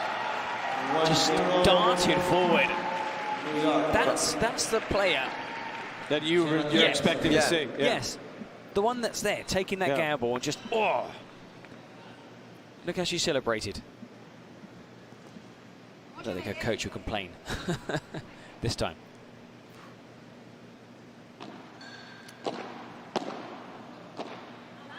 Triay serving now. It's just in. Some stretching might have happened. It's one of those ones where you watch the replay and it's like, just let it drop. Yep. Get back. Another lob. Okay, we're defending, but we're still in the point. Sometimes you try those volleys just to keep hold of the net. Should finish that one off. Hasn't, but she has now. 2-1. 2-1, Florida. Now the Florida family, friends and guests all celebrate. There again. That, you know, lack of communication, not on the same page. Not on the same, but on the same side of the court. On the same side of the court, yes. Good serve there. Much needed. Yeah, not been too many points won with the serve. So that's a big one there to get back even at 2. And she went for another one there. I'm surprised actually that just watching this, you know, live for the first time, that more players don't go for a bigger first serve. Yeah. Just a lob once again, Delfi. She's controlled herself really well today, because she's another one who likes to let one go. That's going to be out. No. Got it. Brilliant. Can they stay in the point? They can. They can. Well done, Delfi Brea. Point still alive. Oh, just got a touch brilliant. on that, I think. Oh, still alive. Point of the match. Point of the day.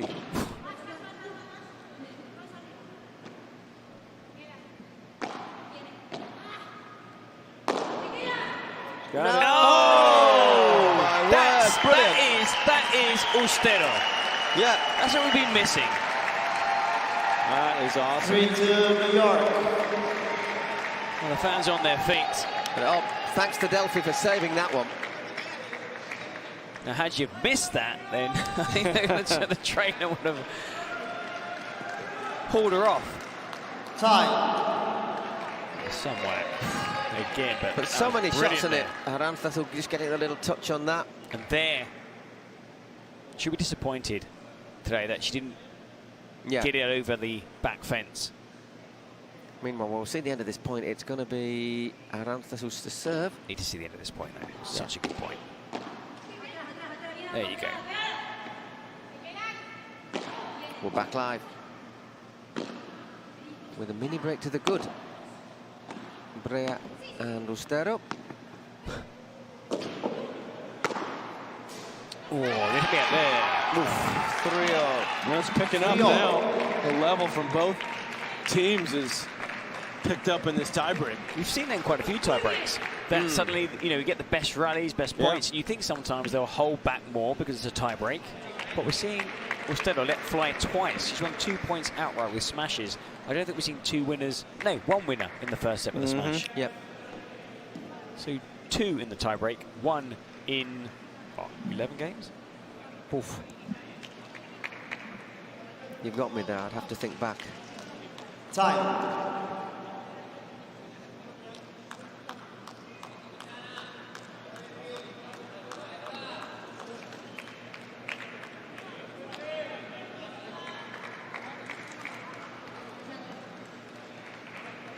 It's a lovely winner. Really well worked. Thing is that could have easily hit the fence and dropped back. And when she hits it like that, though, Arantzazu, it does tend to fly. Second serve now.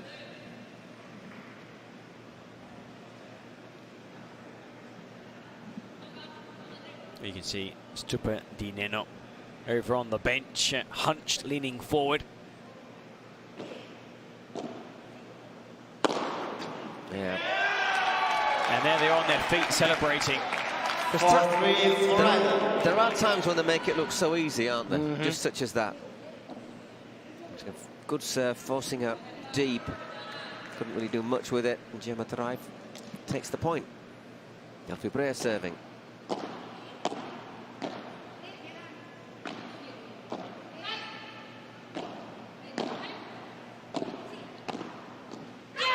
Well played, Arantzazu, down to feet with that backhand.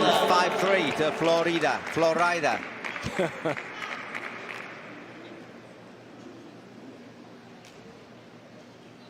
You say Florida, I say Florida. Yeah. You know? Second serve.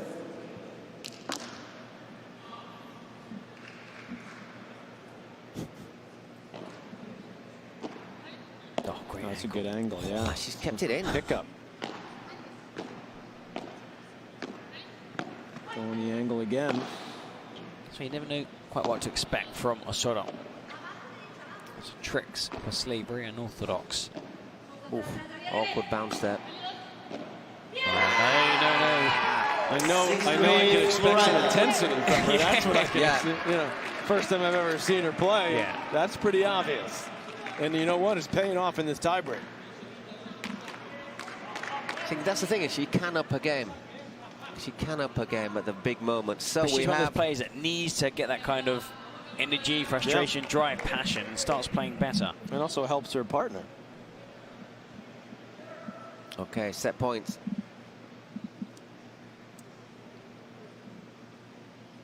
Sneeze. Twice. Bless you. Good serve, deep. And it's gone, so they made a lot of hard work of it, but after a tiebreaker. First set goes to Arantzazu, Ustero and Gemma Triay, 6-7-6.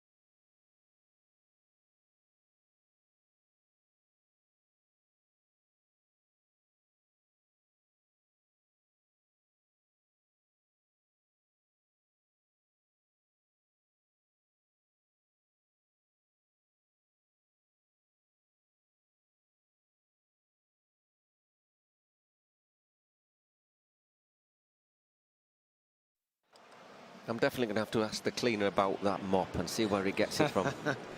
I tell you what, he could give you that mop and your windows will still be a mess, Paul. 20 seconds on the balcony, changed my life. Right, we're back.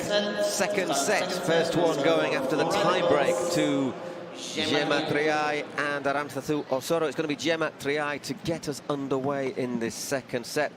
Which Triay and Osoro will we see now? Will we see them play as they did in the tie-break, or the ones who were sometimes a wee bit tentative in the rest of the set? When they won set point, we saw the whole bench erupt. Stupa head over heels. I actually mean head over heels. He did the head over heels. I mean, they're celebrating. I suppose for the players up next, to go out knowing that you don't have the pressure of needing to win, it must help. Yeah. Because you've got the pressure that the other team have lost, and if you lose, you're out. I suppose the other, you know, New York, if it ends in a win, frees you up a little bit. Does it? Yeah, I think it. I mean, when you know you're up that one, it just You got 2 hits at it now. Exactly. Got safety net. Yep. 30 love. And to answer your question, I think that they're going to continue what they did in the tiebreak. That's what I'm feeling, just watching the body language, and it feels to me like they could win this second set comfortably. But what do I know? No, we've seen them do that before. We've seen Gemma Triay do that I'll tell you what, so many times. I'll take that. I never get it right. 40 love.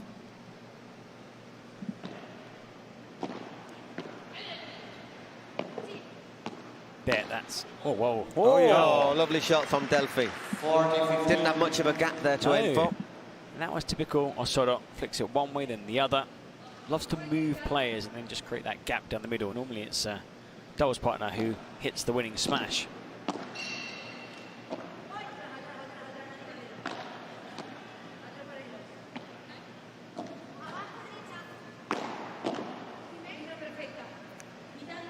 Well, it stays in.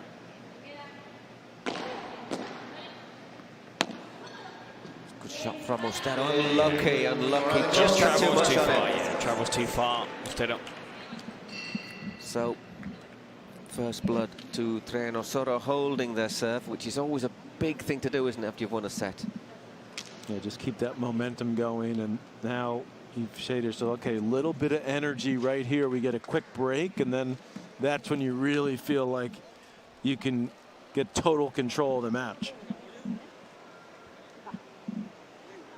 Always found that great players in tennis, you know, when they win a tight first set, the focus in the early stages of that next set is so good that before you know it, you know, I remember Pete Sampras back in his heyday, he played a lot of tie breaks. And he'd win that 7-6, and before you know, you look up, he's 4-1 in the second, 3-love in the second. Did you go out there forgetting that the first set took place? As in, like, new game. But you also, you know, they have that ability to kind of sense when to really go to grab the momentum. Oh, yeah, Arantxa has a bit too much momentum there. Puts it out, love 15. Sorry, 15 love. Delfi Brea serving.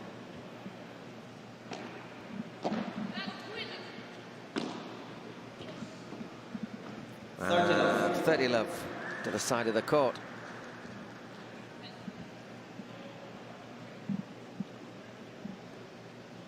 Has to wait. Probably a good idea. Those 2 points passed really fast. And 40 love.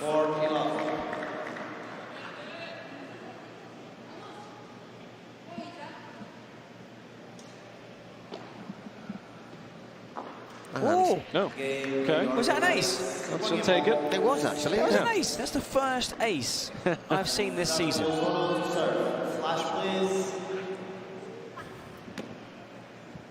That's like the sort of ace you'd serve against me, to be honest. Just get it over the net against Paul, and it's an ace. It's a spin. It's a spin just off the back of the court. Just fools her. Just bites on the back of it, and I'm quite surprised though. I mean, came up against Triay. Oh, good service game to love. Much needed. Arantxa just a bit long.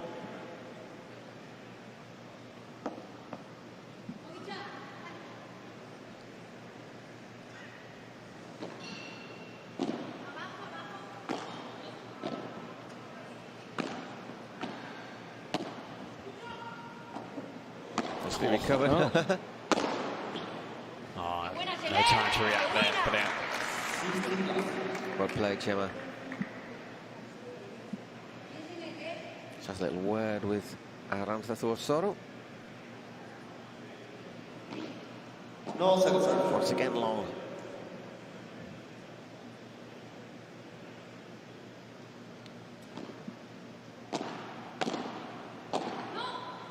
it's true though, like you were saying, for that second service, they just like play it in. They just play it in. Yeah. So you're not really looking for an advantage at all. So I don't know why wouldn't take a little more of a risk on the first serve. Yeah, because really you've got to hit it so badly to get it wrong. And if you do hit a really good first serve, as we've seen a couple of times, it can be the point. You could set up your opponent for the smash. The easiest. That happens in tennis a lot with big servers. Yeah, you just clean it up. You just the net person cleans it up. 40 love. I've seen that happen a few times here in Padel, but I would think it could happen more.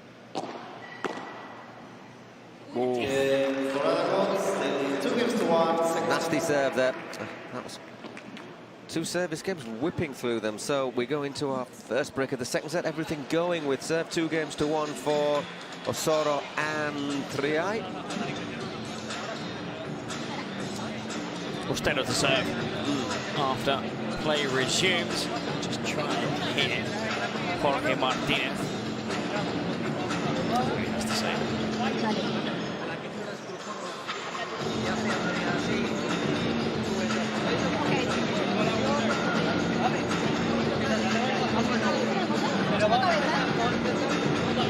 Y pelear. Está difícil, ¿sabes lo que está difícil del tren? Vamos, let's go. That is so Arantxa. Tenemos la habilidad, sabemos lo que tenemos que hacer. Lo que pasa es que apretar la floja y defender. Que se nos haga así. Vamos a meter. Vamos a meter. We're going to send them to bed early. Yeah, basically what she said. Time to put them to sleep. Pase lo que pase, peleamos juntos. Vamos.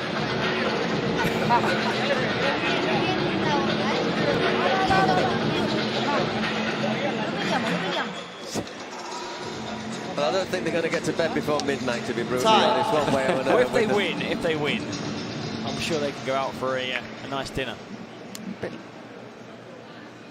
Bit of sightseeing. They'll be playing at the same time if they qualify for the final. Finals their match. Final 7 p.m. here tomorrow on Saturday. It's a great view, isn't it, out the back? Beautiful, yeah.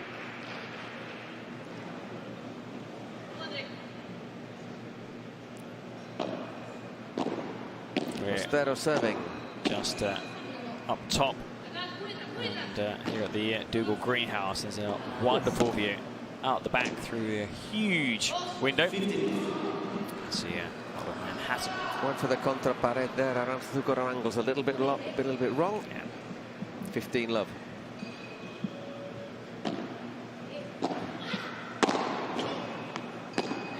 Well blocked by Delfi, but still alive.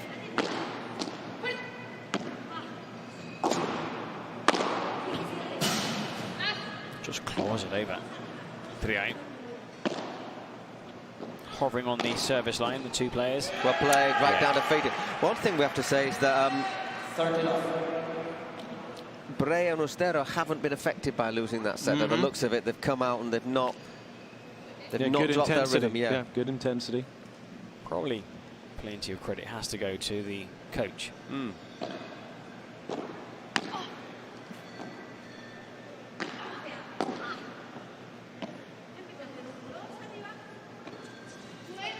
Whipped over the top. And love 40. Not 40 love, sorry.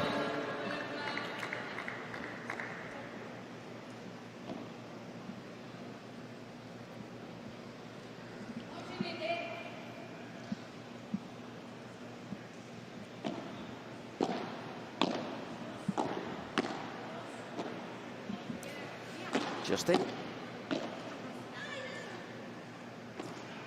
Scoops it over. Oh, well played, Andre Ortega. Well played, Brea also, who created that opening for her doubles partner. Gemma Triay. Well, 4 pretty quick service games to open this second set. Gemma Triay to serve now. But 1 hour 18 in this match.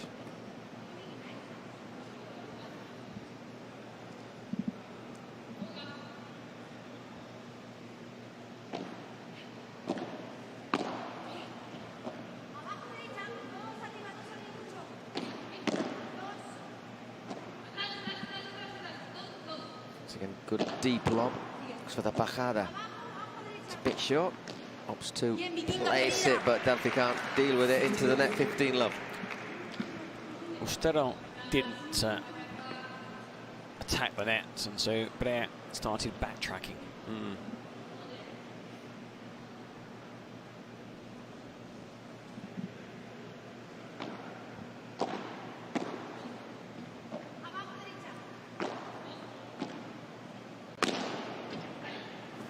She'll get there, yes, she does. Great stuff from Andrea Ortega.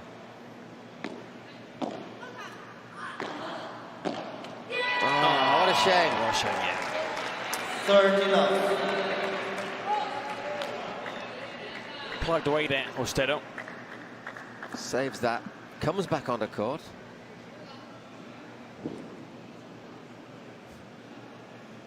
Sort of waits almost for permission to cross the road there, doesn't she? And then this is the one where that's probably the easiest shot of the rally. Exactly.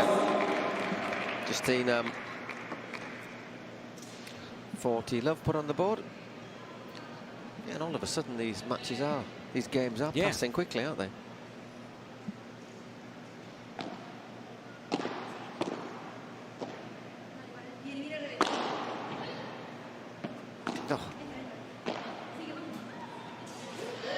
That was magnificent.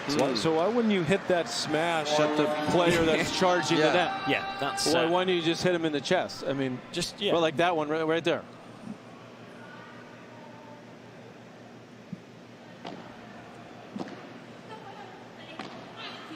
Doesn't hit that correctly, but gets away with it. Oh, and that time it just slides away. So out of got 3 games to 2. Everything going with break. And speaking of which,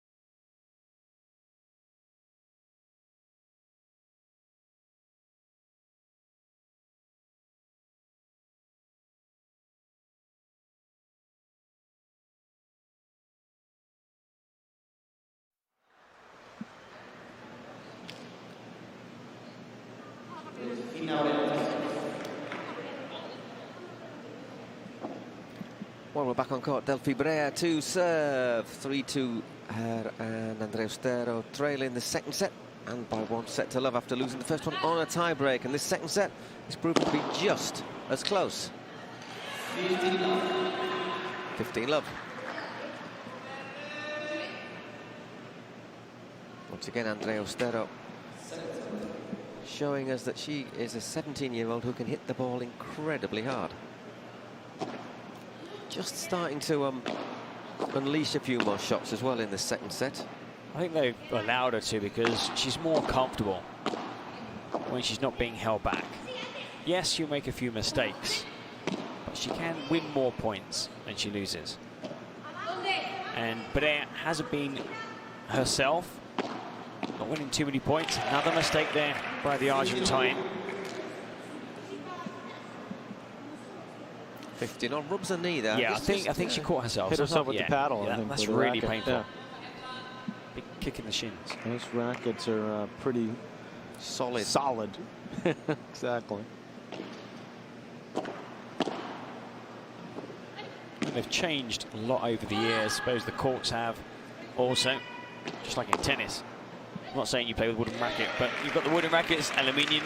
Yeah, I played with a wooden racket until I was about 16. Did you? Yeah. Yeah. Then I switched to the graphite. That's right when they started coming out. What a massive difference. I suppose the rackets from today. The biggest difference I think has been the rackets and then the strings. I suppose, yeah, of course. He doesn't get a touch on it. The strings used to be like guts. Strings used to be gut, so the ball would kind of fly on you. So and then when they these nylon strings and the players now can just hit the ball harder and control it more. The harder you swing, the more control you have.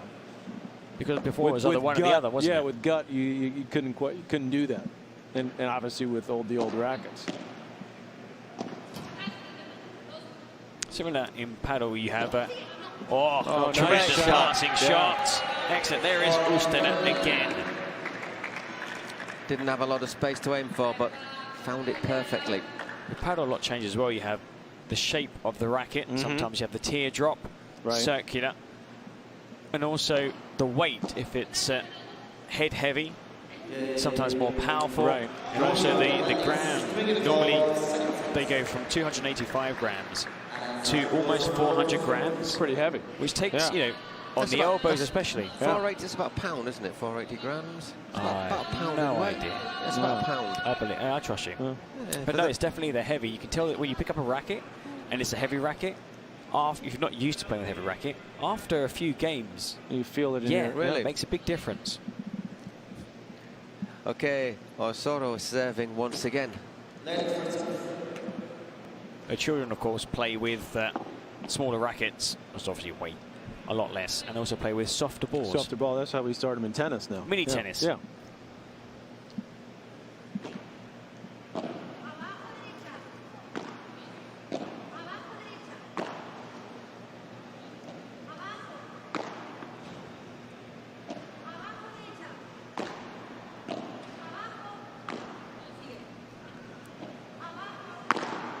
Nice change of angle. Well played. Surprised everyone, I think, with that.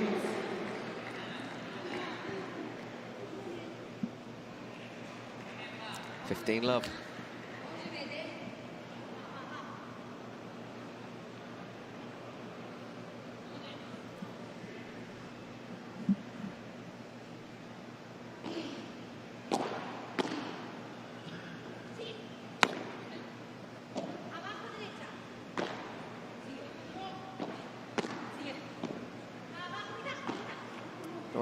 Once again, just might have been better going back, letting it bounce. 15 all. Another quick pep talk. Delfi and Ostero.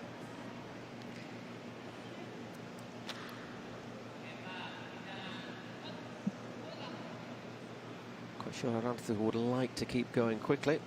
Good serve. Wow. Unplayable that from Gemma Triay. Good serve, set it up.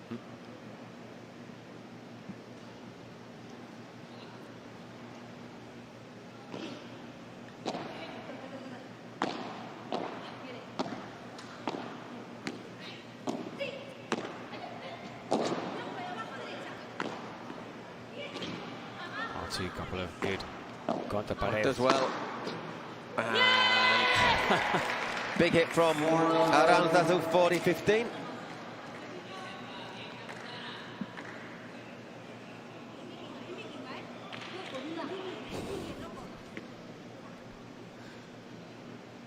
Such a character. And once again, having that little talk.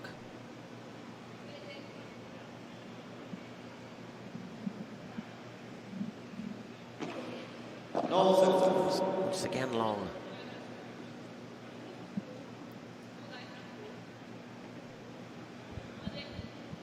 I'm sure the Miami fans would love this to go to a super tie break, and the players, you know, get these, keep them out there. Yeah, as long as possible.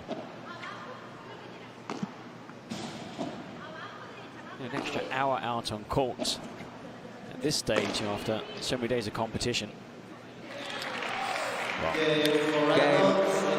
Another break, 4-3. Everything going with serve in this second set up to now. Instead of serving when play resumes. And Patrick, we're just talking about rackets, the weight of rackets, and just for people thinking they want to start playing paddle. I mean, obviously you've got your academy and you coach players from a very young age. You've got to, I suppose, not start players any pressure whatsoever. The first few years when they start is all about enjoyment. Oh, definitely. About enjoyment, about liking, I believe, enjoying learning something. I find that kids who are learning and are engaged in learning, they enjoy it more.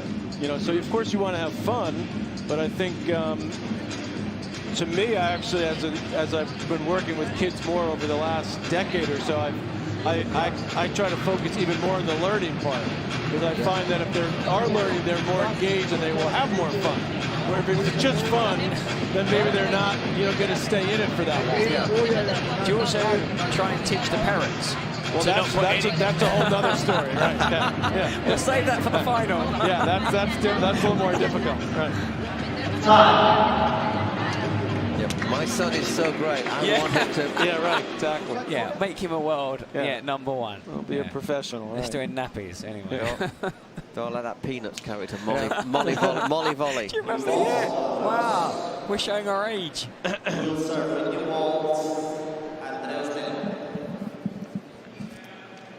don't think anybody can even look her up on Wikipedia. That's a long time ago. Yeah. Andrea Ostero serving. No, second serve. Second serve. 4-3. Needs to hold.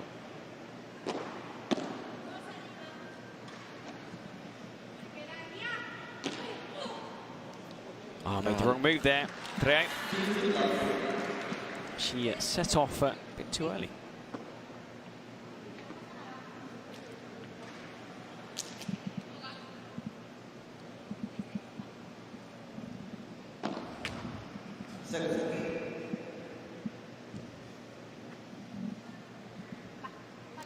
Second serve. Serving to Triay.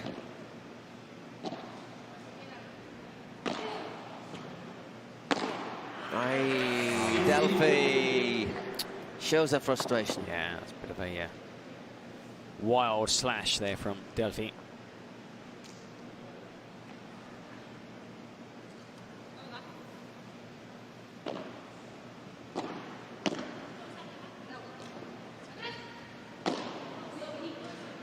Just reacted really well. Sort of. Oh no! Two mistakes at the net. You can see what she was trying to do though, because Arantes was a long way back. She was very deep. That's what they say in Spanish. Two regalos, two gifts, two presents. Getting near Christmas. Yep. Oh, Thanksgiving. Just around the corner. That's true. Next week, yeah. Second serve.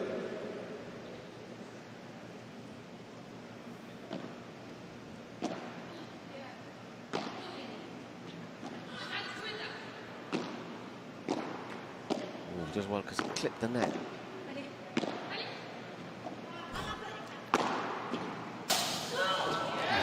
Hey.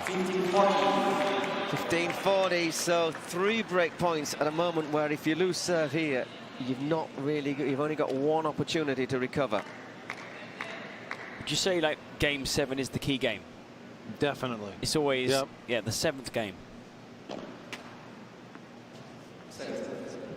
Or the 8th. Oh, the 8th, yeah. No, I was asking 7th, and of course we're in the 8th. Oh, he leaves it short.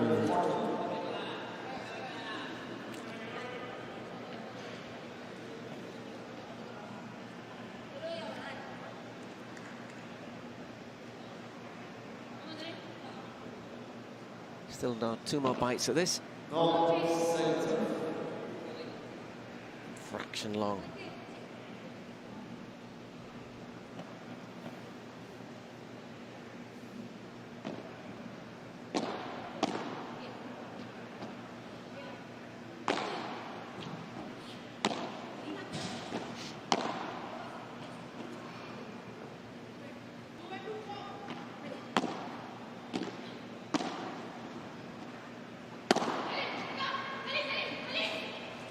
Oh, what a get. I was going to say, good try. If she could still...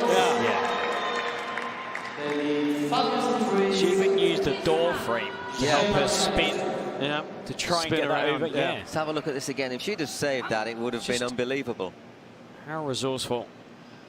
Does really well there, Delphi, to turn and spin and get There, it look, back. see? Just to help her get around the corner. So Gemma Triay all of a sudden serving for the match.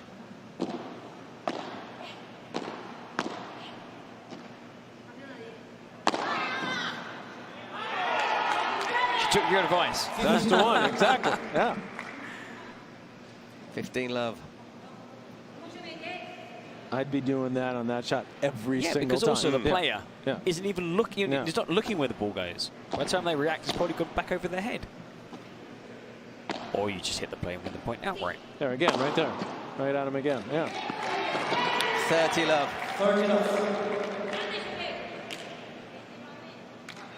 They've picked up the intensity here. Well, it looks like it's going to be down to Chingotto and Campagnolo to send this to a mixed doubles. They're up next against Tupa and Nenno. Looks like they'll be entering the court. Commentators curse. They'll be entering the court, trailing 1-0.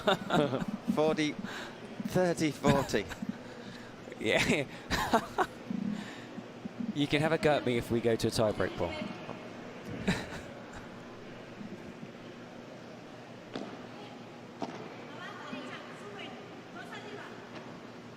It's a bit short. Oh, beautiful shot. Got a wrong-footed. Yeah. Digs that one out really well, but can't control it.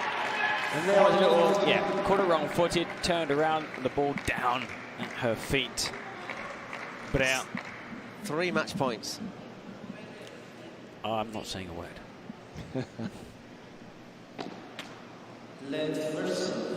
'Still not saying a word. 1 hour 35 we've had so far. It's first match of the second semi-final.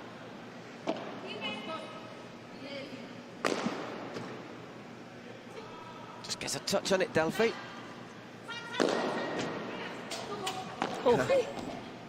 Oh, what a point. Again. Oh, 40-30. Still match point. The start of the comeback.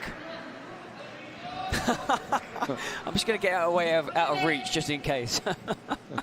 I can still score the game from here.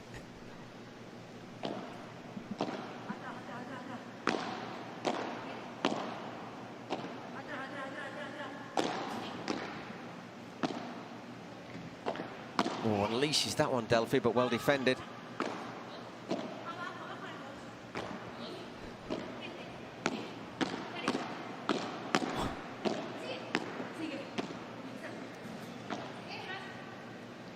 That's a bit short, that from... Oh!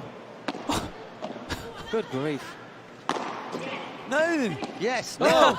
Yes, no, yes! Still alive. Best point of the match so far. Will it be the last one? I hope not. Oh. There it is! What a point! What a way to end it. What a point to end on. After 1 hour and 37 minutes, Gemma Triay and Aranzazú Osoro triumph over Delfi Brea and Andrea Stero 7-6, 6-3.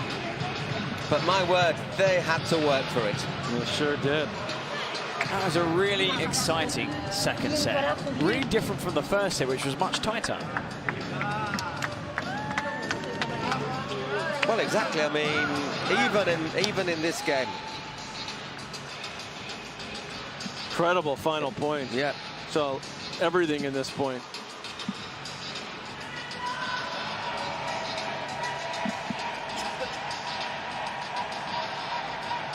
Those chants you can hear, by the way, the players celebrating win number 1 in this semi-final.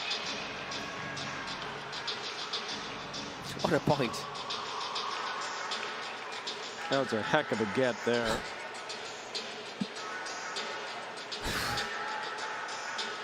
And you say, we're watching this on TV and it's fast. And when you're courtside, it's even faster.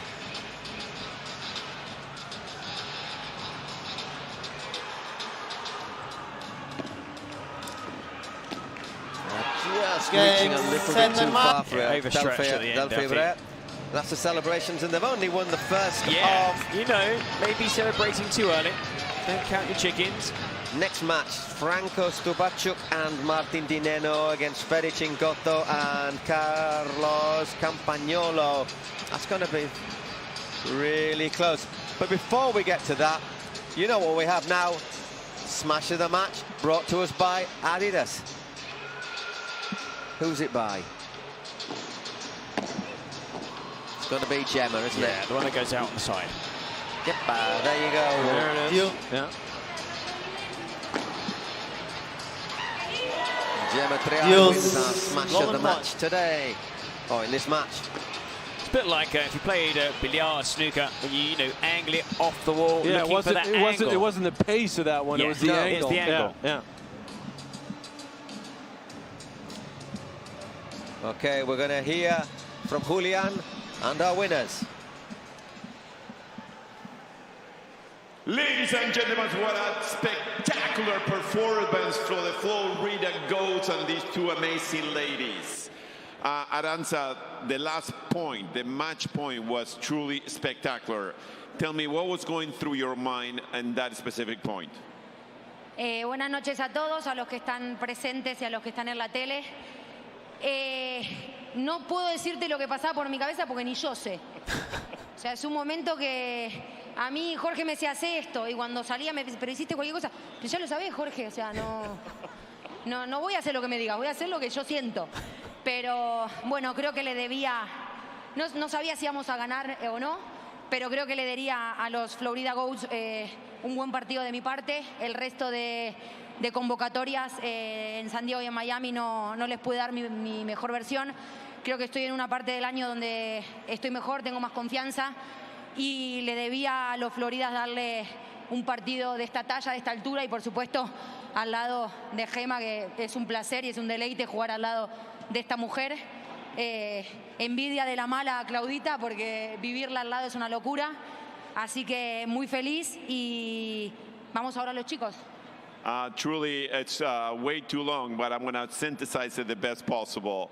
My coach was telling me what to do, and I go into the corner and I have done nothing, whatever my coach is telling me. The last point, I don't remember nothing. It was just too crazy, and we put our efforts all together. Happy to give these to the Florida Goats.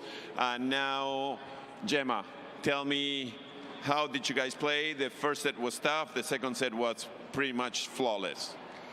Yes, first of all, thank you all for coming. It's amazing how is growing New York, how is growing paddle here in New York. The match was really, really tough. Delfi and Andrea played really well. The first set, above all, was so difficult to make a break. But, well, I think then in the second set we improved a little bit. But I'm happy. I'm really happy with our attitude, with our performance, yeah. And, well, thank you, Florida Goats. It's amazing.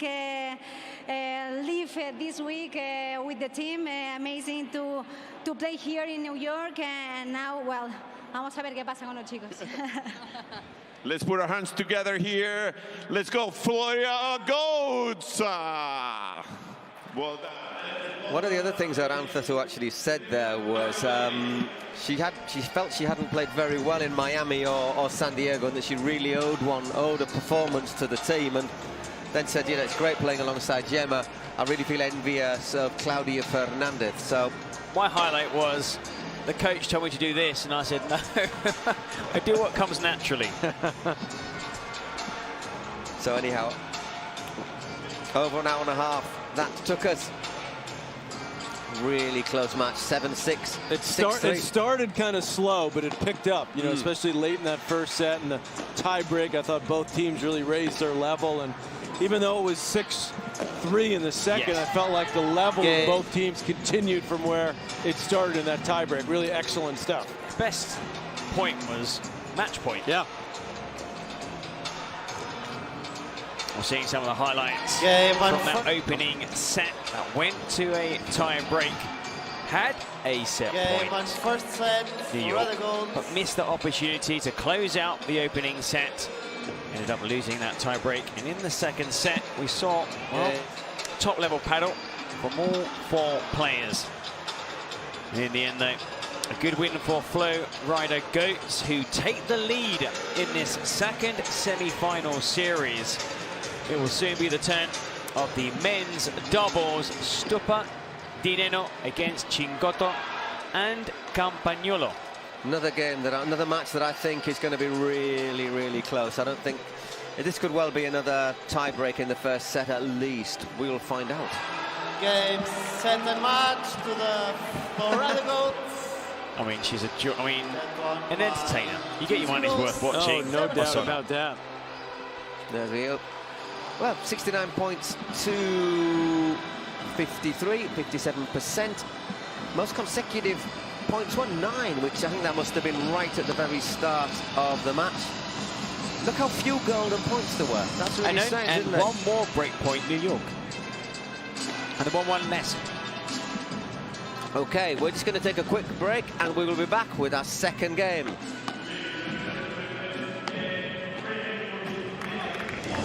Through ideas, imagination, effort, and enthusiasm, dreams are built. We are making paddle the sport of choice for thousands of people around the world. Each court built is a match won, and so, court by court, match by match, we are creating a limitless playing territory so that the unbeatable passion that paddle creates can be spread throughout the 5 continents.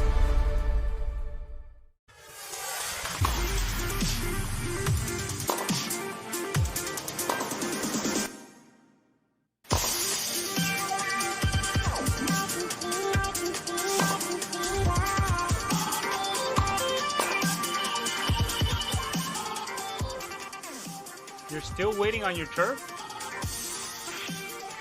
While you're still waiting on your turf, we're still shipping 30 trucks a day. So just give us a call when you're tired of waiting. We have everything you need ready to ship.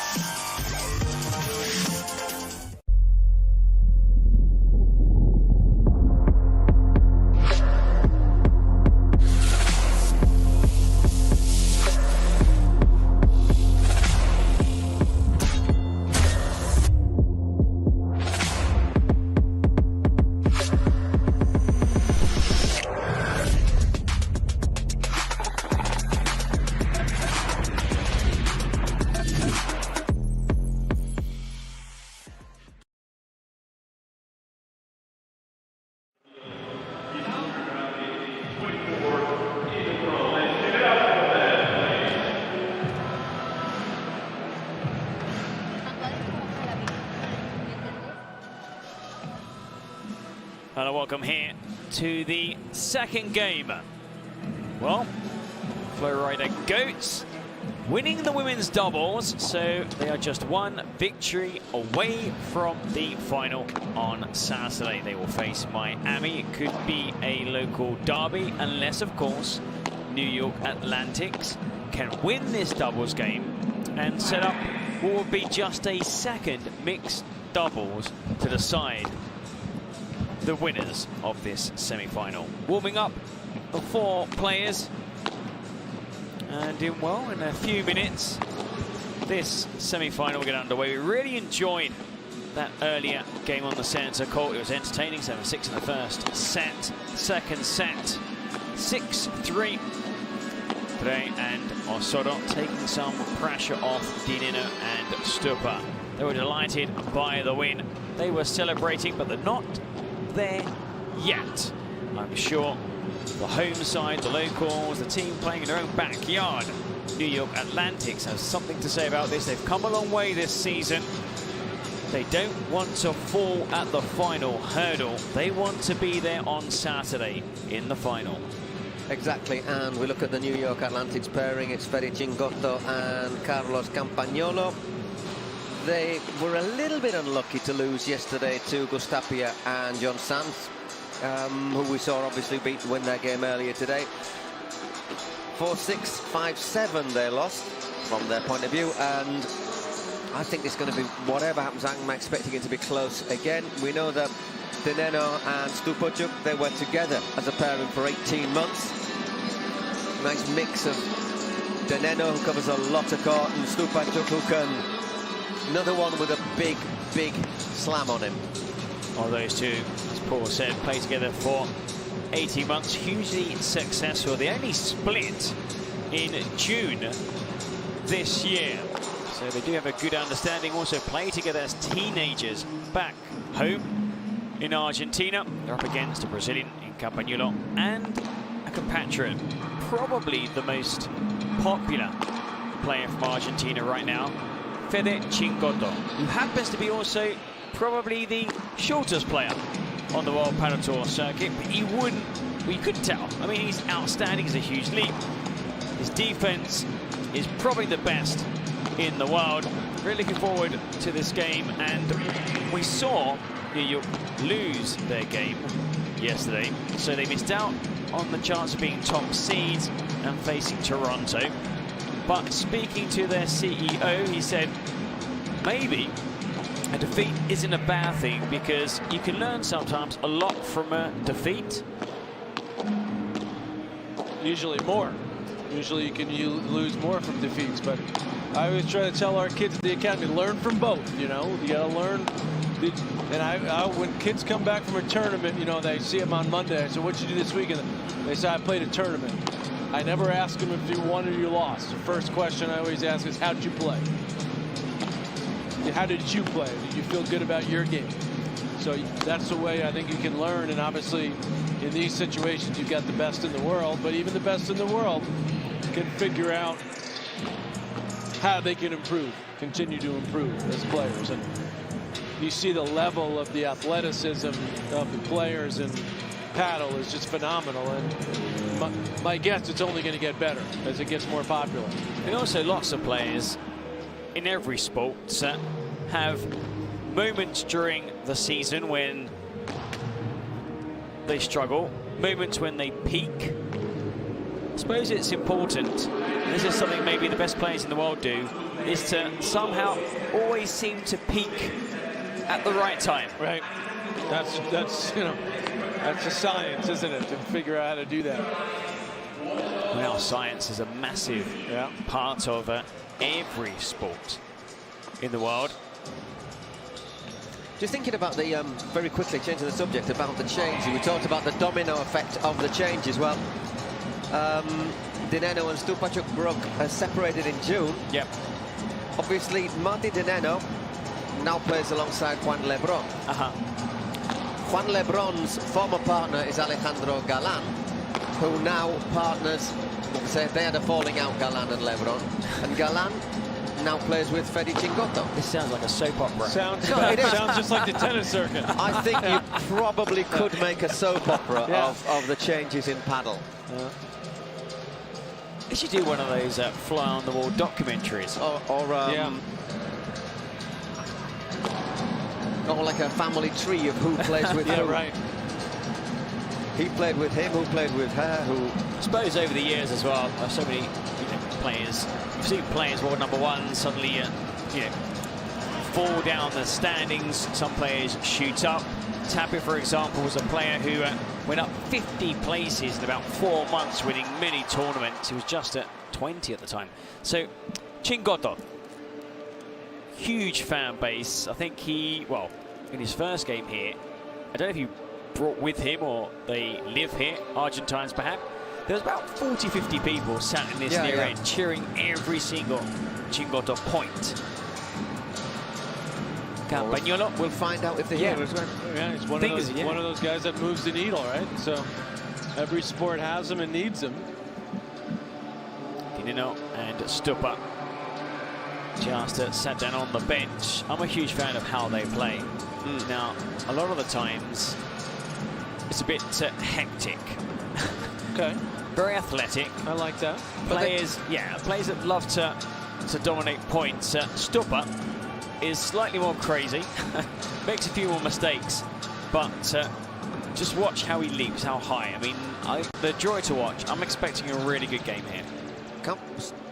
Chingotto reminds me a little bit of Coquinetto, where they're both quite similar. They're really busy, keep it going, but can hit it a lot harder than you think. All set here. And Campagnolo is built like a brick outhouse. Yes.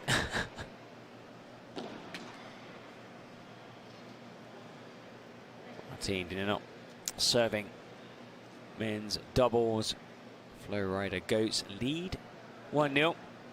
Just one victory away from a place in Saturday's final, where they will face Miami Padel Club, unless New York has something to say about it. Campagnolo. There you go. That shot that should be used more often. Yeah, right at the feet.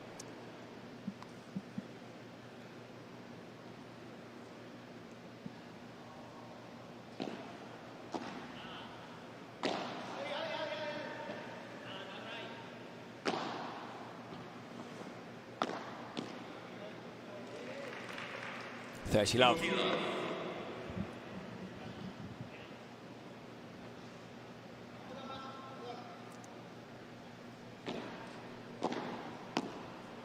can see how quickly they serve between points. They never use up, the full allotment of 30 seconds. Yep. There's Stupa, winds up, hits the winner.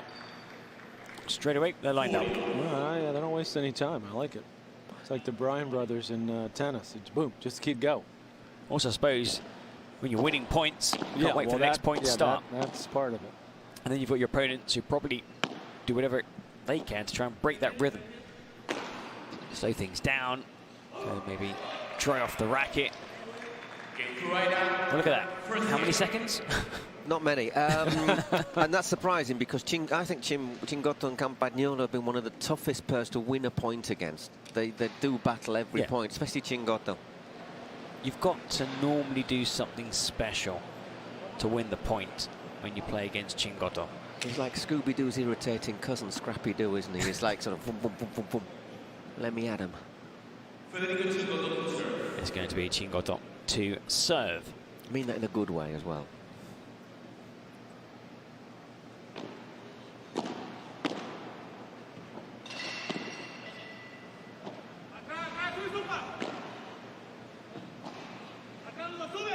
Chingotto able to stay at the net, tries to get it forward.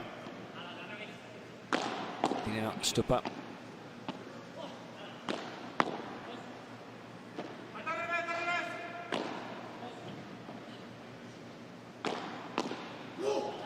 Couldn't quite get that over there, Nenno. Well played by Campagnolo. So it was a luxury playing alongside Chingotto. Of course, for a lot of these players, this is an opportunity to play against and with some of the top-ranked players in the world, and they don't get that opportunity during the normal season because some of these players are ranked at 32, 34. Whenever there's a draw, they get drawn against the early players really on, get knocked out of competitions. Oh. Campagnolo's ranked 24th, but once again, it means you've got some tough, always a tough rivals to play early on. And Chingotto, what's he ranked? He's ranked 4th. 4th, okay. So after...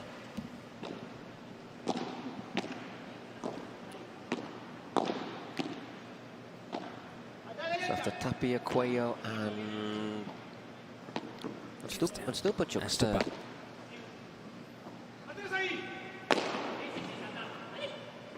Good smash. So that's all about technique. You don't have to be the biggest or tallest player. If you've got the right technique, you can deliver these kind of smashes. It's got some hops too, so that helps.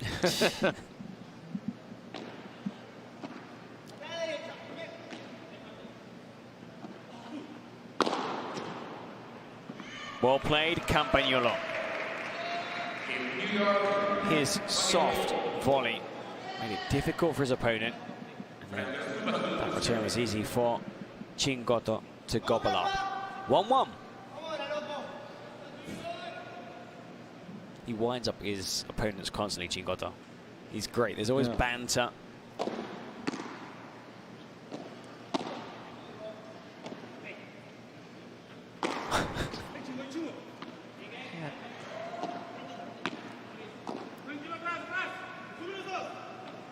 Flirts it over the head of Nenno. Comes forward again.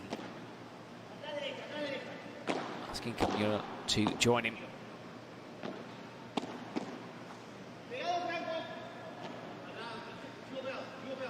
Stupa.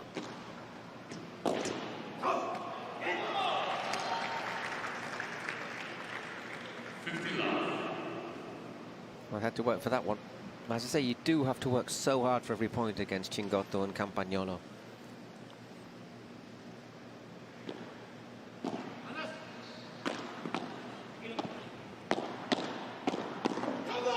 Good play, but net. Campagnolo and Chingotto.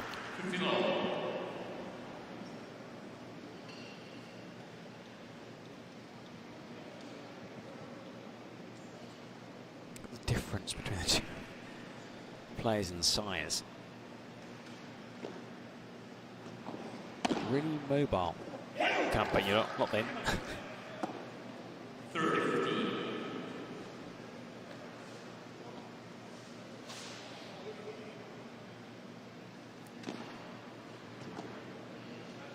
That's nice serve there.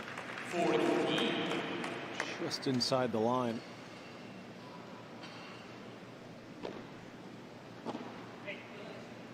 Stupa gets it wrong on that occasion. You can see he's always looking to deliver the smash. There might be a couple of occasions when he's perhaps a little over keen. There were quite a few yesterday. I think 3 in a row when he just didn't get enough power on those smashes, and they ended up losing the point. Still didn't stop him.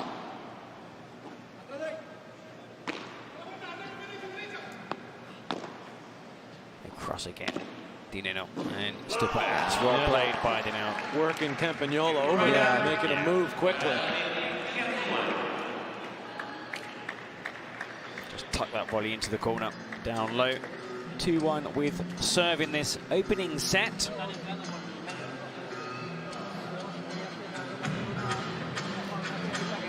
So we already know who won the first semi-final. Flo Ryder Goats getting a foot in that final after big win for Gemma Triay and Arantxa Zuosoro. 7-6, 6-3 against Delfi Brea and Andre Ustero. The tactic sometimes, what we used to see, because of course they don't play together anymore, against these two players was to slow the game down as much as possible. Because these two play high tempo. Yeah. So between points, you'd see sometimes these pauses, these timeouts, because they're at their best. Quick. Yeah, they're at their best when it's bang, bang, bang, bang, bang. I think it's Chingotto's also high tempo, so...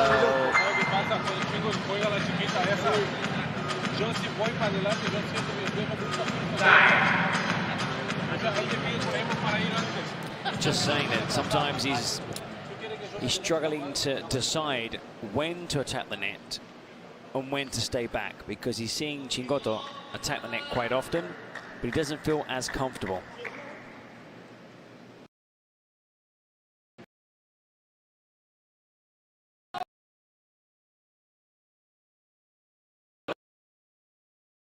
I think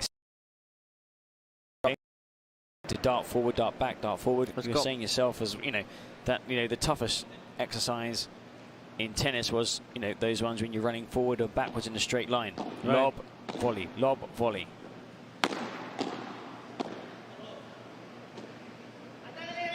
Campagnolo. It's really powerfully built though, isn't he? And he uses it to hit some pretty thumping bajadas and smashes. The thing is, he's been kept back for much of the game so far. Well played by Stupa.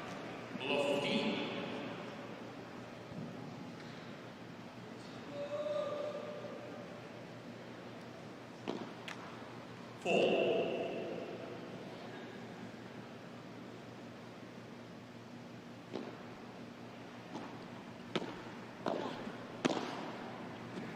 Lovely volley. Well played. King, well, I mean, king at the net, Chingotto. I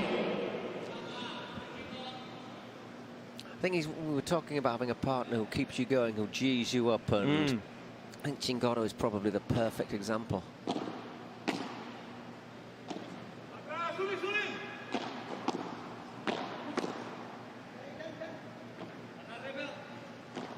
It's a stretch there. Stupper. Gets out, almost gets there.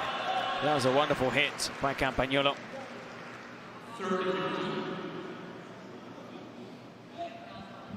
Just went so far out though, didn't it?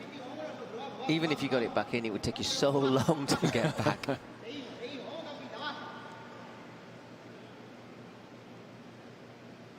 (30-15).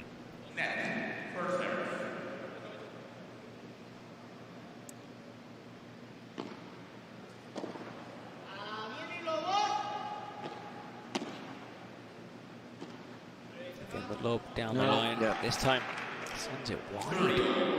That's a long way wide as well, isn't it?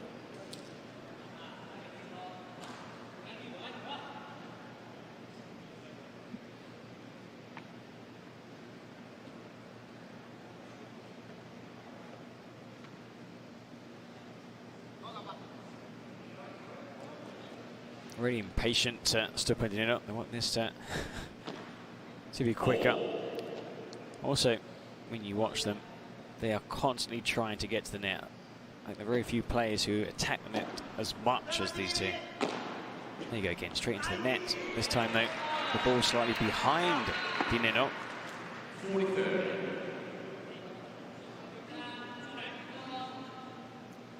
It's just the pace that takes it past him, isn't it?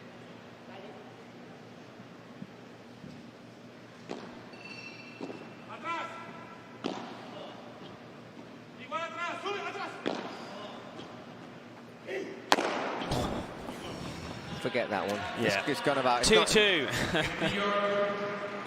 It's not as if it's just like outside of the door. It's outside the door and along the corridor. Just flatten that ball.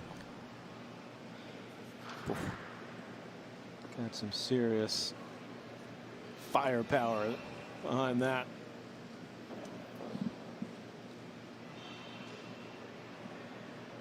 (2-2).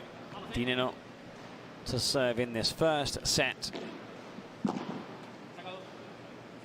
The Cities Cup at the Dougal Greenhouse in Brooklyn, New York, hosting this premier event, the Pro Padel League. The best competition in the US. $100,000 to the winners.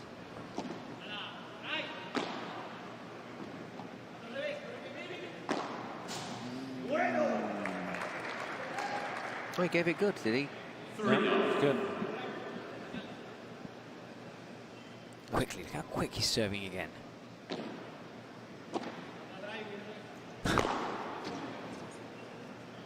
Well stretched it, didn't touch it, he did touch the net. The second. Touched the net, the ball went into his midriff. He's one of those guys that you could just see he just loves the game, right? Yeah. Loves to play, Yeah, loves to compete.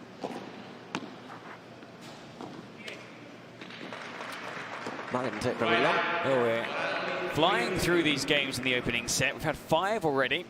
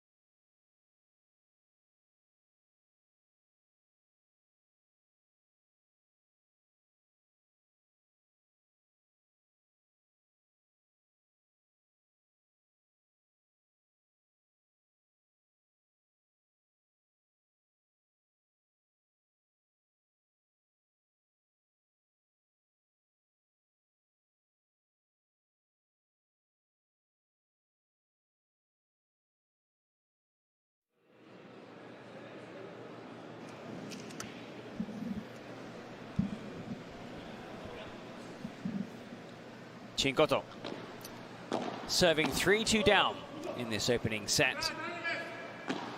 They need to win this match. New York Atlantics.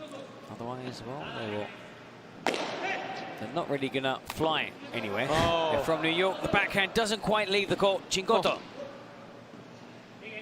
Oh. You expect him to clear the net, Chingotto. But even though he missed that, that shows once again that they battle every point. No, of course. I mean, these guys never stop running.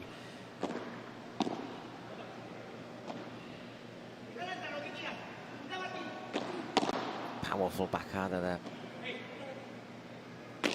Stupa. Yes, he attacks. Obviously, you would.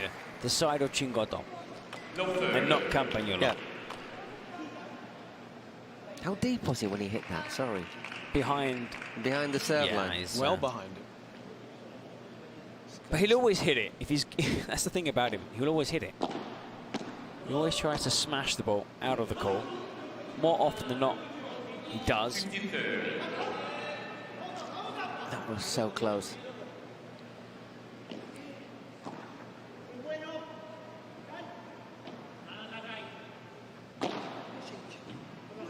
That's where you can never quite tell that little corner angle where the ball's going to go. In trouble, Chingotto and Campagnolo. 3 break points. And they're broken. He did the first, only 4-2.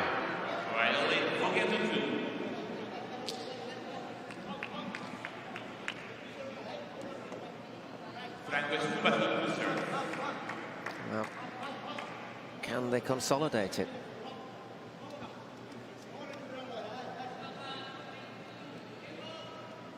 Chingotto just telling Campagnolo, vamos, vamos, come on, come on. Let's pick ourselves up. It's only 1 break. Ooh.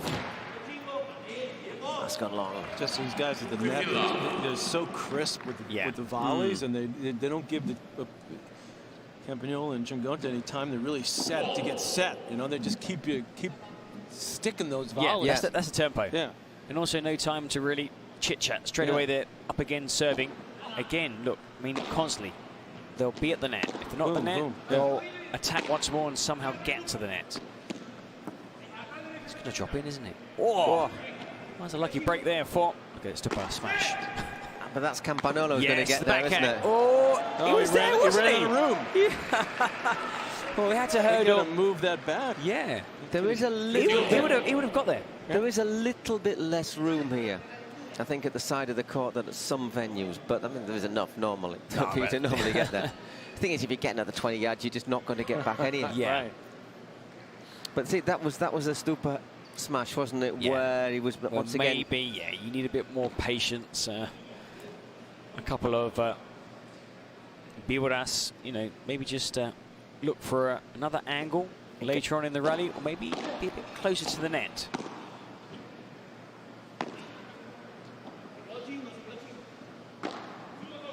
That kind of shot, for example. You know, they're both at the net, still in control. And another. Oh, he's so good there. Yeah, it's just good to watch. He's the side wall. Campagnolo starting to heat up this match, but Chingotto with a rare mistake. Seen 3 so far in this set. Mr. Reliable, not so reliable against Stupa and Nenno. 4-2. They've had a couple of intense matches, haven't they? Yeah, I mean, they've been tested, I think, more than Stupa and Nenno. And of course, that defeat last night. Again, and another wonderful backhand smash, Campagnolo. But he's already done that once in this game, hasn't he? So maybe once bitten, twice shy. And here, they look to attack just quickly the side of Chingotto once more. Campagnolo knew exactly where they were hoping to win the point. It's quite a long way forward, actually, Nenno there, but I mean, it just wasn't really well balanced. Again, he's come forward there, Campagnolo.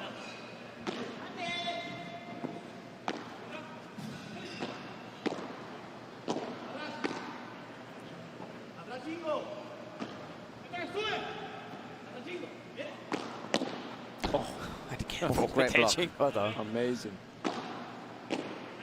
What a great rally here.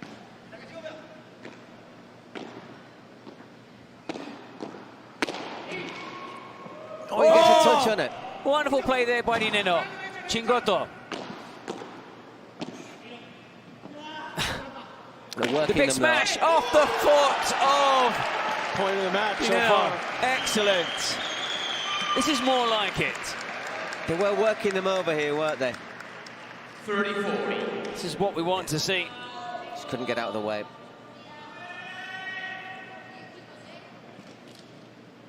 Chance to get back on serve.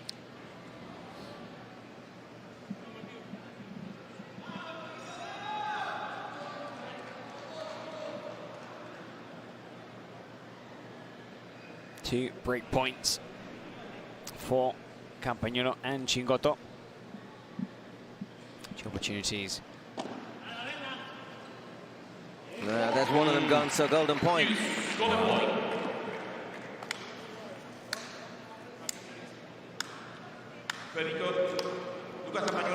Well, look at that. Chingotto called for his partner to take Yeah, he pointed to Campagnolo. Breaking with tradition. Yeah, but I'm surprised. Great lob. Oof. And it proved to be the right choice. Campagnolo. Block volley, Stupa. Chingotto. Scrabbles back, Stupa. Some of the points they save here is been amazing, isn't excellent. it?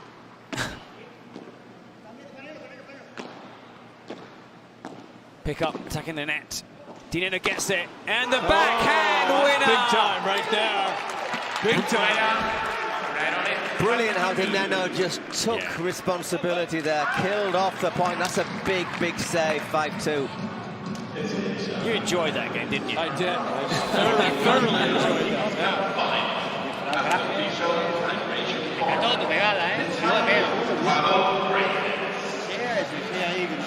Well, they're saying ojo con Campagnolo. Is he? El segundo revés más fino porque primero me quedó alta y tuve que He's playing really well. como loco. So well that I think for the first time, Chingotto, as you saw, was the higher ranked player, and he decided not to receive. It could be that Chingotto's just put in so much over the last couple of days that he's just feeling it a little bit. It's the start of the match, it's the first set. I suppose as well, you kind of choose that your partner receives without asking your partner. So your partner's like, I don't want to receive. Campagnolo, of course, put in a very good return. This was an amazing, cracking point. Here, Amazing, yeah. Time. It could have been over so many times before. But watch Nenno there come forward, and again swap sides. Lucas Campagnolo to serve. Vamos.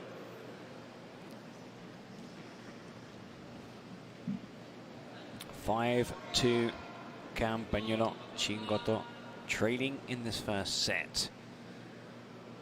The Brazilian to serve.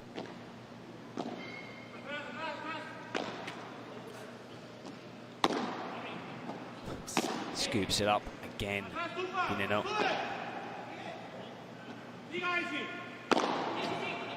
Well played. This is the sort of game I was expecting now. Yeah, brings it home. When these two are playing like they are now, they're a joy to watch. I was really disappointed when they split. They are thoroughly entertaining. Yes. Lovely shot there. Quick to close, Yeah. Recognized he was going to get something to work with there. In. And again, straight at the net. Chingotto and Campagnolo really struggling to get to the net. That's probably second mistake I think we've seen. The one bad smash and that volley into the net. One of the things, Patrick, as well about Nenno, why if you look at him now and he's so lively, so energetic, it's about 4 or 5 years ago. Yeah. He had a really bad car crash in, there was a real chance that he might end his career.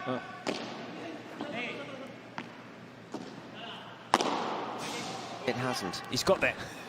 Ooh, he's Think okay. it- He's okay. Is He's that okay. good? Yeah, he's okay. It bounced just the wrong side.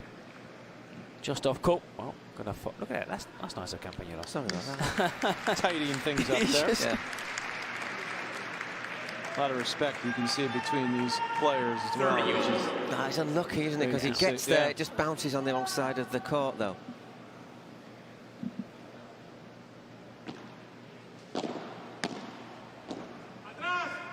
Atrás suben. Yeah, got a mixed call there. They were back, but then they were attacking the net. It's 2 set points. I think that perhaps Chingotto heard that call and changed his mind. In the end, sending his shot into the net.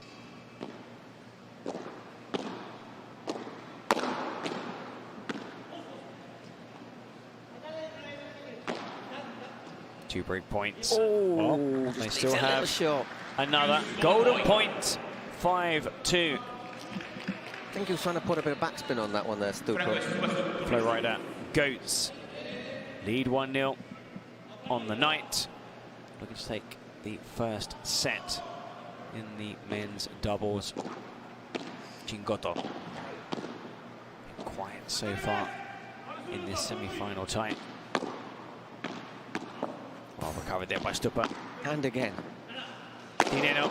And there's And no. he wins it again. A near perfect first set. That's Nenno impressive. Stupa. Yeah, very impressive. 6-2. Join us for the second set after short break.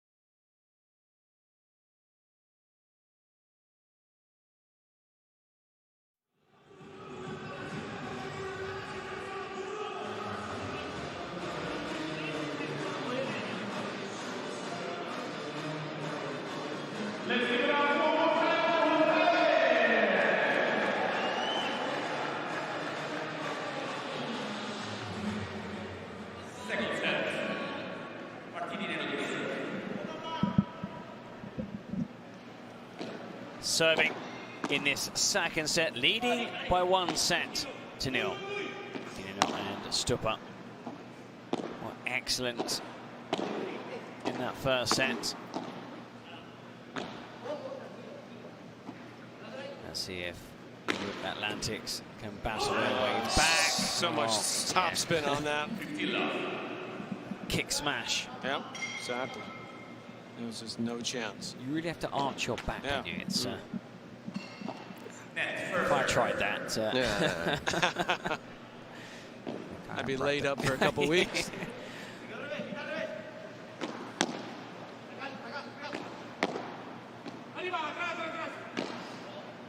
Gonna have to work really hard, Campagnolo and Chingotto, to try and get to that net and stay there. Campagnolo's been very good today. He's been excellent.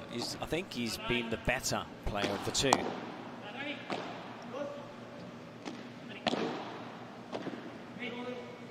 Again. There's the top spin again. Oh, got it another this full time. stretch. Campagnolo gets back on court. Look out. I think Chingotto does what don't these guys do well? That's to Yeah. watching the two of them. They defend well. When they're in an attacking position, they're amazing. and they make all the right moves. It's, you know, tactically. Yeah, when you say the right moves, because that understanding they have after 18 months, like a string, it's bang, amazing. bang, bang.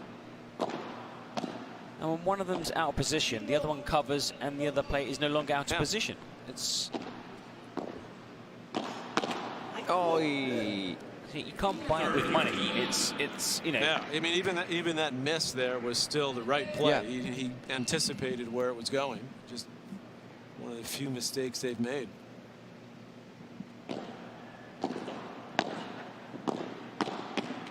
What I like about the way they play is they're so decisive. When they have the shot, they want to attack, they attack.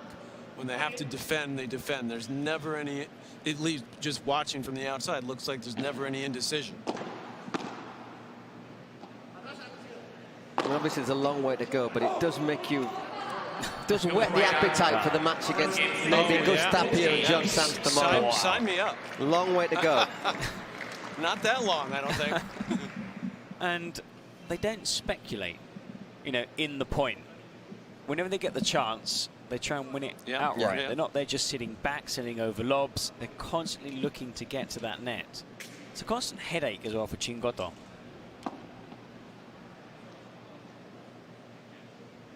He's not been himself, but all the credit. This is like a they're playing.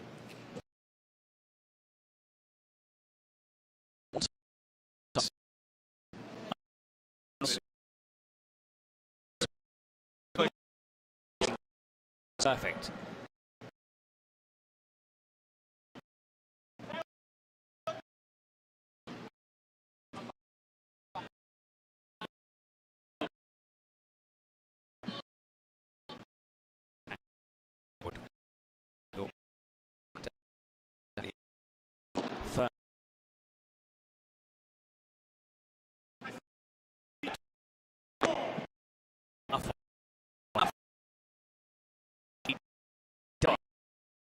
You know.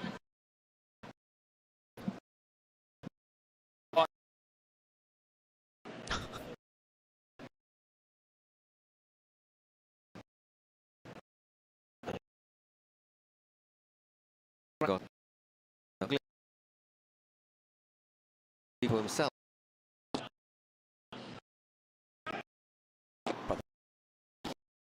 Campagnolo.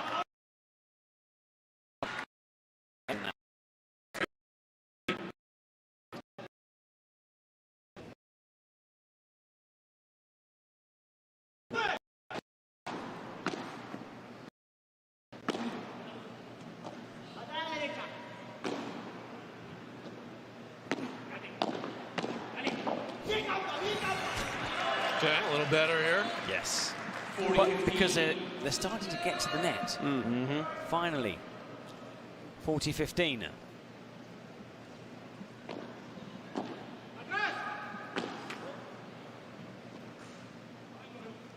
Oof. Twice there, Campagnolo. Swung back in, didn't it, the ball almost? There was no need for Chingotto to cut across. He wasn't going to win the point. He wasn't at the net and to hit a volley. Tapia had that covered.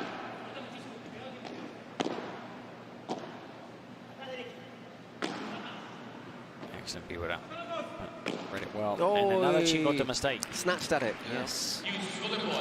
So golden point after looking more or less in control. Yeah.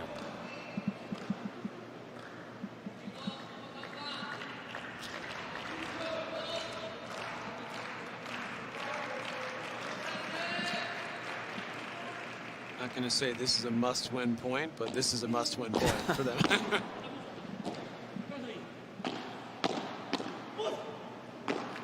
And they got it. Well played, Campagnolo. 1-1.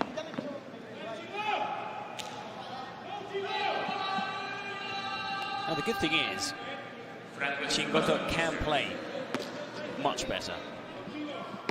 If he rediscovers that kind of form he's shown throughout his career, it's definitely not game over. And throughout this tournament. Because Campagnolo is actually playing really well.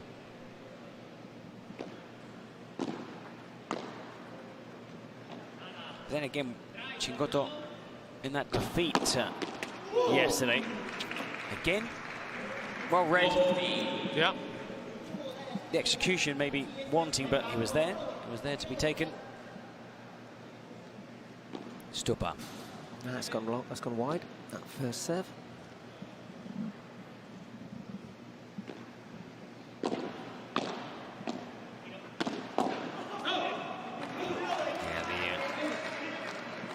Approach volley, he knows, was too high.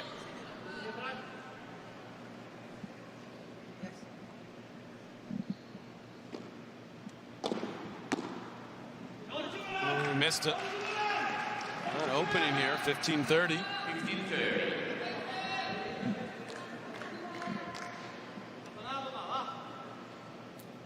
Stupa. Huge point for Campagnolo and Chingotto to win this. 3 break points. Campagnolo winds up. No! Patrick is a huge fan of those backhand winners. I love those. Yeah.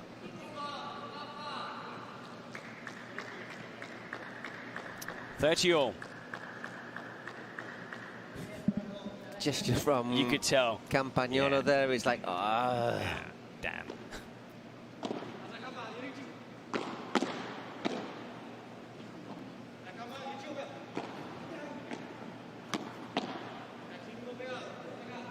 Still in. Was trying to get across there. Nenno, and watch Nenno. Oh, clever.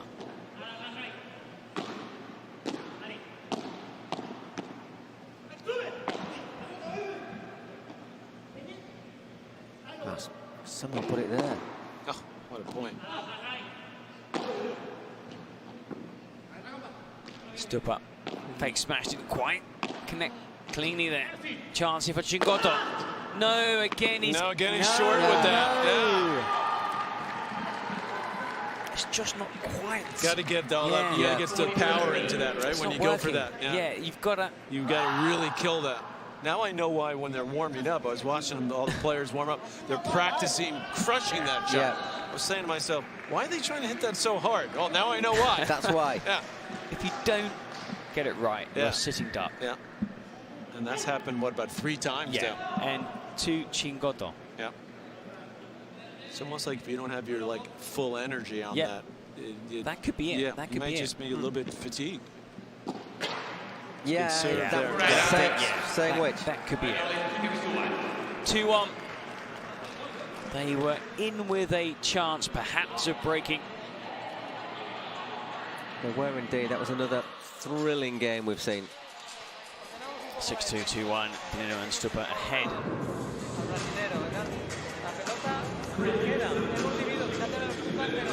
And one of the reasons it was such a thrilling game is that we're playing here on the new Adidas High competition model. The paddle court chosen as the exclusive official court for the next 3 years for all PPL tournaments.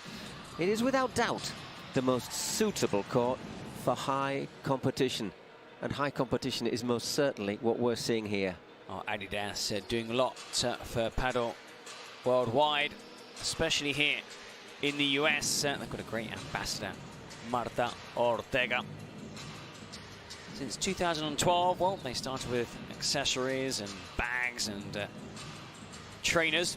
Rackets, of course, their first court, 2015 here in the US, and well, the sport continuing to grow in the US, hand in hand, PPL and Adidas. They are kind of iconic, those shoes with the three lines down the side, aren't they? Look, I'm wearing them now, look. There you go. There you go. There you go. Showing off your flexibility. Make me jealous. Did you see that? I used 2 hands. I'm in agony. I had the clicks, right? That was his clicks from his knees. Okay, it's Campagnolo to serve. 2-1 down. Everything going with serve in this second set.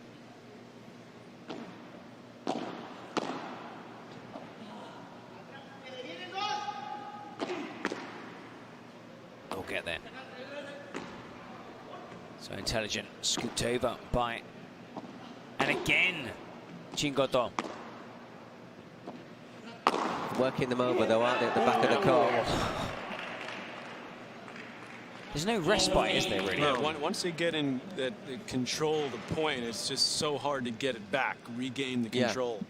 Especially against these two, because they're so That's what I mean, against aggressive. these two. They're so decisive. They're basically bullying Chingotto and Campagnolo. Okay, that's good. Hopefully good for morale, for confidence. He's missed 3 out of 4. And he knows it, doesn't he?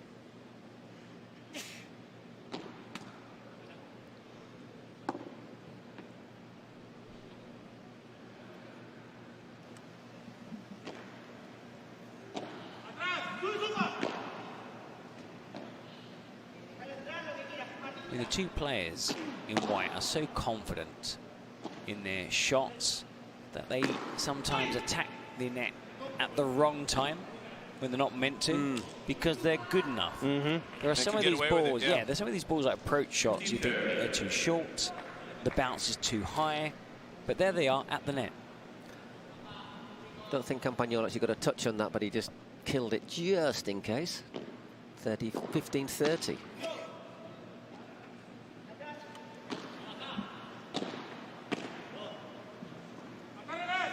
Chingotto. What kind of bajada? We're going to see a powerful one. Oh, it dropped. Oh, no, it doesn't. My word, I thought that had dropped in for a sec. 30-all. Looks like they're trying to change the tempo up a little bit here by slowing it down. Campagnolo playing a couple of softer balls. Yeah, I think they're going to try something different. Yeah.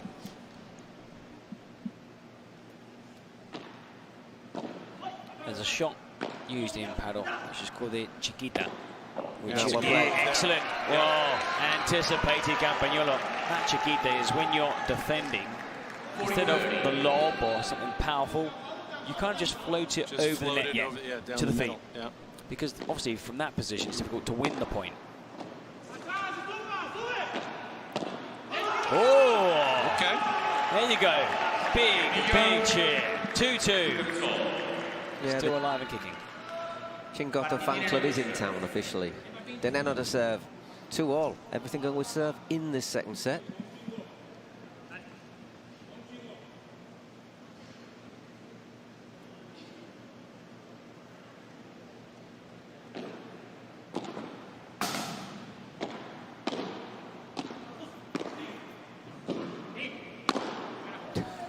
Yeah, right, it's your point. That's just a bing, bang, push.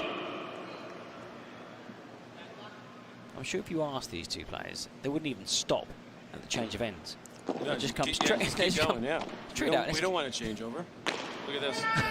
We'll get that. He's got it. Oh, yeah. We like that one. Into the net, yeah. I wonder if that's a sort of a point that might turn it around, yeah.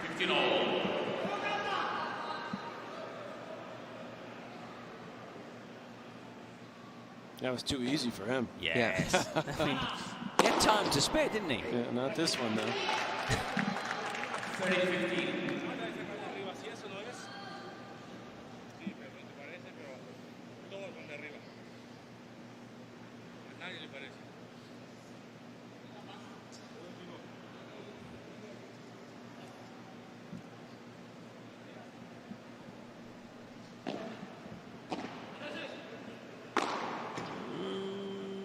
Hand again, just has the legs. I mean, Campagnolo's no slouch. I think he's about 6'2" and still, full stretch. He was sat next to me on the minibus yesterday going back to the hotel. You went on the minibus with the players? No, he was on the minibus with the rest of us. Oh. They must have been waiting in the rain for the press minibus. You went VIP? No, he went with the press. He went down market. Great through the legs. Nenno. Oh! Oh, what a shot. Yeah, brilliant that stuff. Was a tennis shot, wasn't it? Yeah, like a flat forehand. We'll see this again in slow-mo.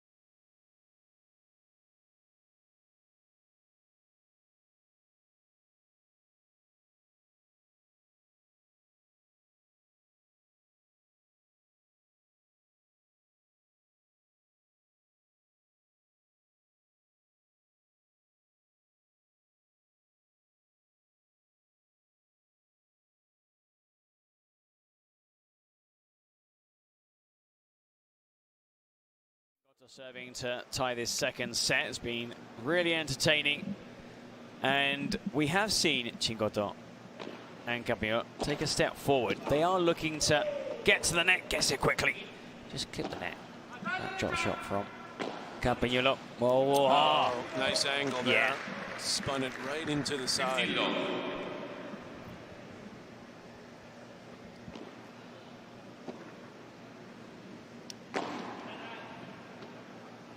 Helps it around. To recover there, good.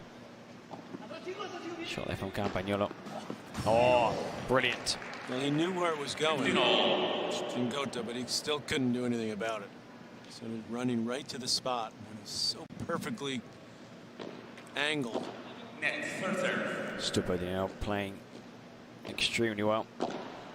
Looking to book a place in Saturday's final. Doesn't want to bring it back to his side of the court, Campagnolo. Once again, rushing through the points. Got like 30 seconds, and they rarely take 10 of those 30 seconds to serve.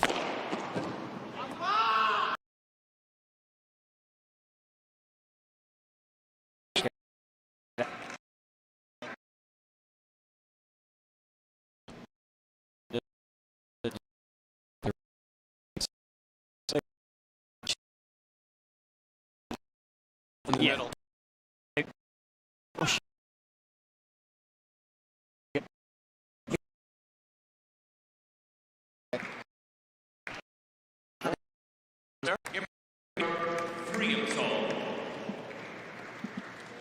It's almost like the run you'd have at a long jump, isn't it? With that sort of curve. Not a long jump, a high jump, sorry. Yeah, if you run curve in a long jump, you don't jump very, you don't go very far.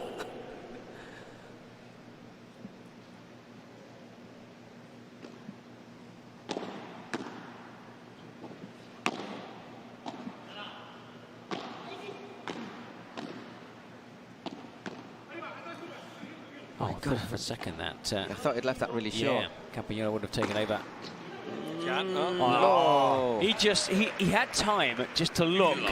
He saw where both players were, and he thought, okay, there's an angle there. Side spin, brought it back again. Stupa. Someone has to tell these two players to play together again, please. Well, you never know. Patrick, go down there. Well, who are you? After Miami, Victoria Iglesias and Guinart decided to play together on a regular basis. So who knows? Maybe they'll have enjoyed the situation. Come on. If it's to do with money, we do crowdfunding. We'll get these guys back together again. It's so good for the sport. What a great advert this match has been so far. Chingotto. They were both pinned against the wall, though, weren't they? 30-15. You always need one of the two players to race forward. You have to sort of be staggered, right? They can't be in the same spot, distance-wise. 4. And also sometimes was that? Okay. Umpire called it out. Look, there they go. Yes, no, yep. Okay. Bleedy, thank you. Great change of angle. Yeah. Wasn't a bad idea from Chingotto. He tried to just kind of take the pace off, get it low, but just move forward quickly and found the angle. That's taking, when your opponent gives you and you.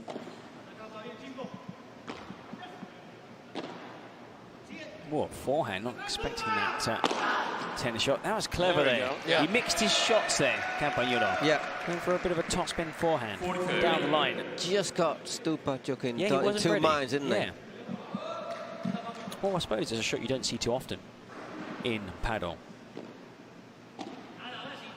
There we go. Oh, brilliant. Block volley.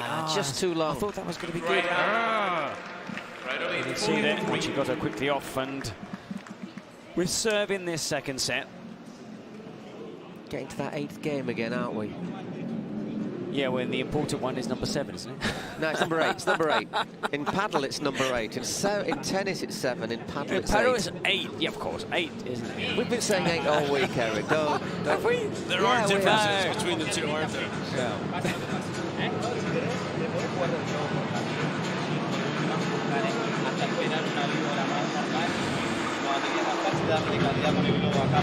Porque capaz que con el estoy yendo mucho, boludo. No, capaz que aparte no te encierras. Sí. Lo que sí, yo creo que tampoco le tenemos que poner mucho chabón. No, all I hear is noise. I can't quite hear what he's saying. La primera, la segunda, la tercera. Sí, pero le tiré globo de una y le pegó ahí. But they're looking reasonably comfy on serve, aren't they? So it's one of those you think, we're comfy, sooner or later the break is going to come.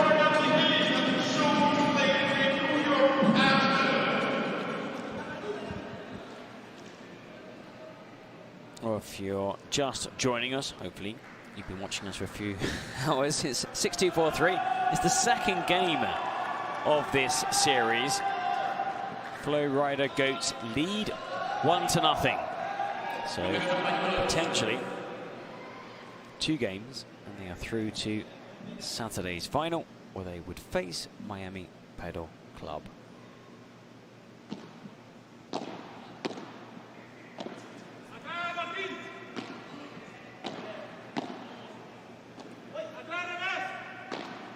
You can see them hovering, wanting to get to the net, still putting in Nenno.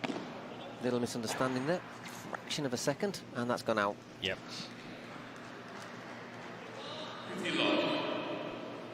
They almost play with a nervous twitch, as it, you know, you can see them kind of trying to get to the net. They hold back. Suet. Only one player comes forward. Has to get back, stop up. Yeah, well played. That's well played. 2 points. They've been trying to get to the net, and they haven't been able to. That last point, Nenno knew what was coming, but couldn't do anything about it. He can get there. Oh, that was well played by Stupa. Just took the sting off it enough. Yeah, any harder, and Campagnolo would have been able to get a return.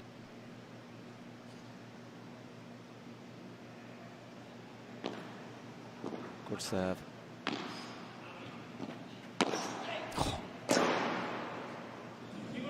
What a brilliant backhand. Yeah, put some serious mustard on that.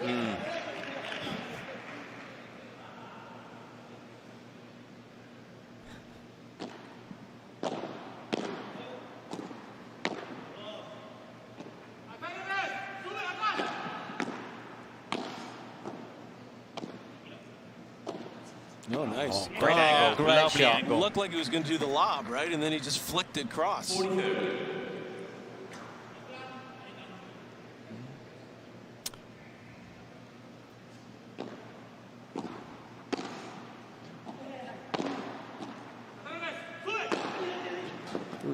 No, it's short again from Chingotto. Oh. See ya. Yeah, that all came about because Chingotto's smash again lacked strength. Didn't have enough on it. Yeah, not enough power. Yeah. And break point. Massive, massive point again in this match. Stupa wants it. Chance for 5-3.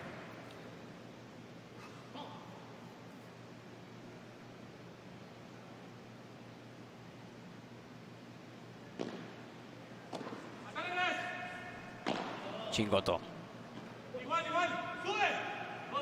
There's 2 players at the net to deal with. Campagnolo drives it at his opponent, and again, it's in from the Brazilian. Bajada.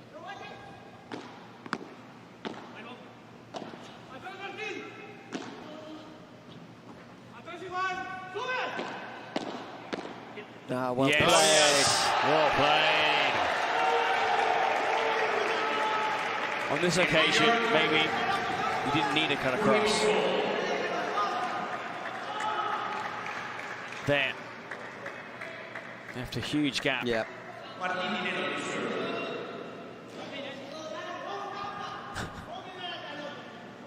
I'd love to see Chingotto and Osorio play together in mixed doubles. It wouldn't happen, of course, because they're on different teams this season. Who knows next season? Can you imagine that? 4-4. I'd love to hear them play together.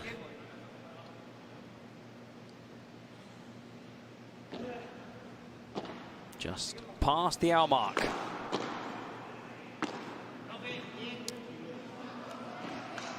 Love. Nicely worked there by Stupa. Again, 12 seconds when you can take 30 to 35 seconds to serve. Nenno. Oh, yes. Well played.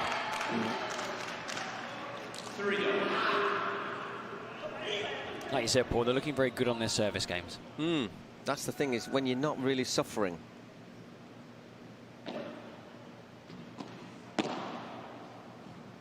Whoa. Again, it's about the third time that they've found that angle. All 3 times against Campagnolo, who probably struggles more than Chingotto with those low shots. You have to get down much further, doesn't he? And that was it, once again, to Love. Wow. So that's the thing, and the others just don't have time to recover again. It's like, okay, well, fortunately they got the break, but otherwise it's like serve, serve, serve.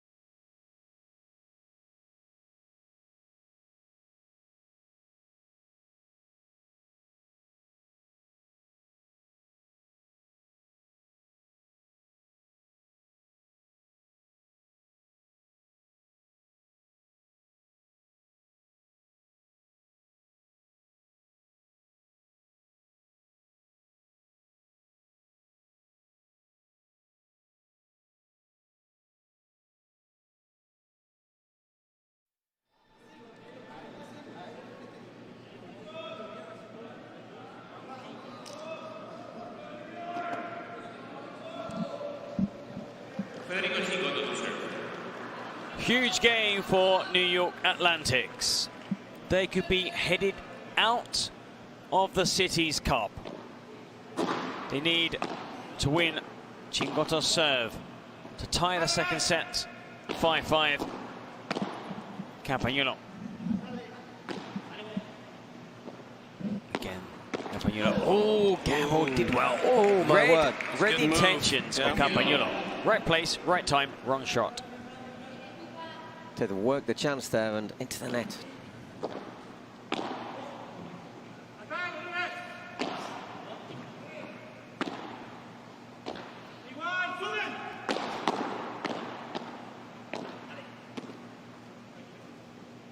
Chingotto through the legs. But that one's going home, isn't it? Yes, it is. 15-all. 15-all.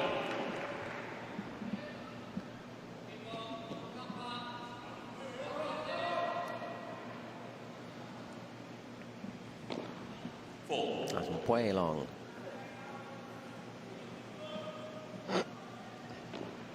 Second serve. Chingotto. To force both players back. Uses the wall to get some momentum. Stopper. Tries to switch things. Brilliant save. Brilliant save from Nenno. Oh, and again, a wonderful smash. A Stupa special. 15-30. They need just 2 points. 2 more points to qualify for Saturday's the Cities Cup final, Brooklyn, New York.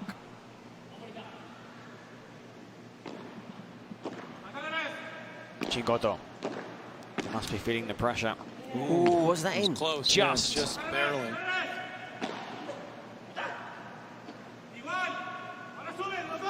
Suben los dos, they're both forward. Whoa. Got it. Ooh, again just squeezing in. This must be it. Surely. Yes, it is. Huge sigh of relief over on the New York Atlantic's bench. The teammates on their feet. 30. They need the next 2 points. It's always the next 2 points, isn't it?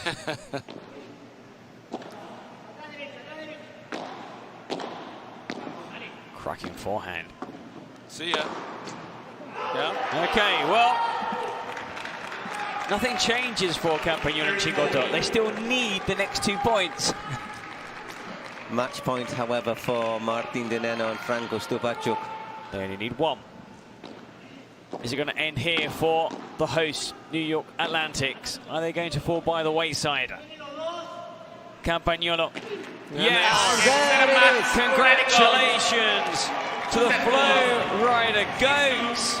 You are through to the final. It's going to be a derby. Toronto beaten in the first semi-final. And now also headed out the New York Atlantics. Well, I don't want to say I told you, but I did predict it would be a Florida derby You did say in that. the final. Yes, you did. You were all over that. And I'm looking forward to the championship match. I'll tell you that. After watching these two play, and that men's doubles is going to be something. Yeah, it is really Tapia San Stupa de Nenno. Well, has all the ingredients for a very special final. Well, this second semi-final did not disappoint. Nenno Stupa, straight sets, 6-2, 6-4. Campagnolo, Chingotto did their best. Second set, they came close, but in the end, the two Argentines proving too strong. Now let's check out the best smash of the match. Got to be from a Stupa shot, right? It's got to be with all his amazing smashes. Let's see. Here's Brought to you one. by Adidas. Yes. It is stupendous. Yeah, it is. It's Stupa. Yeah, he had a lot of these. Just kicks up. Yeah, it's tremendous. I mean, this is the one when Archie's back to topspin, the kick smash. Yeah. And well, there could have been top 10 probably smashes from Stupa. And they're still celebrating, still bouncing up and down. Of course, Osoro is in the middle. She'll be back in what? Less than 24 hours time. I mean, it's been a real pleasure, Patrick, to have Been a great. pro with us. It's been awesome to be here with you guys. It's been so much fun, and I am jacked up for tomorrow for the final. 7 p.m. start here in the Dougal Greenhouse in Brooklyn. We're going to take you to our man Julian, who's got two very happy Argentinians with him. Ladies and gentlemen, what a spectacular performance for the Flow Rider Goats, and especially for these two incredible and amazing players. Franco Stupacuk, how was the performance? How did you feel on the court? ¿Cómo te sentiste en la pista jugando? Hola a todos, muchas gracias por estar acá, por bancarse el frío, está fresquito. Pero muy bien, creo que hemos conectado muy bien con Martín, es nuestro tercer partido creo. Así que se van afinando cosas, hemos jugado un grandísimo nivel. Enfrente teníamos a dos amigos ahí, Campa y Chingo, que nos pusieron muy difícil. Pero bueno, con buenas sensaciones para mañana una final. Feeling good on the court. It is a third match with Martin. Now we're getting the feel better and better as time goes by. I'm looking forward for a great final. Martin, what was your feeling on the court? It was a pretty easy match. Fue un partido fácil, 6-2, 6-4, pocos errores. Bueno, a ver, fácil nunca son los partidos, tuvimos que trabajar un montón, pero creo que sí jugamos a un grandísimo nivel. Así que nada, súper felices. Déjame felicitar al equipo de New York por su desempeño y también déjame mandar un saludo grande a todo nuestro equipo, que fueron muchísimas semanas clasificatorias y llegamos hasta el último día, que era el objetivo de todo el equipo, así que estamos muy felices, nos queda el último pasito, ojalá podamos terminar esta semana y este año de la Pro Padel League con la Copa, así que nada, descansar, mañana último día, disfrutarlo y vamos Florida Goats. Super happy with the performance. The team is doing great. We came here with the objective to make it to the final. We're on the finals, and we're looking forward for tomorrow to play a great final. Let's put our hands together right here. Let's go, Florida Goats!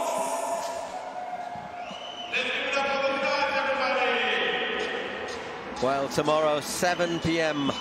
East Coast time, it will be the Miami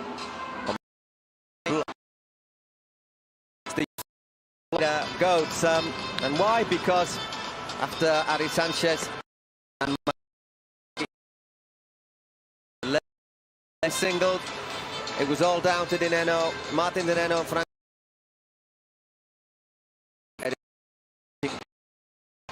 and Lucas Campagnolo. They really big hitting, some spectacular blocks. Set.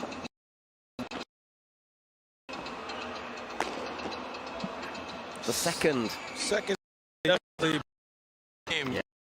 And go to much more difficult, but they got that leg. You know, I just always felt that the break comfortable. The New York guys started playing better, and shots like that right there. This game they're going to break here. Yep. The only one who didn't get anything right was me.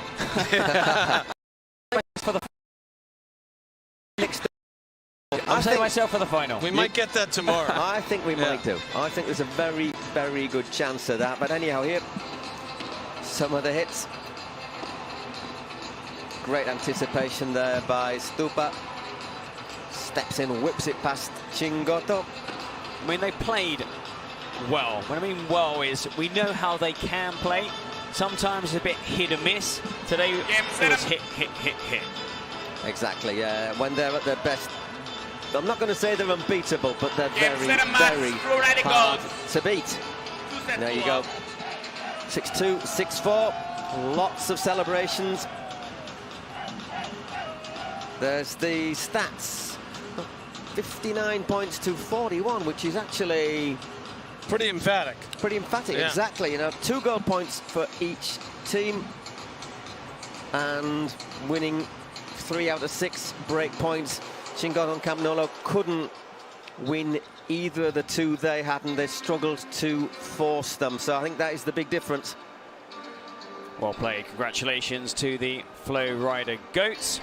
Okay, and that is where we are then. Miami Paddle Club will now play the Flow Rider Goats in the final. And that is at 7 p.m.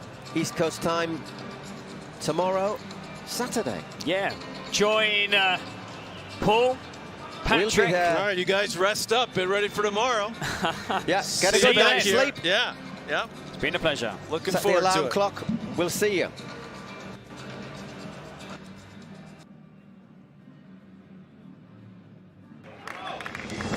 Through ideas, imagination, effort, and enthusiasm, dreams are built. We are making paddle the sportive choice for thousands of people around the world. Each court built is a match won, and so, court by court, match by match, we are creating a limitless playing territory so that the unbeatable passion that paddle creates can be spread throughout the 5 continents.